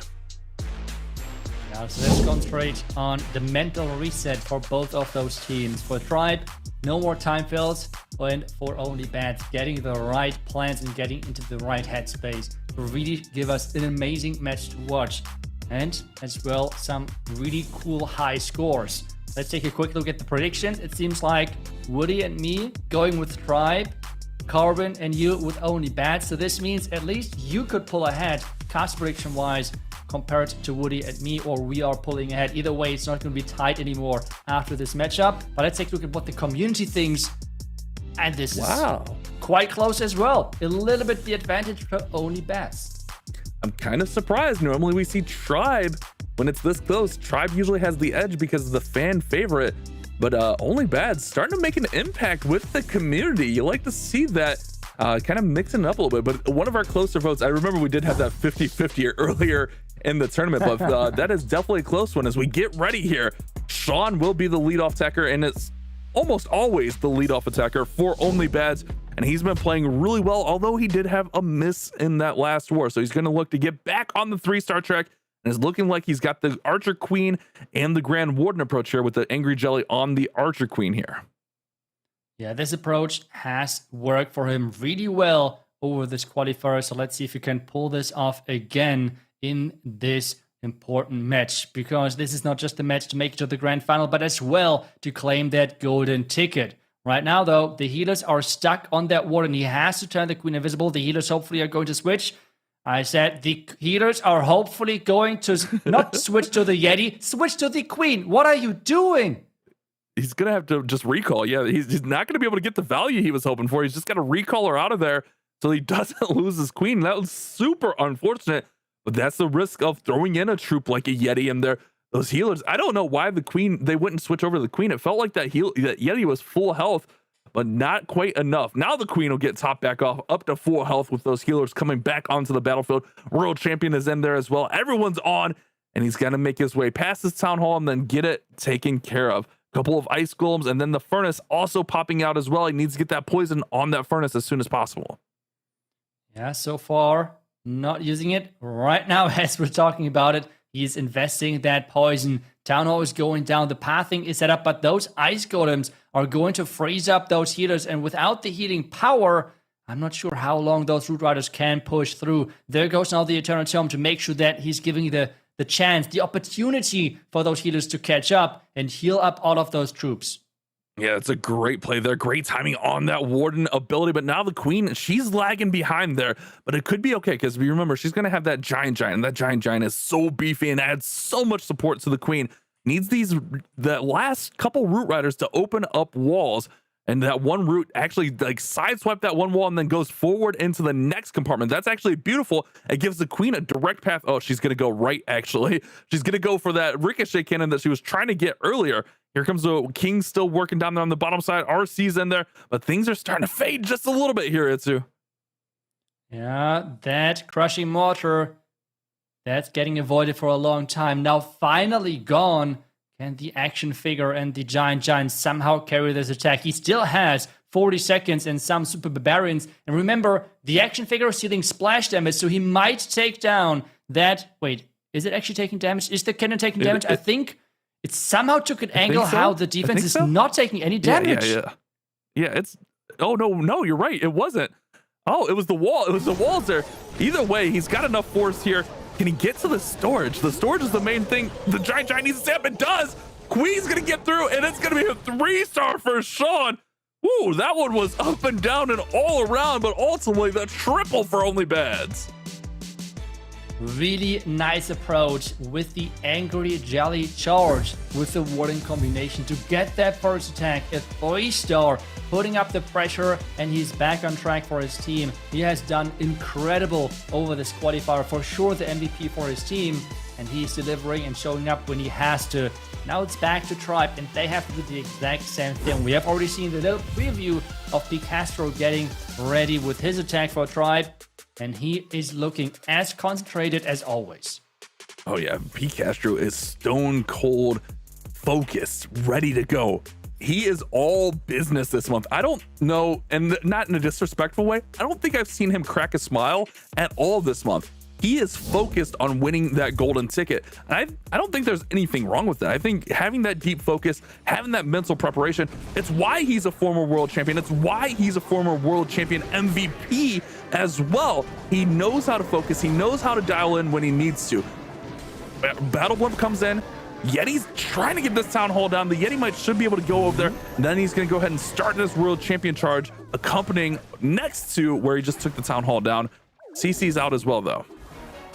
I'm always a little bit concerned when I see those Yeti blimps, because with one of the last updates, we had the change that when a Yeti is going down, all of the Yeti mites are getting spawned in one location, and this can cause all of those Yeti mites to go down really, really quick, so literally get no value whatsoever. For him, he did get the town hall, he did get what he was coming for, and the Royal Champion right now is going to make this value even better. Yeah, the shift into the Royal Champion charge right after that is really incredible. I mean, he actually even started it before the Yetis were done. Now he's going to recolor, and that almost looks like a cut into the base, like he was set up for the dragon approach. But now, with that town hall compartment having no defenses, he can just let those troops go in there, take out those resource buildings, take out the clan castle, and now he doesn't have to worry about any threats to his cleanup troops in that compartment. Now he's just got to set the stage and get those root riders surging forward into the base. But one thing I noticed here, no overgrowths, which is kind of uncharacteristic of what we've seen of Castro. Yeah, there's just not the spell capacity anymore if you're doing such an expensive charge in the beginning with the Royal Champion. Bigger question is now, is the Queen going to follow, or is she going for a wall? She is following. That's good news for him, because he needs that DPS. He needs those Archer Queen clones on the back end, the same as well the Angry, the Giant on the back end. Right now, the Eternal Tome ability is really keeping everything alive, and the King keeping everything inside the base.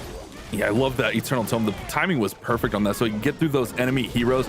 Now he is going to soak up that Giga Bomb from the RC, but the Spear Fox is still in there just long enough to get one more invisibility cloak for the RC. Now he's going to go ahead and drop down his last invis that he was holding on to, and P. Castro's got a strong strike through here. Still has King ability, still has Queen ability.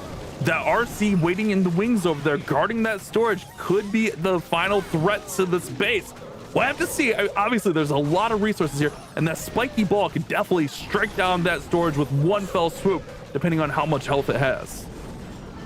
Yeah, interesting enough, he decided to not go with the wall break because there's still one storage on the inside. He's now using the spiky ball. The storage has to go down, and it does. And with that, all of the buildings are going down, and the Castro is starting things off for a tribe with as well a 3-star. This means both teams are starting with 3, and we're back to 0 because this means it's a tie after one attack each. Exactly what we would expect from him. Right back to business, right back on the comms, right back to get his team ready, help any plans that need help. You gotta love that from him. I mean, he just goes in 3 stars and it's right back to business. Yeah, I mean, this is what you would expect from someone who, I mean, has been around in the esports scene for so long, and it's just so good as well of an attacker. But only BadZ, they have as well a word in this one because the next attacker for them is getting ready and is going to attack the base of Temper. We are seeing another Royal Champion charge, but this time around with the Dragons. 7 out of 9 attacks today with the Dragons have 3-starred. This is an incredible high hit rate. Can Demo increase this, or is he going to fall short? Remember, he did have that 98% in the last war, which, man, that's a heartbreaker. Definitely going to look to bounce back. But so far, this looks exactly how it's supposed to. Get that Royal Champion in, get that Town Hall taken care of, and then he can keep her surging forward. Does have to make that Ice Golem invisible. Perfect, beautiful play there. Now he's going to go ahead and pop her ability so she can surge right on through there with the Haste Vial, and that Town Hall is now destroyed. It is destroyed indeed. There goes the Giga Bomb, but the Fox was actually not hit by this one, which means it's staying alive for even longer. If he gets another rotation in, this means the multi-arch tower and the Inferno tower would go down as well. He needs to make sure that he somehow finds the rhythm of relying on the Fox for the last set of invisibility seconds.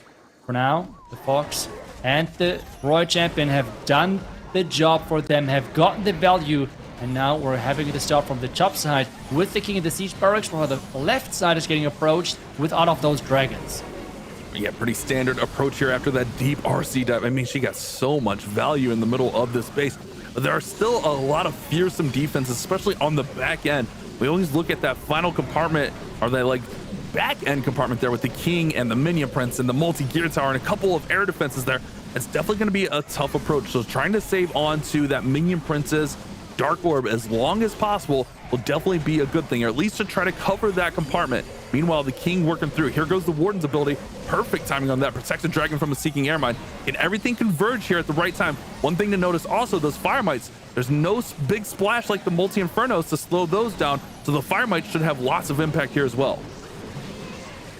That's right, all of those Fire Mites are swarming the back end, the same as all of those snakes. The King stuck at a wall, but those dragons are closing in. We see have the Minion Prince ability for the back end with that Dark Orb to slow down that air defense. On top of that as well, the Frosty is slowing things down. There goes the Dark Orb, but with the Dark Crown now fully stacked, this Minion Prince should get through the last couple of defenses. Right? Yeah, he's good. The Fire Mites get the air defense down, and that's why you focus on getting all that splash out, getting those multis out. That way those Fire Mites can come in and be clutch at just a perfect time like that. I mean, those were the most clutch Fire Mites we've seen. I know you've kind of harped on those Fire Mites not getting any value. Demo's Fire Mites, they got all the value, and so far 3 attacks and 3 triples for these golden ticket hungry teams.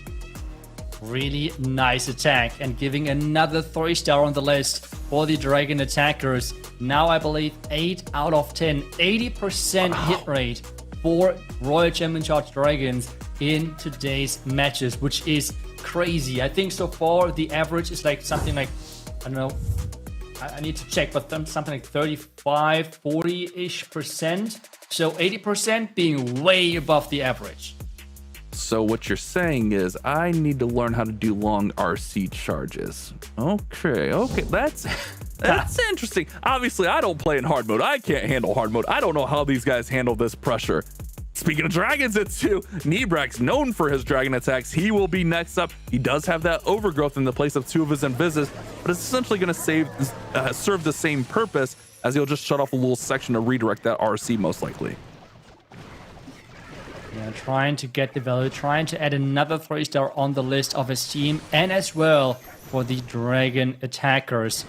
Investing that many invisibility spells, trying to get as much as possible, catching a double giant bomb early on, which is never a good thing, but you can see it already. He wants to get towards that rage tower. He wants to take down the splash. He wants to make sure that he somehow gets the value, but at the same time, it feels like this entry is completely predicted. Tornado Trap into all of those giant bombs, and now the haste vial of the Royal Champion is completely wasted. Ooh. Yeah, he needs to get her into the middle of this base as quickly as possible. And now she's going even further to the outside. She's going to pick up this fire spitter maybe here. There are some troops deployed on the outside to pull those clan castle troops away, but the Royal Champion is struggling. Fox is going to go down, so he's not going to be able to get any more rotations here, and he's not even going to be able to pick up this multi-inferno.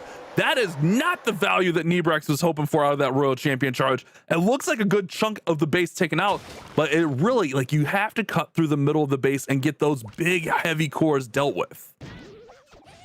Oh, this is not looking good for Nebrex, but we have seen him turn crazy attacks around. He wants to start off from this top side, which is a long way towards that town hall, but at the same time, this... Ooh, there's the ice block, catching a black mine as well, but this means he's trying to avoid the fire spitter and as well the sweeper as much as possible, and... well, he's trying to obtain exactly that. Mia Prince in from the top side with that hound in front already exploding, and he's catching now more and more black mines. This entire core was supposed to be gone. Yeah, that would have been a big factor here. The dragons would have been tighter packed together. More of those dragons would have been protected by that Warden's Eternal Tome. I think he lost one and might lose another there. A couple rocket wounds on the side. That air defense taking out the baby dragon. Now it's going to be able to get a few shots on these dragons. I guess they're still a little bit protected. They're healing up a little bit from the Warden. He's got to get the town hall down.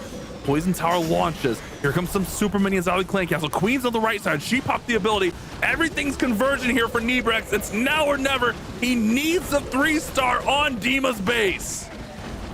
All of those troops are attacking from every possible angle. Having as well still the Phoenix on the Minion Prince is clutch, because this means he's getting revived, taking down that next defense. While the action figure is fighting versus the defending king, there is still plenty of dragons left, and at this stage it is time. It is all about the time. Can he somehow finish things off versus those bottom defenses while the king is stalling the dragons? Oh no, the best air defense in the game into 5 seconds, 4 buildings. It's not going to be enough time, and it's another time fail for Tribe Gaming.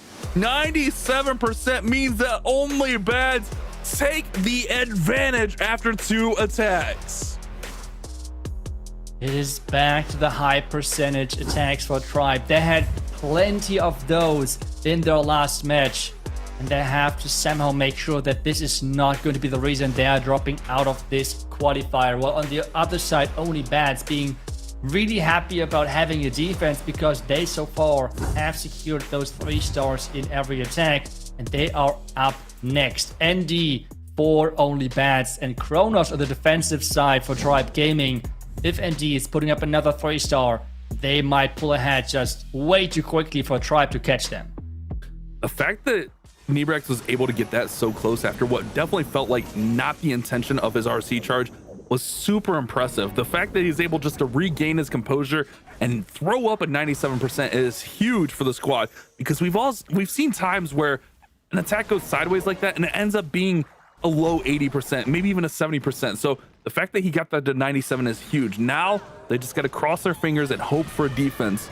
ND was the lone triple for only BadZ in their last war, so he's going to look to keep that up with his Root Rider attack here. Does have the Rage on the Warden, which is going to power everything forward. Here comes that Troop Launcher, which will launch those troops forward and help with some protection on those Root Riders.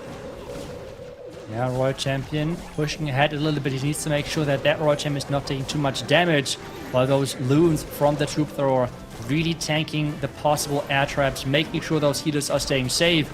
As the troops are splitting a little bit, the Queen going to the core, the Queen stealing the healers possibly.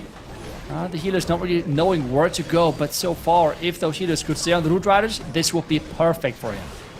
Oh, the Royal Champion was one rocket spear short of getting the Town Hall, but the rocket balloons come over and finish it off. Now she's on to the Monolith, and the Roots and the Queen are making their way through the middle with all those heavy defenses. Goes ahead and shuts down the Crusher Mortar and the Multi there, along with that Scattershot and Expo. Beautiful overgrowth actually there, getting so much value just to allow that Queen to work through here with the Roots and help them survive. Now the Royal Champion on the outside with the King.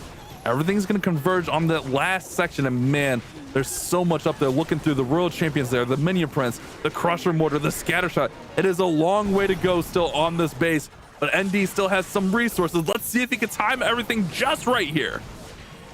Those healers taking a heavy beating because they are going down quickly. Queen and King ability might be the saving grace for him in this one.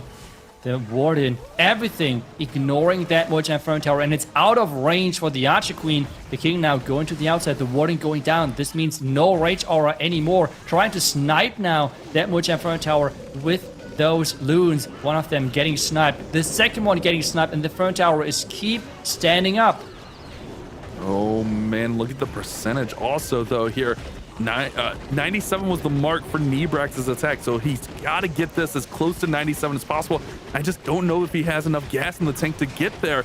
With that Multi in the middle, the Multi there shutting things down, it's going to be close to 97, but can he get the job done? Baby Dragon, oh, Baby Dragon gets distracted by the Minion Prince, and it looks like it's going to be a 95%, which means Tribe Gaming, with their 97, will have a slight advantage if they can get a 3-star on the board.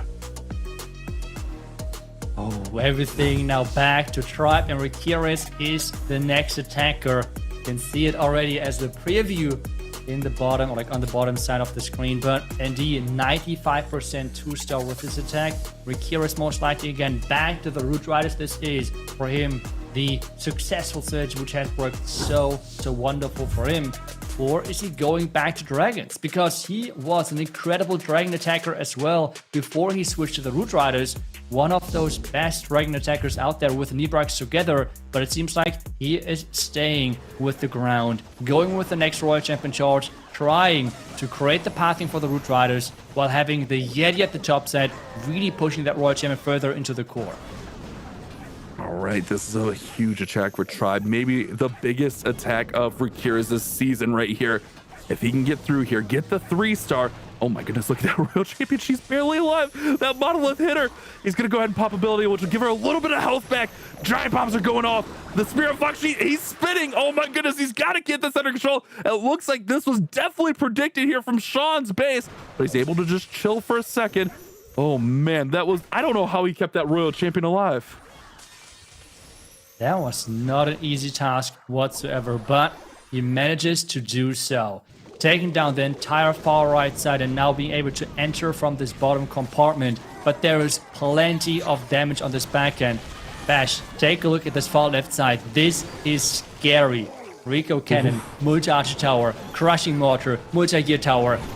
I would have nightmares about this left side. Yeah, the timing on all of the abilities has to be perfect over there. Not to mention, he's got to get through the Town Hall first. Great overgrowth on the Town Hall and the Monolith to shut those down and negate that damage. Furnace is starting to go down from the poison spells here, but everything is spread out a little bit. That's not what you really want here. I mean, it's not the end of the world, but those Valkyries stole the healers for a split second. Now it's going to go back over to the Roots. Roots will start to get healed back up to full, but here comes that Minion Prince.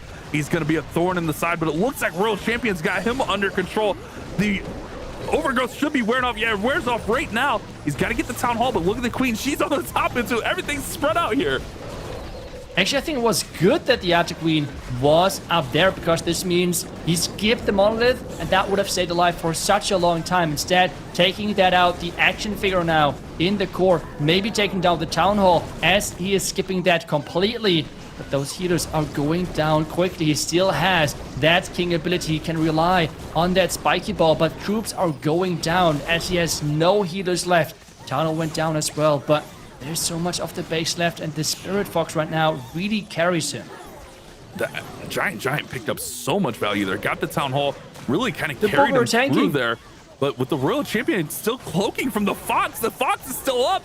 This is looking like it can get through. He still has the spiky ball, plenty of time on this one, so time should not be an issue on his spiky ball like we saw previously. It's gonna come in, it's gonna shoot right on through here with the Royal Champion. Rakirez is gonna take the lead for Tribe Gaming.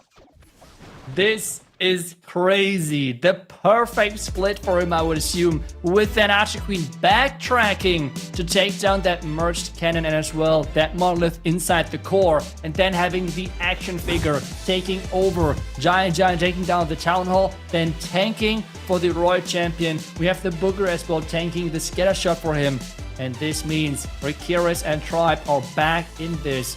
Both teams with 2 3-stars and both teams with a high percentage 2-star. This match is neck and neck.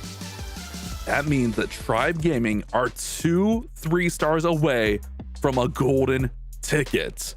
However, Dima and only BadZ, they're going to have to get some 3-stars on the board and hope for a defense. We've talked about it last month where only BadZ known for their defenses. They have some really strong base builders. Can they get one more defense on the board? The margins are razor thin here. 2% lead right now for Tribe Gaming. There is no room for any kind of mistakes for either of these squads. Dima coming in with this dragon attack that these pros are loving, and it's eating up these bases. But oh my goodness, that Royal Champion already took so much damage. Yeah, I feel like that was a shot of the defending Royal Champion and a skiller shot at the same time. And as we're talking about the Royal Champion shot, just a fun fact for everyone out there. Not every single hero on the defensive side is attacking, is getting the first shot in as quickly as every other hero. So the defending Royal Champion is actually the quickest when it comes down to delivering the first shot. This is why the Royal Champion defense actually got a shot in, or for example, an Archer Queen most likely would have not gotten the shot in. That's a lot of things, but that Royal Champ somehow staying alive again. Oh my, Dima is flirting with death here. He is somehow keeping this RC alive.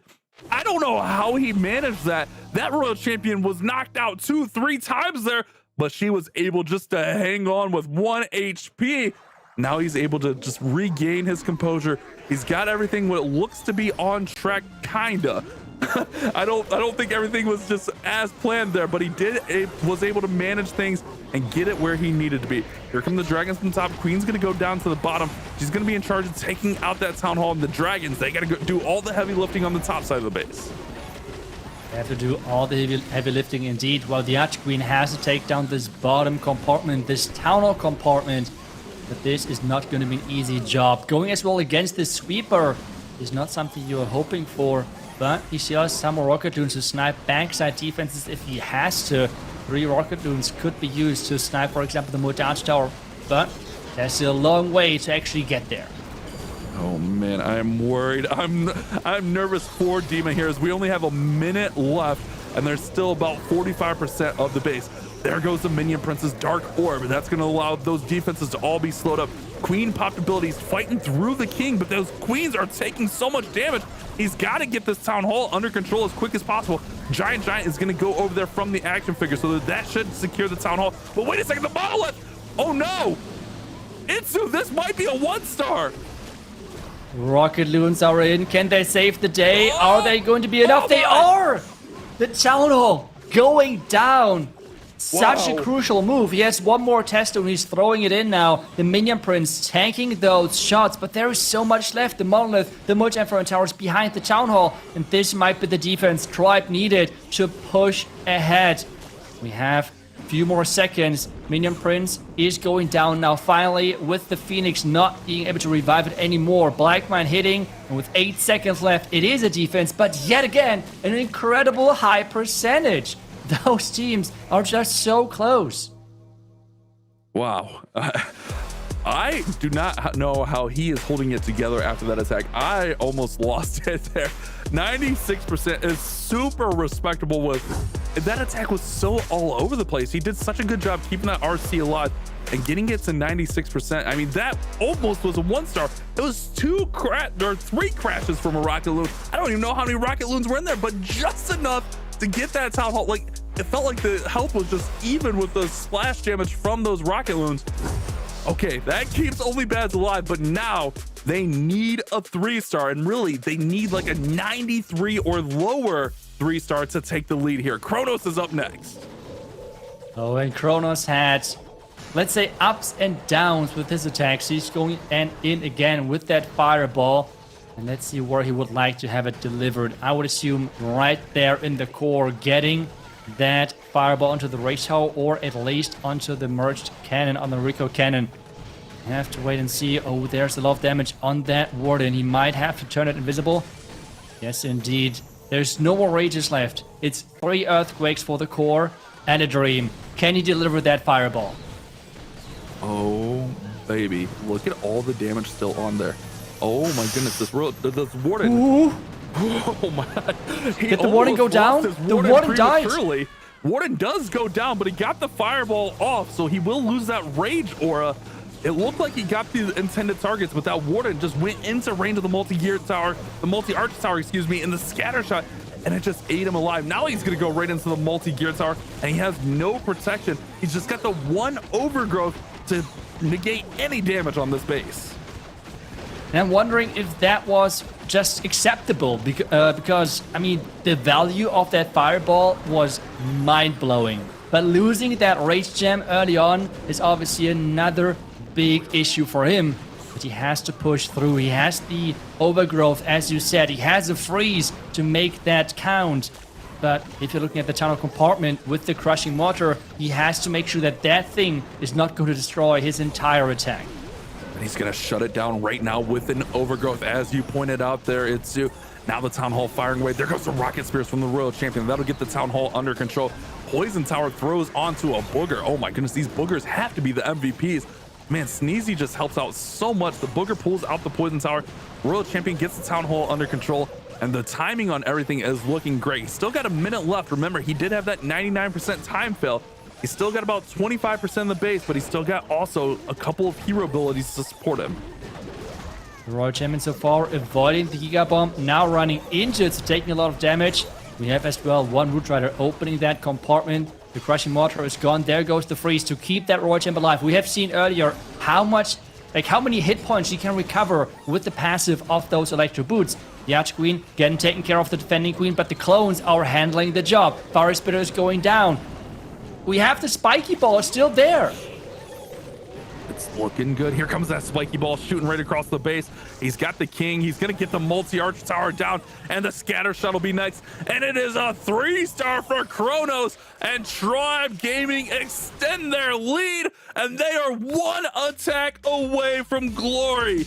1 more 3-star, and they will be your next golden ticket winner. This match is just insane, to say the least. So many 3-stars, so many high percentage attacks. I think so far the highest fail, if you want to call the 2-star that way, was like something like 92, 95, something in that 95, area, right? 95. Yeah, 95. That is crazy. I mean, those players are hitting so high, but back to the match itself, Ninja has to deliver a 3-star now, which is the only chance for only BadZ to come back. Ninja needs a 3-star, and then they need a 93% or lower miss. Ninja has to get it together here, though. Ninja's been struggling this month, and that's not a knock on him. We know he's capable. It's just we haven't seen him deliver in this 5 spot yet this month, and this is the perfect opportunity. They have been on the cusp of getting a golden ticket 2 months in a row now. They need to close this door and make it happen. It all comes down to Ninja and this fireball into the rocket balloon attack here. This fireball is setting up to be epic, but the Warden is under a lot of damage early. Did he miss the healers? I think he missed the healers. Oh no. With that rage, and he is not happy with how this has turned out. He did not hit the healers, and yes, the rage gem is as well a rage effect on the healers, but at the same time you have to consider it's always the better rage effect which counts. While a rage gem of the Warden is boosting those stats by 50%, a rage spell is 180%, which means with that in mind, this Warden would have stayed alive, and with him going down, there is little to no chance with this value of the Fireball to somehow save the attack. Yeah, that was unfortunate for Ninja. Only BadZ, man, they keep getting so close, and it feels like it's only a pipe dream. I mean, anything can happen still on Tribe's last attack. Tribe still has one more after this, but you feel like this one, the nail is in the coffin. He's still got to get this one together and at least get a 2-star on the board and give his squad a chance here. Definitely unfortunate losing the Warden there. You don't want to see it. You hate to see it. And I feel like no poison in the comp, he was trying to get that CC out. It's going to probably be an epic fireball, maybe into the multi-inferno there. But, I mean, that was the plan. You got to adapt. You got to figure it out. You got to make the 2-star happen and give yourself a chance. Ah, man, that's just so unfortunate. Yeah, it is really unfortunate when you just would like to see how the plan as well would have went if the Warden is not going down early, right? Because the plan overall with the Fireball to the core could have looked completely different. Even now, it feels like only those core buildings are really alive. More and more Rockadoons are swarming the base, and there's not much left. It feels like, yes, there's a lot of key defenses. But remember, this is where the Warden was supposed to deliver the Fireball to. So in the end, it is falling short. The percentage is not as high as you would have liked to, and we can unfortunately see it with the player reaction. He is not happy with this whatsoever. Man, that is so unfortunate for Ninja, and it is still at a spot where something crazy happened for Tribe Gaming. They could have a chance, but at this point, Tribe Gaming just need to go and secure a 2-star for the victory. And if you're Tribe Gaming, you're feeling good. After the way that their tournaments have gone this season, this is definitely feeling good for them. 83% for Ninja, unfortunate, but now the door is wide open for Tribe Gaming to walk right on through and get that golden ticket. Yes, and Temper is the person to do that last attack. He had to do plenty of 2-star attacks over those qualifiers to just secure the victory. He had some ups and downs. I will never forget this crazy attack where he blimped the Town Hall to secure the Town Hall, but at the same time overgrowth the Town Hall, and it was the most crazy attack and battle to get the 2nd star. So I think we're in for a treat because Temper needs to make this work to secure Tribe Gaming not just the victory in this match, but as well secure them the golden ticket. Because remember, Elevate in the finals, they have already that golden ticket, and this is why it's so important. Here we go, Temper. I think a high 1-star would still do it, but like, if my math's right, 78, 79, somewhere around there. But realistically, just go get the 2-star, secure it, and get the victory under control here. All right, let's see what Temper has for us. I mean, it's never easy. Let's be honest, it's never easy. But you got to think, this is a time where you're the 5 spot. This is what you're supposed to do. Step up and do whatever the team needs for the victory. Yeah, and he has to play this as safe as possible. We have that blimp in the army camp. We have that overgrowth as well. This is what scares me. But we have everything placed. We need now the funneling of the Archqueen and as well the Baron King to make sure everything is getting pushed in there to collect those percentage points and then blimp the Town Hall. Maybe overgrowth the top right side to make sure that there's as least as possible damage on there. Blimp is flying across. Warden ability is getting triggered, so it's going to protect that blimp. The blimp is connecting. Overgrowth is there. Rage, freeze, everything. The Town Hall has to go down to secure the 1st star. It's going down indeed, and now 20 more percent. And there it is, 20 more percent, and Tribe Gaming will be your July golden ticket winners. It felt like it was never gonna happen. They were just always here. They were always month in and month out, playing their hearts out, and with the 2nd star secured, Tribe Gaming will get the golden ticket and be qualified for the World Championships in DreamHack Atlanta later on this year. And you can see them celebrating while Temper is still finishing his attack right there. He has committed a lot for that blimp, so it's not going to result in a 3-star. At least that's what I would assume, to be honest here, with the 2nd Rage Shower still being alive. But they are celebrating. They know they have made it. And I think Picasso was already analyzing the next tournament. Yeah, P. Castro's he's still in business mode here. He's still in business mode. But man, what a tournament here for Tribe Gaming. But if you're only BadZ, you still got to be feeling fine because on the points leaderboard, they're right in there. They're right in there with Vatic. They're right in there with Navi. And now with Tribe getting a golden ticket, they're going to be sitting, somewhere around that first, second, third spot. They're in the top 3 on points. So if they can make it back here next month and put up another showing like they did this month, they're still in the running for getting the golden ticket through the points leaderboard. Yeah, I'm just checking the exact points for them, or maybe we can just check them out after the match itself. But only BadZ really are collecting more and more points for the points leaderboard, and with Tribe now out of that picture, it means that the other teams with Navi as well as Vatic and only BadZ are getting closer towards that new open spot now. 88% in the end is the 2-star secured, 13 to 12 stars in the end. Tribe Gaming with the golden ticket win. But remember, this is not the end of the stream. We still have a final ahead of us because we have a rematch between Tribe Gaming and Elevate in the finals. But they have already secured the golden ticket though. There it is, the July golden ticket winner.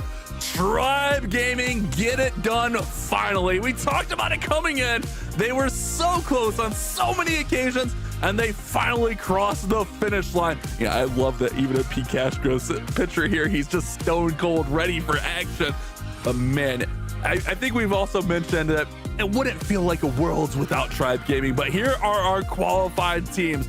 Dizzy X Stamina, Carry Esports, Elevate, Tribe Gaming now, and Shibai that won the Chinese qualifier. I'm so sorry if I butchered that, but we have 5 teams qualified and 3 more to go here, Itsu.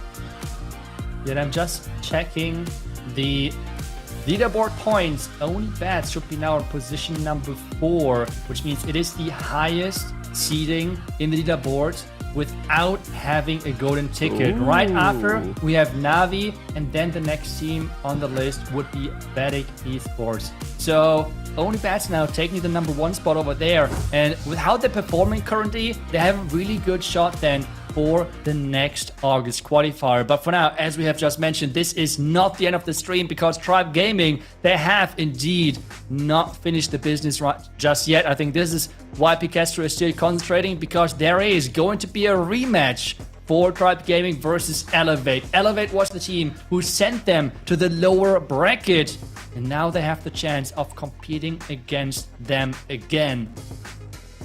But yeah, and let's they take need a to look. make sure that they're not falling short with the 99% again. Sorry. Let's take a look at that updated bracket. You mentioned that Elevate knocked Tribe Gaming down to the lower bracket in the upper bracket finals.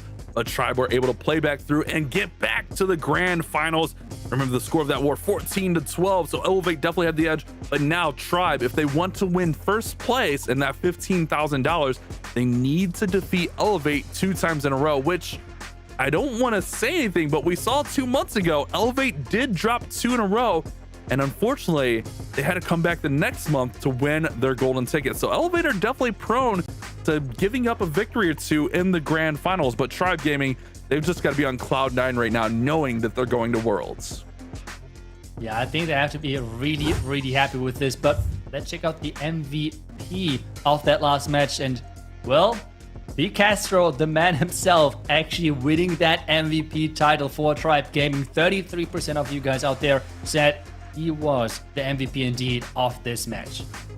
Oh yeah, I mean, it makes sense. He's been so good in that 1 spot, man. I think the 1 spot is almost as important as the 4-5 spot, really setting the tone for the war. If you can get that early 3 stars, set the pressure, just set the tone for the war. It's such a good thing. So P. Castro, GG's there, well deserved, and GG's to Tribe Gaming. I know they definitely have to be feeling really good after getting that victory, finally getting that gold ticket.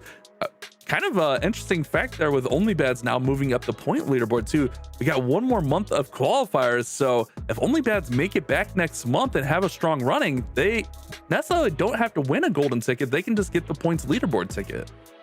Yeah, and Again, if I'm wrong, production will correct me, but based on the list I have right now, only BadZ is having 185 points and Navi at 170. So the lead is actually not too little over there. And Vedic then coming in with 147. So that's quite a big difference there. But I just heard that we might be able to just show it on the screen so I don't have to like look to the side and pull up some numbers, which hopefully are correct. So we're going to see the stats in just a second, because I feel like those leaderboard points are going to play a big role coming then into the next month qualifier, because an entire golden ticket is going to be given away to the first team in that leaderboard which has not gotten a golden ticket just yet.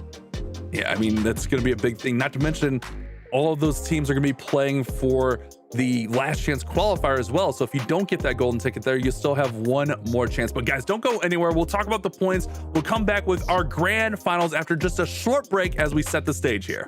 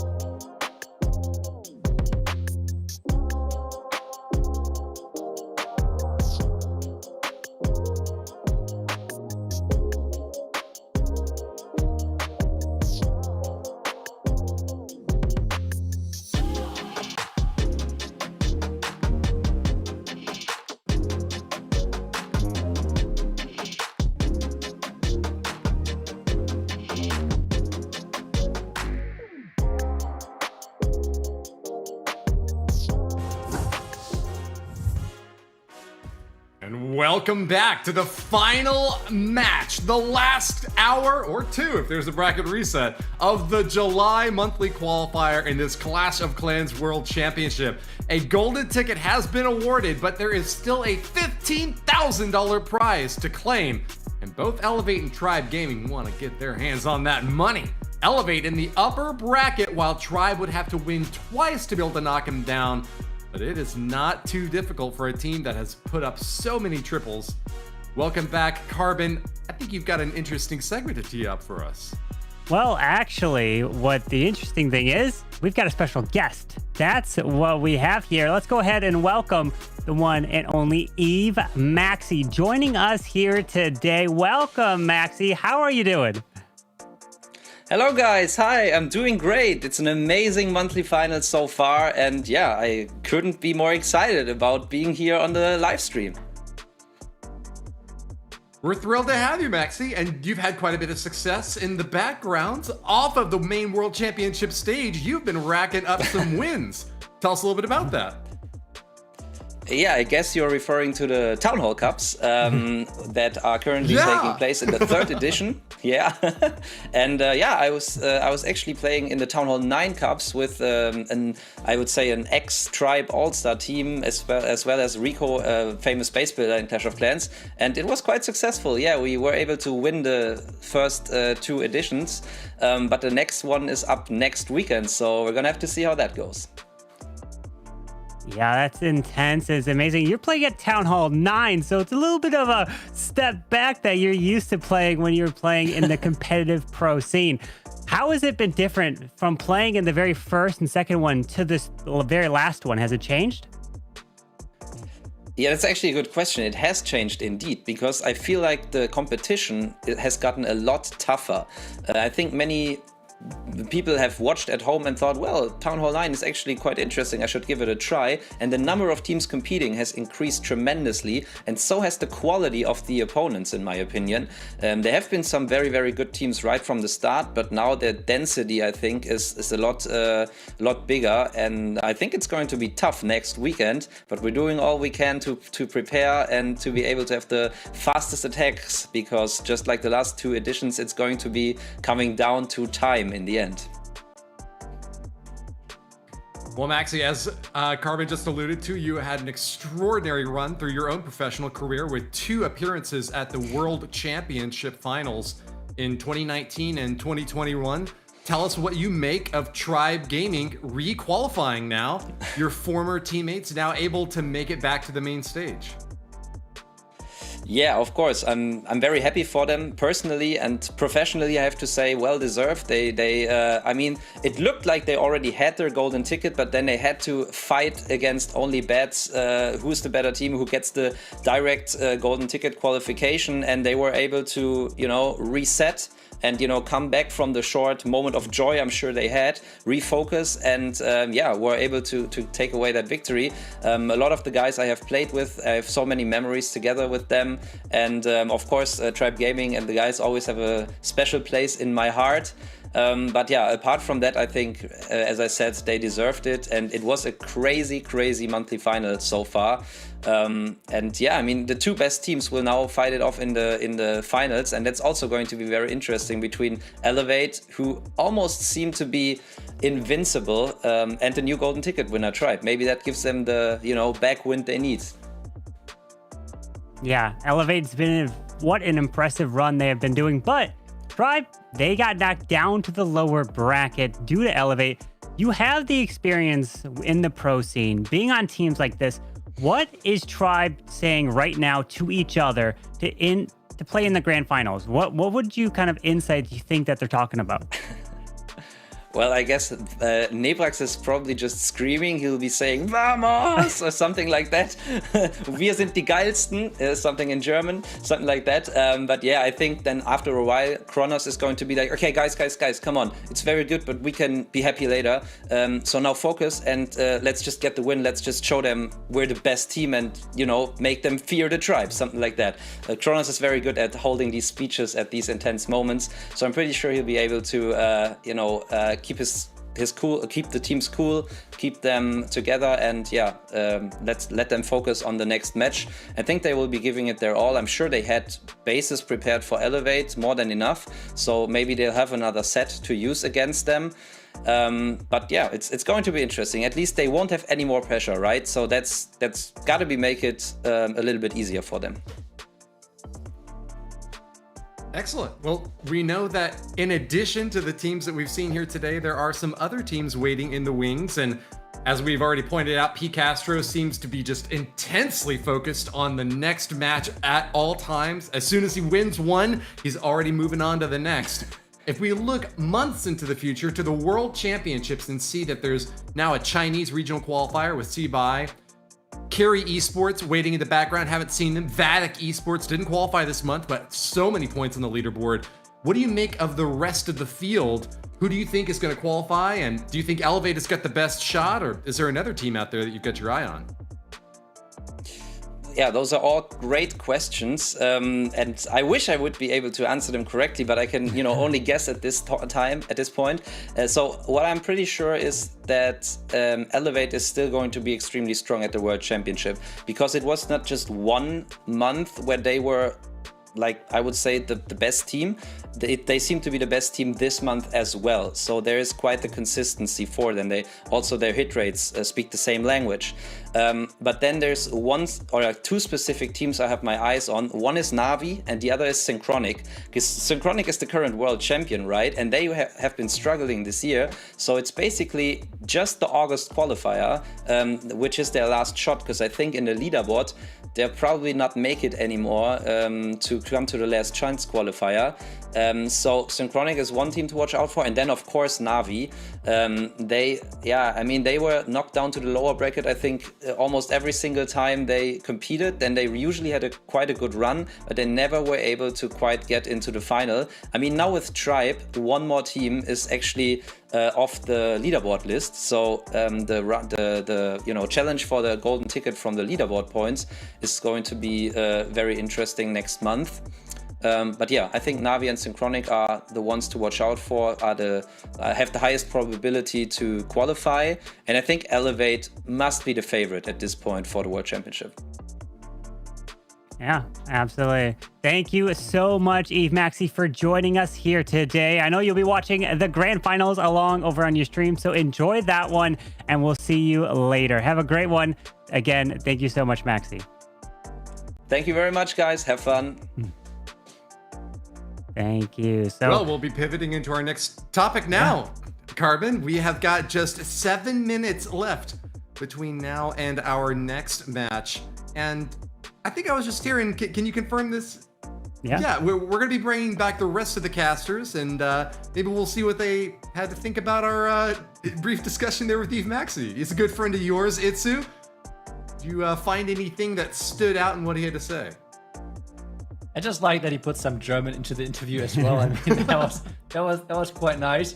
I mean, I don't know if you guys understood that, but no, I mean, it's always important to have those different roles within the team. I feel having the 1 or 2 persons who are always like keeping everyone calm, then having as well the hype person, everyone, because having the synergy really makes those teams. And I mean, Tribe seemingly got a really good synergy there, so they have to now mentally as well reset, not get too overhyped, because Elevate is a really tough opponent. But Bash, how about you? What did you make out of that interview? It's always good seeing Maxi. I'm a noob streamer apparently, my bad guys. But yeah, I mean, I've had the pleasure of working with him in the past. Great guy, stand-up guy, and just seeing what he's doing, like, you know, former pro, like still like got it type of deal. You love to see that, and his insights are just incredible into the Town Hall Cups. So always great hearing from him and knowing that he's streaming alongside of us. It's a really awesome thing. All right, well, that is going to do it for this interview segment. We've got a very nice treat ahead of you, though. We talked some shop to these clashers and had a little bit of a quiz for them. Let's see how that went.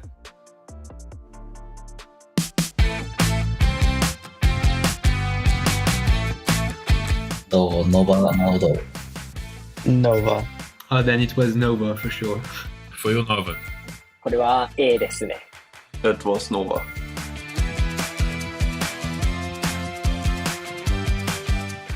Wasting. アインシュタイン。 Definitely not Kingsman, so General X. General X is always the MVP lately, so. General X. General X. Well, I was actually hesitating between Germany and Finland, but I think the very first World Championship occurred in Germany, I'd say, and the next ones were in Finland. Germany. O primeiro campeonato mundial foi na Alemanha. と C のドイツです。 It was Germany. ドイツのハンブルク。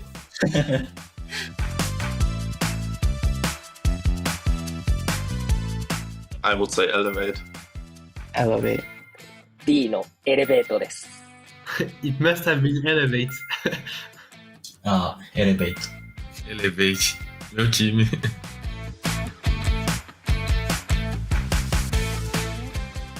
ちょっと自信ないんですけど B の ATN アタックスかなと思います。 Synchronic. Actually, I don't remember the score of the Town Hall 16 finals, but I know the meta was the easiest, so I would say Synchronic. Eu tô na dúvida entre o ATN e o JX Tiger, mas eu vou de JX Tiger. I think it was Jake's Tiger. と、JX タイガー。俺らが相手やったし。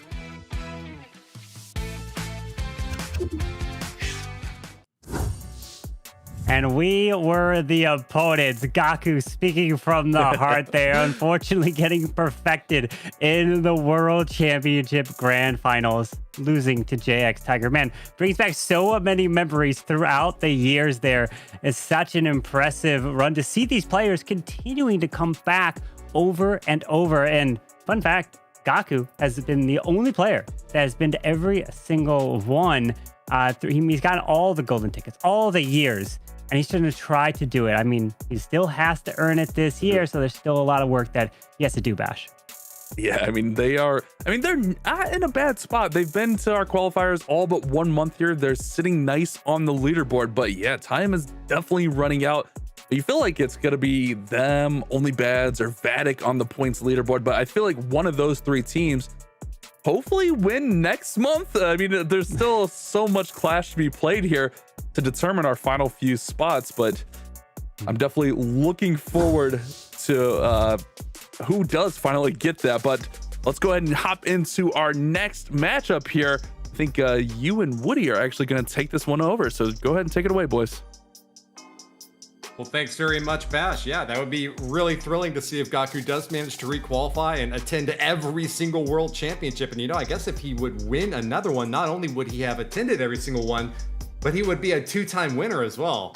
And definitely a candidate for the GOAT. But let's take a look at the match that's ahead of us. $15,000 prize for the winner of this upcoming match. And Elevate are the first on the field, holding their upper bracket position. Your golden ticket holders are Celino, Bernal, Leo, Pato, and Max. Elevate have had an extraordinary run this month, undefeated, and they are all business now, prepping their bases and studying to get ready for these attacks. Wow, look at them preparing here. It's the grand finals. It all comes down to this. Elevate just needs to win one match, and they're taking home $15,000. But their opponents, Tribe Gaming, they're trying to get the $15,000, and the roster includes Nebrax, P. Castro, Raquez, Kronos, and Temper. They're ready to go. They got knocked down to the lower bracket, and they are back. And the really interesting thing about this match is it's stress-free, right? The only thing on the line is, well, thousands of dollars. I guess that's got that stressful, but in reality, they wanted the golden ticket. That's what they wanted at the end of the day, so they could be flying out to DreamHack Atlanta to compete in person on the big stage and earn the big money, the big prize of over $300,000 if you're able to come in first place.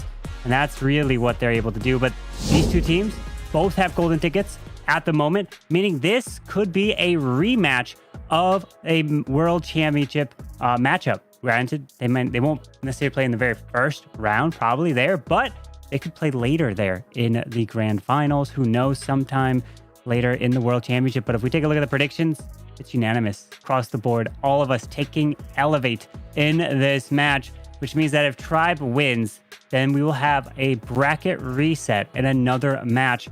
Woody, I think it's time to look at the community prediction. Let's do it. Whose is it?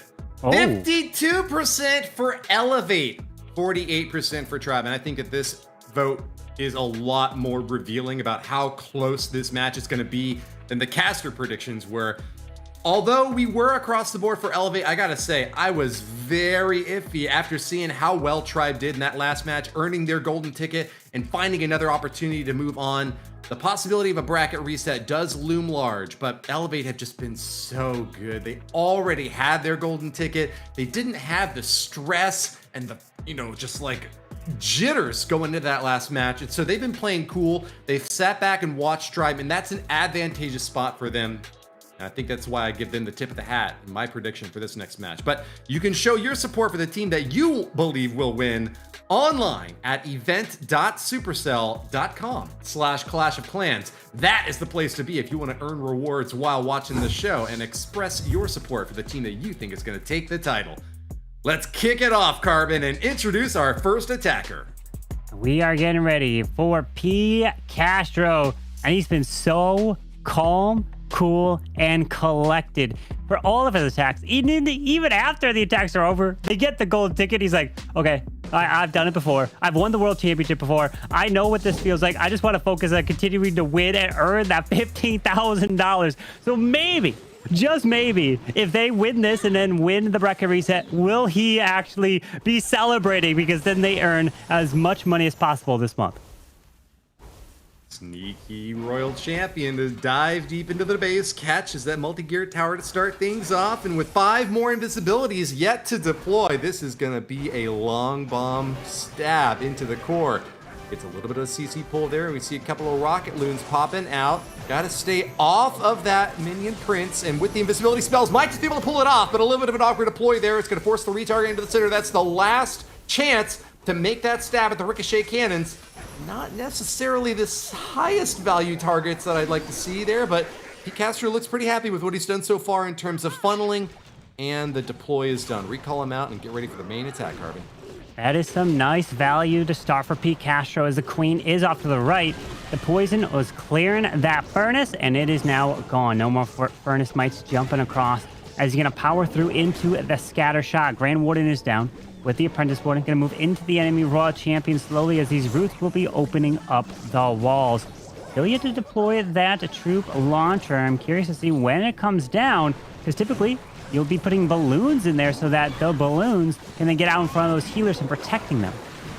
Headhunters nab an easy kill on that minion prince, and the tornado track doesn't get too much value. The Root Riders are doing pretty well, staying on task here, looping counterclockwise around this base. Top side still has a very healthy Barbarian King doing his great work at helping to ensure that all those exterior buildings go down, while the main force on the inside is going to dodge that Town Hall in the core with the Overgrowth spell deployed. They will be able to take out that Crusher Mortar and the Town Hall right back to back, and with the Grand Warden support, shouldn't take too much damage in the attack either. Yeah, he continues his way through that Town Hall. King is going up to the top, still has the King and Queen ability, hanging on to the Skeleton spell, possibly to deploy when he gets close to the Ricochet Cannon, slash the Monolith on the backside of that base. You have to be able to protect these troops, cause that distraction, but you do have a Gigabomb still awaiting in the back. 2 Yetis getting into the core of the Clan Castle. Yeti might as well jump the wall, go to the Ricochet Cannon, as he's slowly still moving his way through to the backside. And he's racking up the percent, but only 30 seconds remain. Yeah, time is getting a little bit tight here as P. Castro, who has pulled off 3 stars with just seconds remaining in the past, is going to have to try to do so again. Still has the spiky ball, and the Barbarian King is going to make his way to the backside with a Rage Gem. Now, after effect, it's gone. There's no more Rage Gem. The Grand Warden's down, and that might be the slowdown that Bernal needed to deny the triple. P. Castro can still fire that spiky ball. 5 seconds left. Bounce, bounce, bounce. 97%. 2 buildings left. And they stand. The 3-star denied as Bernal will hold on to the last 2 buildings, and P. Castro is left hanging with a 2-star, 98%. So very close. It's almost like a 98.99999. Each of those buildings just one tap away from going down. Royal Champion, if she was there, the boots feel like they could have almost finished them off, but unfortunately not able to get that 3-star, which means now if Max gets that 3-star, they will have the lead by a star. Remember, this is the grand final. This is the last match here today unless Tribe wins. But if they do, then a bracket reset occurs. Remember, $15,000 is the first place prize for whoever wins first place here this month. As this war is going to be going in with a fireball. Will it go deep? Oh yeah, it's going to go deep into the base there because there's 6 invisibilities to route this Warden fireball into the core. Oh man, Warden has taken an absolute beating from that scatter shot. Healers are trying to top him back off, and as he has the Angry Jelly, he can't stay focused on defenses. But that was starting to look mighty scary, as he is just on the very edge of a lot of scary damage on the interior. Ground-based Expo will get an early lock on him, and with that Tesla popping up, he's going to be a little bit slower to get exactly off on what he needs to take down. Angry Jelly gets the pop, and with the shot into the core and the earthquakes, that is demolished. Gets that value, but the Warden is to the bottom side of the space, moving through this spitter slowly. And usually that Warden will stay solo on his own. With 14 rocket loons to pair in, we got a balloon headhunter try to go into the enemy queen. Headhunter will get one-shotted. Then another headhunter. Is it going to be able to be timed properly? Yes, it is. Oh. But the Warden is still making it through the queen. That's what matters. Dropped an invis to try to protect that headhunter, and it got a few shots off, but did wind up going down. Still not much time lost by Max. This is the same sort of attack strategy that we saw from Cynthia earlier in the day that wound up coming home with a 1-star in the high 90%. That is what Max has to dodge and be very careful with every single rocket loon that he commits to ensure that those key defenses are going down. Monolith still looms large as a big target to take out, and grabbing that early on will help to make sure that these heroes stay safe. Great use of that skeleton spell as well to distract on the interior top side of the space, with 2 heroes and the Monolith all having to refocus fire. Grand Warden's taking a little bit of shot now, but take it away, Carbon. Yeah, no, I was saying the Royal Champ has been deployed to the bottom side, and the Warden makes it through the Town Hall. Now sending in rocket loons to the left side as the RC is grabbing the Crushing Mortar. The rocket loon's going to go from the left in towards the ground. Expo at this point with only 2 rocket loons left. Now the Warden is going to start to assist the Royal Champion. Giga Bomb goes off, hits that Warden, tries to keep him invisible and use that Rage Gem to help benefit that RC. She's so low, and unfortunately, she dies, so he invests that Rage onto the Warden and the healers to keep him up. Might just still be able to work. Still a lot of damage coming in from the backside. Scattershot will go down, but the multi-inferno is going to burn up that queen. And with that, just hoping that the Grand Warden can snipe a few more targets, 98%, but he is eliminated. The last defense standing brings us to an absolute tie. Tribe Gaming and Elevate both at 2 stars and 98% out of their first attacks. The only thing that Elevate has in their favor is time. Tribe took the full 3 minutes to get to 98, while Elevate took 2 minutes and 54 seconds to get to the 98%. So, if it is a tie war at the end, exactly, which it's probably not going to happen, then you have to think about time as a potential tiebreaker. That's what it was last year, which is completely different now. No longer a race against the clock. Now it's about a race against the stars, getting those triples as Rikirez is bringing in the Root Riders, going invisible with that Royal Champion. Gonna charge her way into 2 ground expos and still has 6 more invises to use. Right, you are Carbon, and the introduction of hard mode is the main reason why we are no longer in this race against the clock and focused instead on earning those triples. Hit rates have dropped from like the 80-90% down into the 50-60 range, but key players like Rikirez are picking that percentage up higher and higher. One of the highest hit rate players for the month of July, and a very solid contributor to this Tribe Gaming lineup. Maybe the MVP of this lineup this month, and the key reason why they were able to earn a golden ticket. He has gone very deep with that Royal Champion and carved a massive chunk out of the space, setting up for a beautiful follow-up in lightning fast time. Already getting his deploy down in just the first minute. The only one issue I see here, Woody, is he didn't lure out the full entire Client Castle. He only lured out 1 Rocket Loon, so he's going to have to encounter the CC as he's making this push closer to the Town Hall, which is an Ice Golem and the Furnace. So he pairs in the poison for the Furnace right there as the Ice Golem will stall him up. But he continues on towards this Town Hall. When does he decide to use that Overgrowth? Looks like he goes to the Warden Eternal Tome first to help protect everything, as the troop launcher is continuing to launch these troops in towards the Root Riders to try to help benefit these healers with balloons. There it is. The Rocket Loon gets out in front, but luckily there is no trap, so it continues to say this area is fully protected. He was fortunate to catch those Ice Golems with some Valkyries, while the main force of the army continued to path along the top side of that lane and kept their attention focused on the key defenses. Now with the Overgrowth spell out, the Monolith is shut down. Multi-target Inferno on the interior of that compartment will be first to be targeted as soon as that Overgrowth spell wears away, and Rikirez has still got a mighty forceful army marching forth. Giant bombs may have been a problem in the past, but with healers to top these Root Riders back up, they are still looking very confident as they make their way to the bottom side of this base, and it looks like a 3-star is only possible to be stopped by the Crusher Mortar, firing away at the Barbarian King now, but still a very healthy back end to finish off the last few defenses. The big problem is the Minion Prince back there as well with the Giga Bomb. The Ricochet Cannon's not going to be good, but he does have the Spiky Ball to skip through for this King. Boom. Oh, no, it wasted on one of those buildings there. Unfortunately, because that building for the Super Barb did not go down in time, the Ricochet Cannon needs to go. Come on, Snakes. No, Giant Bomb. No. Queen's through the wall, though. There's only a Ricochet Cannon left. She's going to get stuck. Can the Minion Prince really clutch up? No way. Well, She tears him apart like a hot knife through butter. The Queen is flying in the air. She's stuck in the air from the Giga Bomb as the attack ends. Wow, just barely. And the Giga Bomb would have launched the Queen over the wall, meaning she would have had to walk back if there was one more building down south. She loves walls so much, she decided to become a hurdler. Popped right on over, and with a 3-star with 6 seconds to spare, Rikirez has brought the goods and given us another super close follow-up.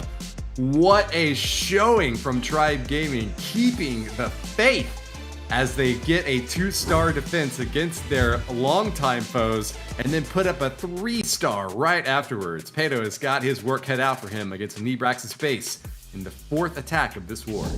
And now Elevate is looking to tie this one up. And look at this base here from Nebrax. That town hall straight in the middle with all these walls. Let's see how he's going to take advantage of this. One thing he could do is use the Royal Champion, and then notice he has the Rocket Spear. Think about this. If he could pull this RC back, send the Root Riders around the base slowly, and ignore the Town Hall. Don't even go for it. And then use the Royal Champion Rocket Spear to come in later to just snipe it and grab that value. That's what I would do on this base.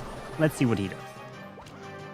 Well, this is a really odd layout design that Nebrax has brought, and Pato only has a little bit of time to try to deconstruct it. I think you've brought some great ideas to bear, and let's see how these Root Riders fare.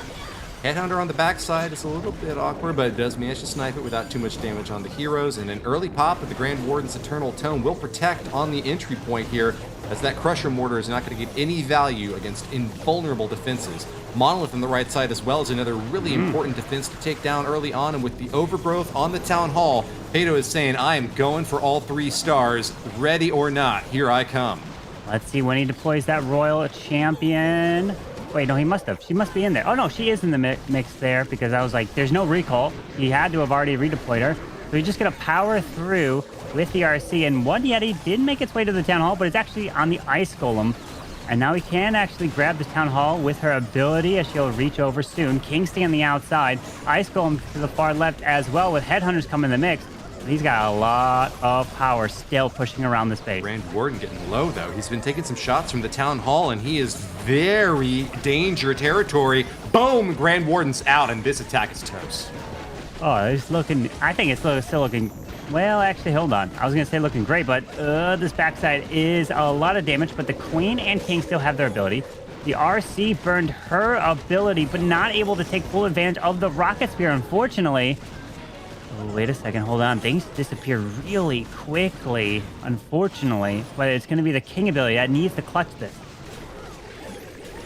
Big drop in firepower with the loss of the Grand Warden there. Might still be able to salvage this hit, though. He has that spiky ball and only 1 compartment left, 30 seconds remaining, and he needs to get the firepower in there as quickly as he can. The Archer Queen's taking a lot of damage from that multi-target Inferno. The Giant cannot block out in there for long enough. Spiky ball goes through, and Pato is celebrating. He's done it after all! From the jaws of defeat, he clutches victory. Doesn't need the Grand Warden, just needs the chutzpah to make that strike in.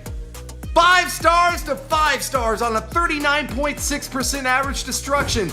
And he has done the impossible. Elevate and Tribe Gaming are tied once again. And now we take a look at time. Let's see. I'm looking at the stats off to the side here, and I'm looking Tribe. Their total time, right, not average, I'm talking about total time, is 5 minutes and 54 seconds. Total time for Elevate is 5 minutes and 34 seconds. So Elevate is 20 seconds faster total, not by average, but just 20 seconds total. And then whoever's lower in total time technically would win if it's a tie or if it's a draw. Let's see if now Kronos could come in and get those 3 stars and continue to keep the pressure on Elevate. As the Royal Champ charges his way in through this Air Expo, now goes left to the Air Defense, tries to push her way into the Town Hall and get that value. RC locks and will get first star solidified. But Kronos has got a lot of work left to do to keep the 3 stars coming for Tribe Gaming. Man, if it winds up coming down to time, I don't know what I'm going to do. I'm just going to go absolutely bonkers here, Carbon.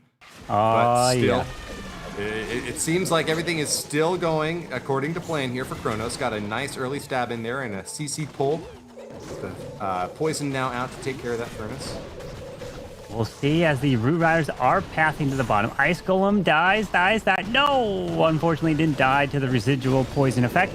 So just one shot, it goes down. So he does get slowed down here. Velks are leading right out in front of these roots. He does need to get this wall open so he can power through. It does finally now open up, pushing through the Royal Champion into the behind the spitter, and then the poison will get launched. King out to the far right, but he needs to continue to power into the core. He still has the Warden ability to protect everything. Scatter shot slamming into the bulk of this army, but not getting much of a connection with support from the healers still on the backside. Chronos looking very confident as he moves toward the top right lane.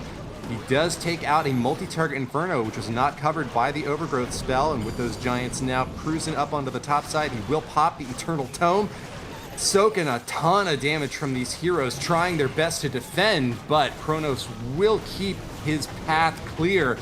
Just over a minute remaining now, and just under half of the base is left, as this top compartment is going to be a major roadblock with a monolith and a massive amount of defenses still left up on the top side. Distraction from the skeleton trap as well, trying to slow things down and give these defenses a little bit of breathing room, Carbon. Yeah, continuing to power through this monolith with that king up top. Does a king and queen ability, but a lot of these Root Riders, well, not a lot, all of them are all gone. Still has a freeze. Trying to push through this multi-archer tower. The Giga Bomb still awaits, and that is going to be a problem. He's going to have to push through all this damage, and the queen, unfortunately, no longer has her ability in only 27 seconds.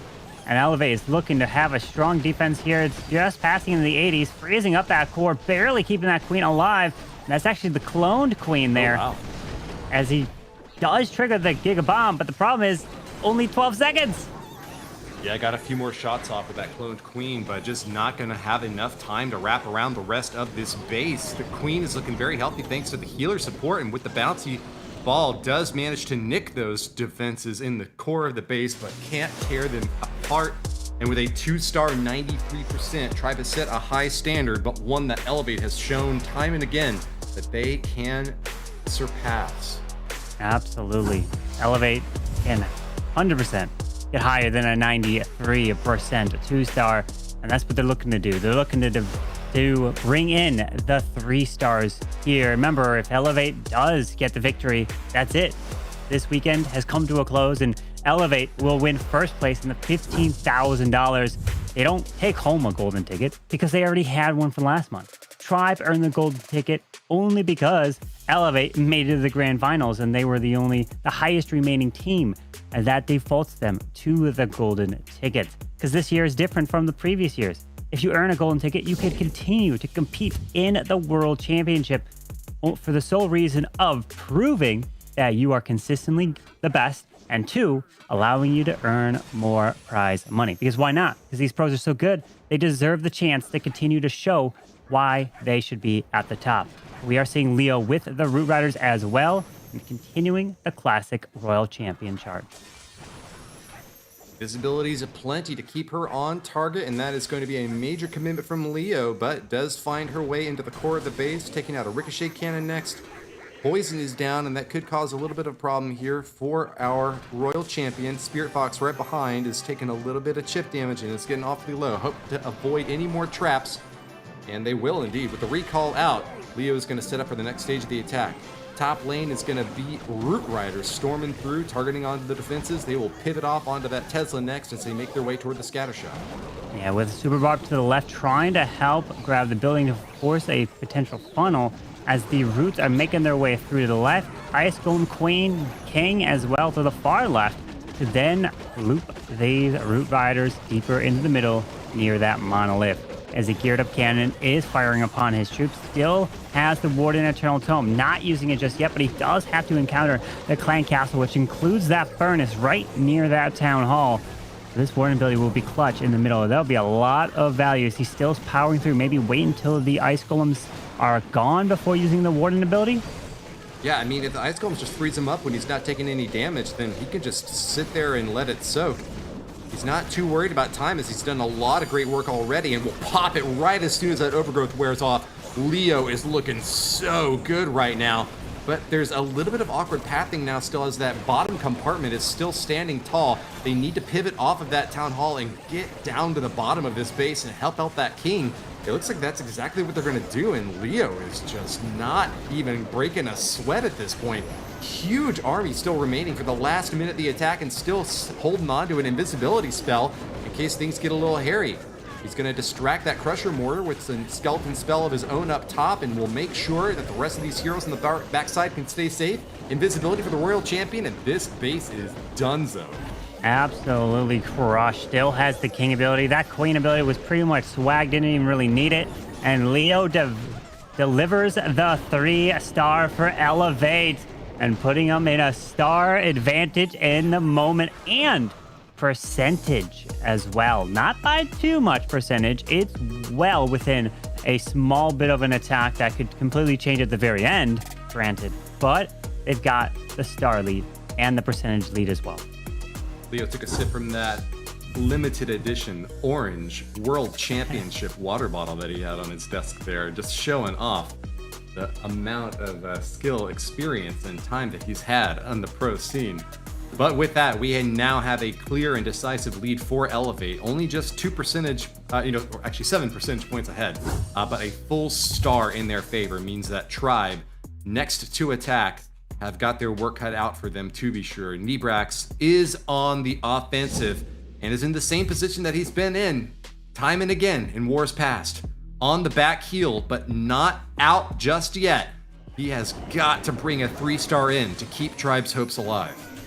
Let's see if he can do it with the Dragons, an attack that he loves to bring, as that Raw champion is going to start through here. All about the value. Do not lose the RC, and you have to get her into the core at this point to grab that multi-target Inferno, where the Monolith is also standing.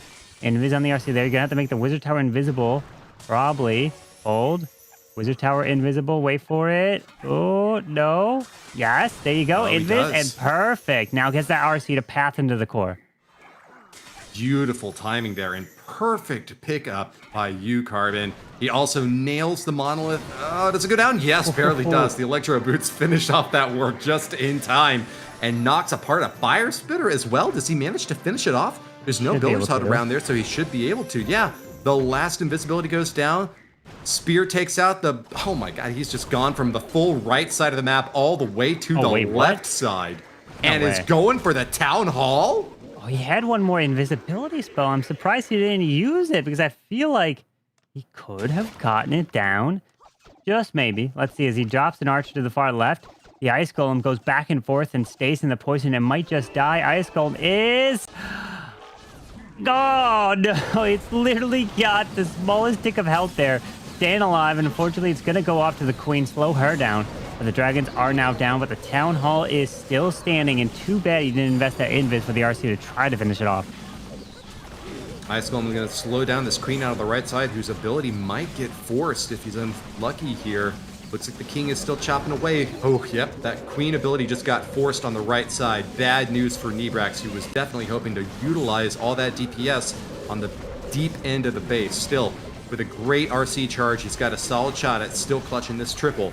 Let's see if he can keep these Dragons on task and moving into that left compartment where I now see a couple of Teslas popping up. Cause a little bit more trouble for these Dragons. Already popped that Grand Warden ability, so he's just going to be soaking damage as he moves on through and uses the final invisibility there to try to protect the back end. And these Dragons continuing to push through to that multi slowly as we have the Phoenix off to the right into the scatter. Giant still making its way to the top side. Tanking that Ricochet Cannon allows the P.E.K.K.A to move through, but the multi-arch tower, the multi to the far left, picking off those Dragons. Warden goes down, and we've got another defense for Elevate coming here, and they are so strong. Unfortunately, the Super Minions won't be able to continue through that multi-arch tower. It will get picked off. Probably even a few traps, who knows, on the outside to the edge here. That is now 3 2-stars for Tribe Gaming. While Elevate already has 2 triples, they get another one. They are looking to take the lead in even a higher direction and almost putting the nail in the coffin. If the Queen had been able to walk all the way from the right corner to the top corner with the Unicorn healing her the whole way through, she might have had just enough HP to get to that back end where so much damage was being dealt to his last remaining cleanup troops to support that final push. Maybe an additional invisibility spell on the Town Hall as well to take that down. It's really hard to say with all of the hindsight knowledge that we now have, but that attack was incredibly close to pulling off the 3-star Carbon.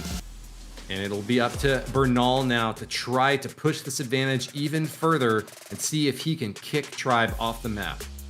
We'll have to see, as his attack is going to be very important for Elevate. This will put them to a 2-star advantage if it turns into a 3-star. Let's see, but the Town Hall is all the way in the core, which, in theory, could be leading towards a 1-star if you do not have a plan for it. As that Royal Champion is moving her way through. Giant Bomb pops up. Probably going to be more Giant Bombs through here, but does have that Dark Crown for the Minion Prince. King's got his classic abilities with the Spiky Ball and the Snake Bracelet. I would say classic. I mean, like, we always see it. As the Royal Champ can... Oh, does not go to misses left. the Monolith. And she does not take the Monolith down. Ability forced as well, and she's going to be outside invisibility. This is really a bit of an awkward spot here for Bernal. He does finish off the Town Hall, but boy, he is just in a tricky pickle at this point now with the Royal Champion taking a lot of damage early on. Does keep her alive, and the last invisibility he is going to be sending in the main stage of this attack. So impressive that he was able to still keep the RC going after she kind of put the jukes on him for a little bit, but able to get the Town Hall down, and that is going to allow these dragons to fly around the right side. But we do have a sweeper that looks to be pointing generally in this direction here. The baby dragons both to the bottom side to help try to funnel the dragons in towards this compartment where the defensive Rage Spell Tower is. Going to be a really tricky follow-up now as the King tries to wrap counterclockwise from the top with the Siege Barracks to help him out.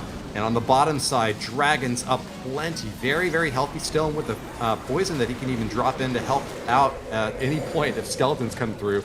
Red bombs do go off, but are not going to be hitting the bulk of this army. Still, those dragons have taken an absolute beating, and the opportunity to pop that Minion Prince ability isn't really going to protect very many troops on the backside. These dragons are just really withering away, and we might finally see Bernal start to falter here. With a minute still left in the attack, he's got a lot of hopes that this Barbarian King can power all the way through. But with protected compartments on the interior, he is going to have to get some massive value from that Spiky Ball if he wants to still triple. As long as it's above the 87%, which it is, they're going to still have the lead, even if Tribe were to triple with their last attack. Tribe only has one attack left, which is from Temper, and they need a triple just to tie it up on stars, and this one is a 90. Granted, Kronos got a 93 when he failed, so that means Kronos is a little bit higher, but this is a little bit higher than Nebrax's 87%. So the percentage, look at that, is still in Elevate's favor, but it's just barely above Tribe Gaming at the moment. Meaning a triple here from Tribe will force Elevate to have to get at least a decently higher percentage to win this monthly finals. Yeah, would that have to be a 91% 2-star in order to seal the deal for Elevate? Let me see. I could we'll do run the math on that. Let me do the math real quick, because right now Elevate is sitting at a set, or Tribe sitting at a 75. So if they triple, they become a 95.6. And right now Elevate's at a 77.6. So that means that Elevate would have to get a 91% to win this war if Temper triples right here.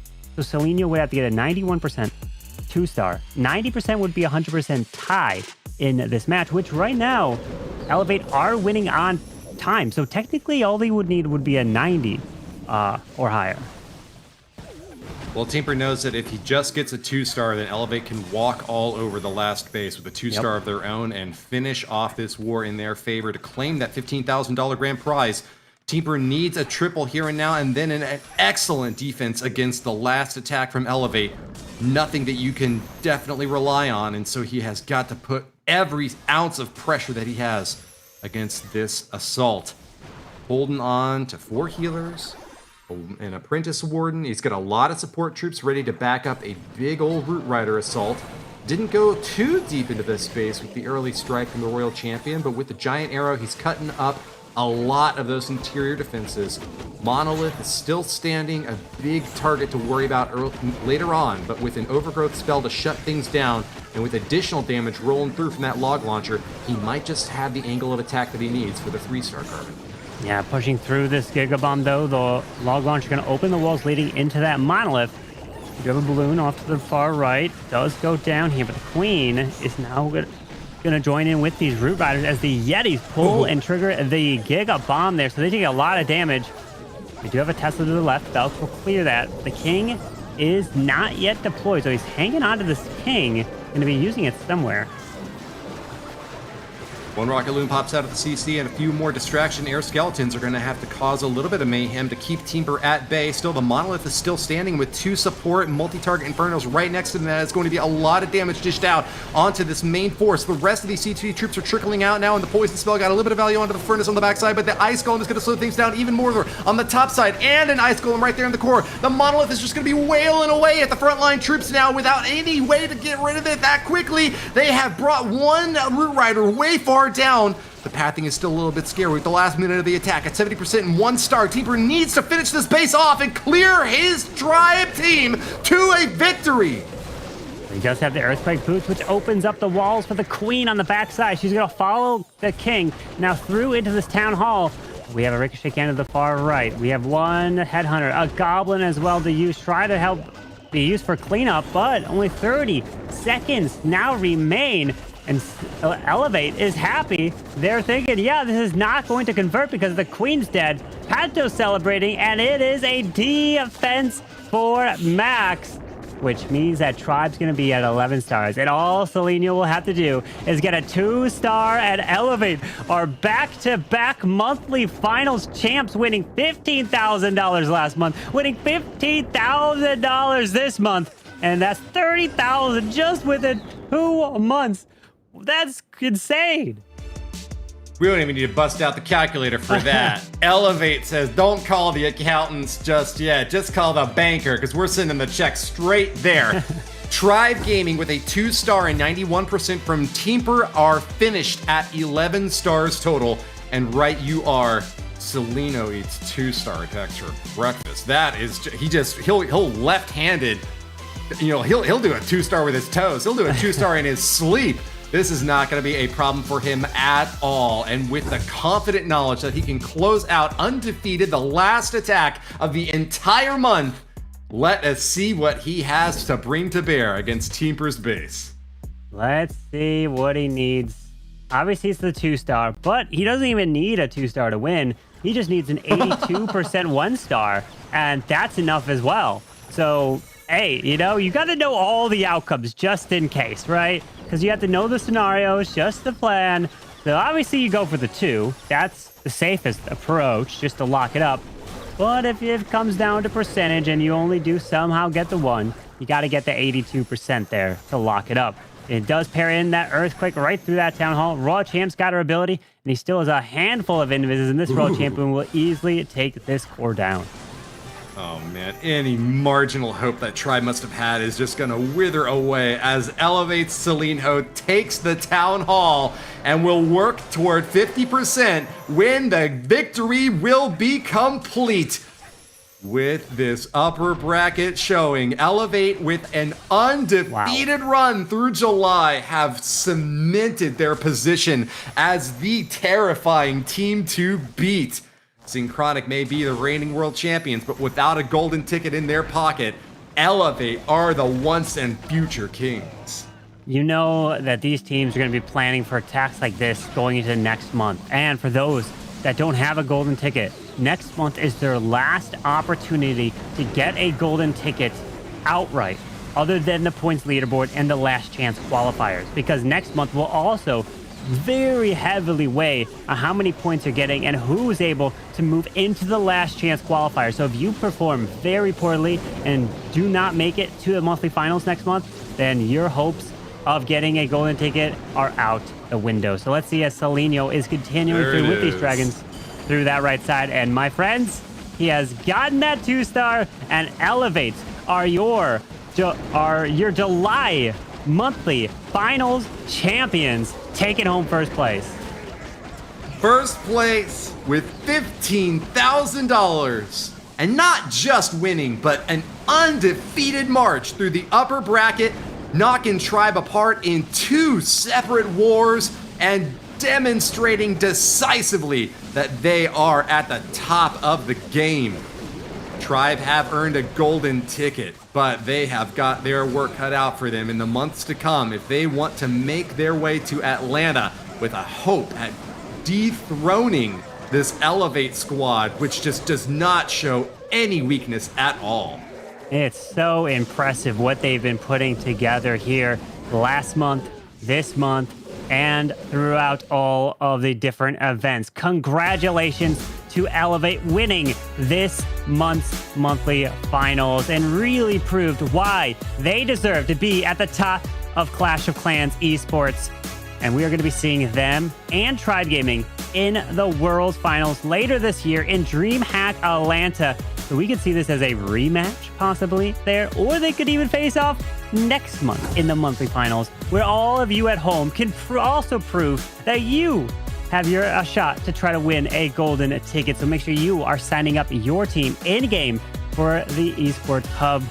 And maybe we'll see you here next month in August. But these teams keep coming back month after month, year after year, proving why they are really the best players in the world.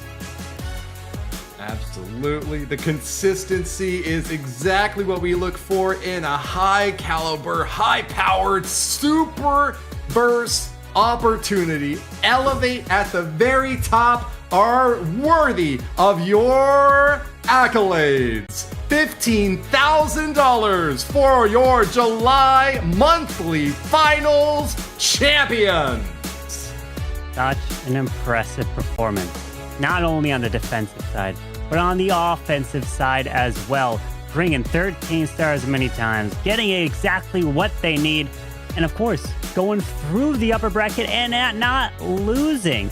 Last month, they did get forced to a bracket reset, so they got a little nerves there, but it's just an incredible performance that they did this month as well, and they're looking to continue that streak going into next month. And if they face Na'Vi, they face only BadZ, Vatic through their run next month, they could almost eliminate them if they match up in the monthly qualifiers. But I'm hearing we are now able to have an interview set up with the one and only Max. So let's go ahead and join him here with us today and say a huge congratulations on winning your second monthly finals. You already have a golden ticket. So what was it like this time winning the monthly finals, knowing you already had that golden ticket secured?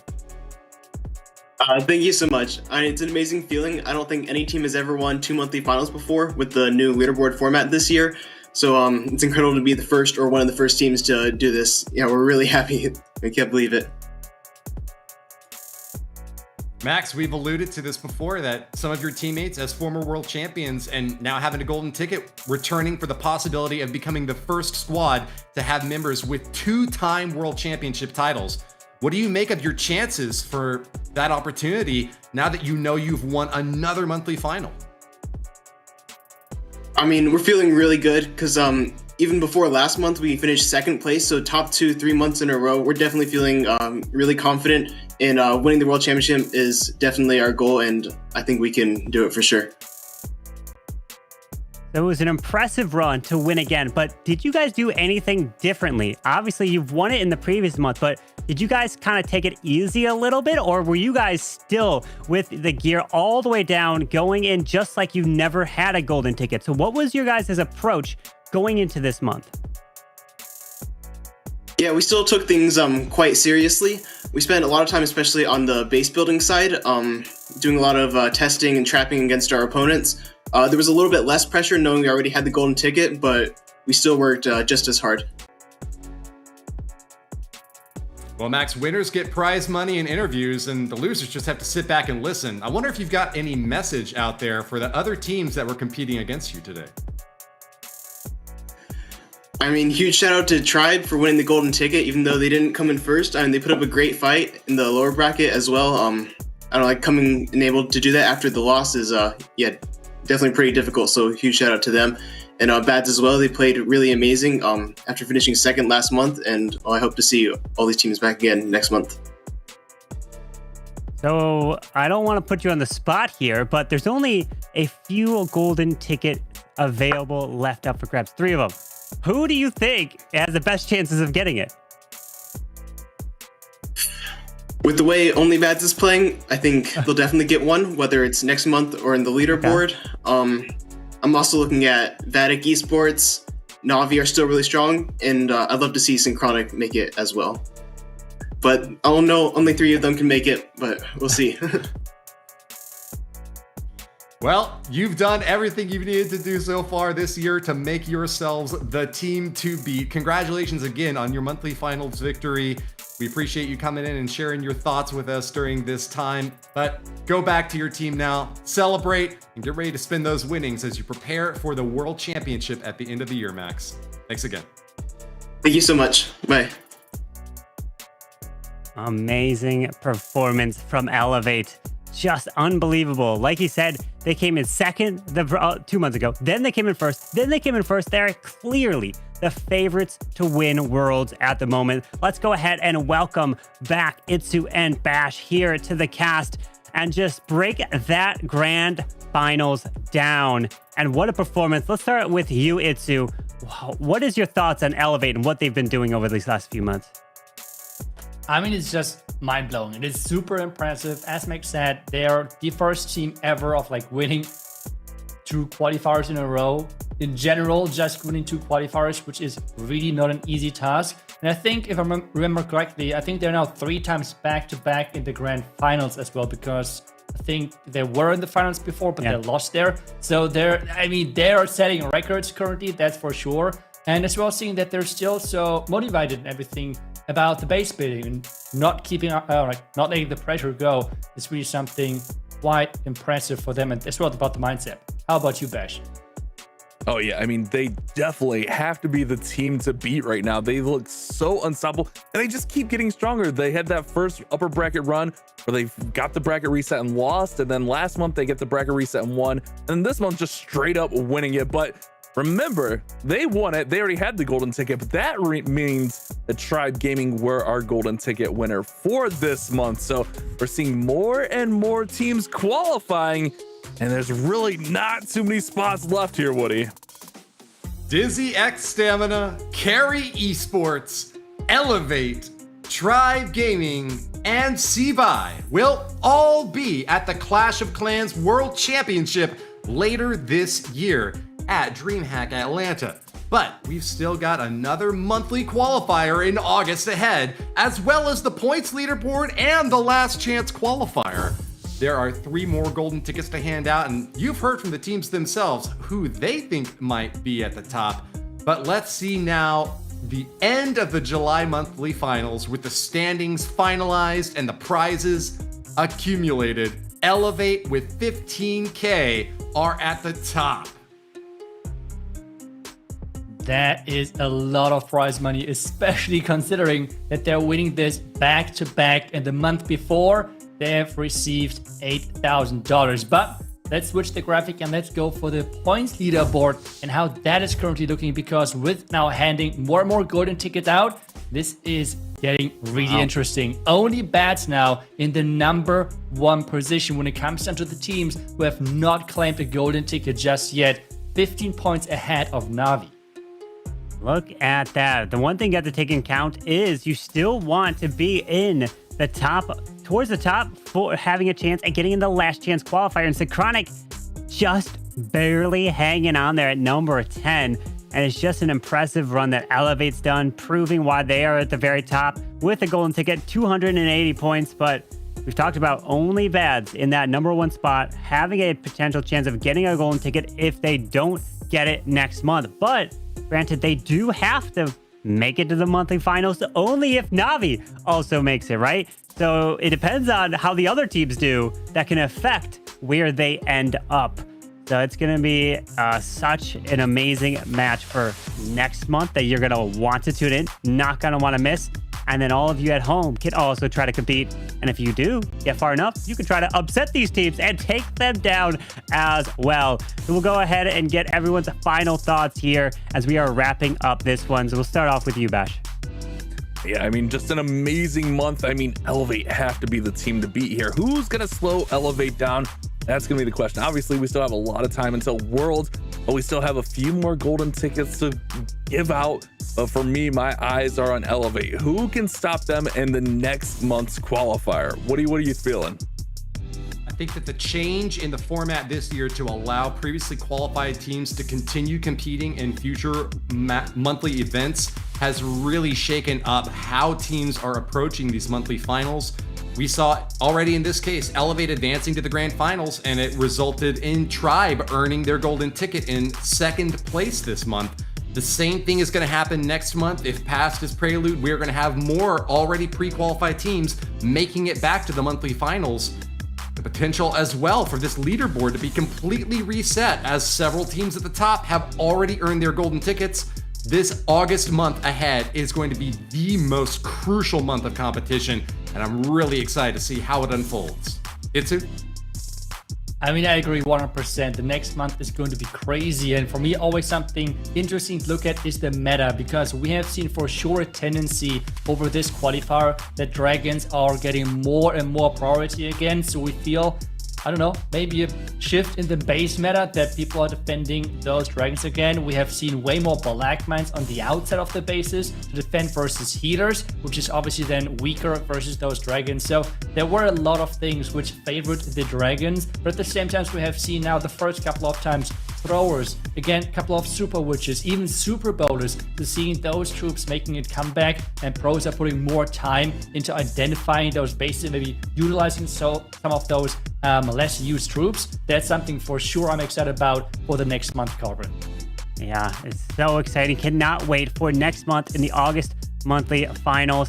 Again, want to say a huge thank you to my fellow co-casters, to production, Supercell, to the players, and of course, all of you watching at home. Hopefully you enjoyed the show. I know I did, and can't wait to give out the last golden ticket for the monthly finals next month, and then see how the last chance qualifier and the points leaderboard wraps up. But that's going to wrap up this monthly finals. We'll be back next month to hand out another golden ticket. Till then, hope you all have a great rest of your day, and clash on.